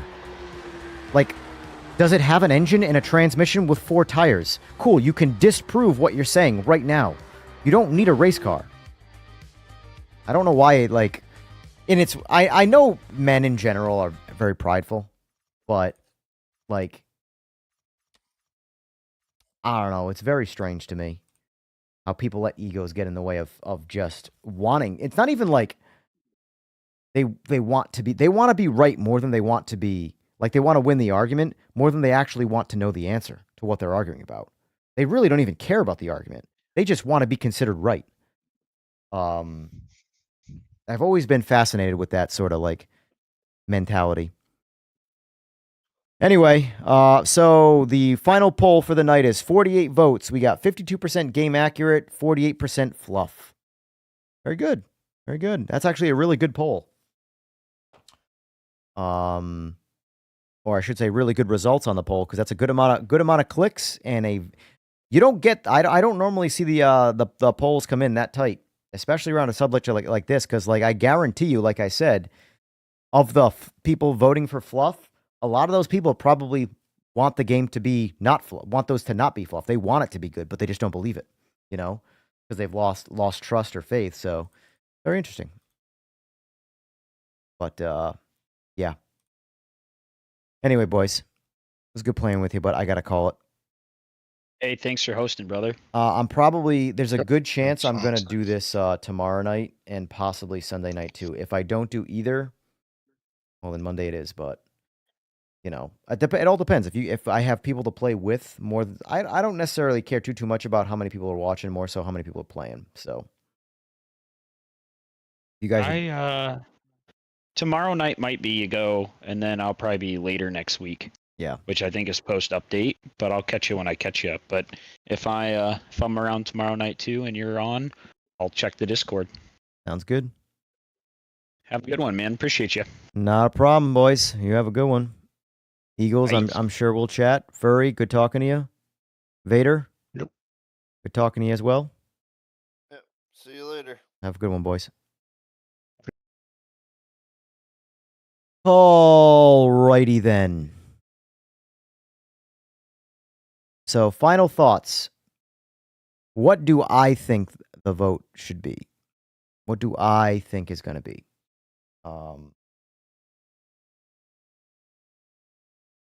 Prefer to go positive. I think those are game accurate. I genuinely believe those are game accurate.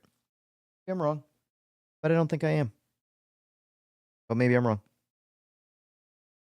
It wouldn't be the first time I've been wrong, so we'll see. But I prefer to remain positive. I'm looking forward to PMR 2.0. I'm looking forward to hopefully getting to say I told you so, but I will accept if the opposite gets said to me, so. Won't say they hate the... Yeah, the Falcon is a steep learning curve. It's a very steep learning curve. It's a very hard car to drive. I very much like it. It's a very hard car to drive, but that's why I like it. I guess I can take this off. No reason to listen.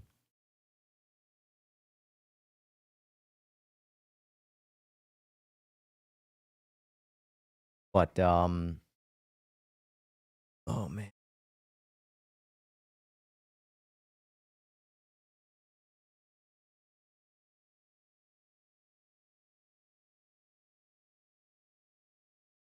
I'm ready for 2.0. I think it's going to be a good one. I think it's going to feel like probably going to be the biggest update we get. Not overall, but maybe to this point, I would say. Let's hope I'm not wrong. I don't want to be wrong on this. But at the end of the day, if I'm wrong, I'm wrong. You know. Anyway, all right. I'm rambling on. I'm tired. I need to get some sleep. Folks, thanks for playing. Thanks for watching. Thanks for participating. Yes. Agreed, Eagles. It's more my kind of car, though. It's the kind of car that I would get better at driving over the GT3s. Just how I am. I like to drive more chaotic cars. More fun to me. Anyway, folks, there's a good chance I'll be back tomorrow. But if not, maybe Sunday. And if not Sunday, then absolutely 100% Monday. Until then, folks, I appreciate y'all hanging out. And I'll see you soon. Have a good one.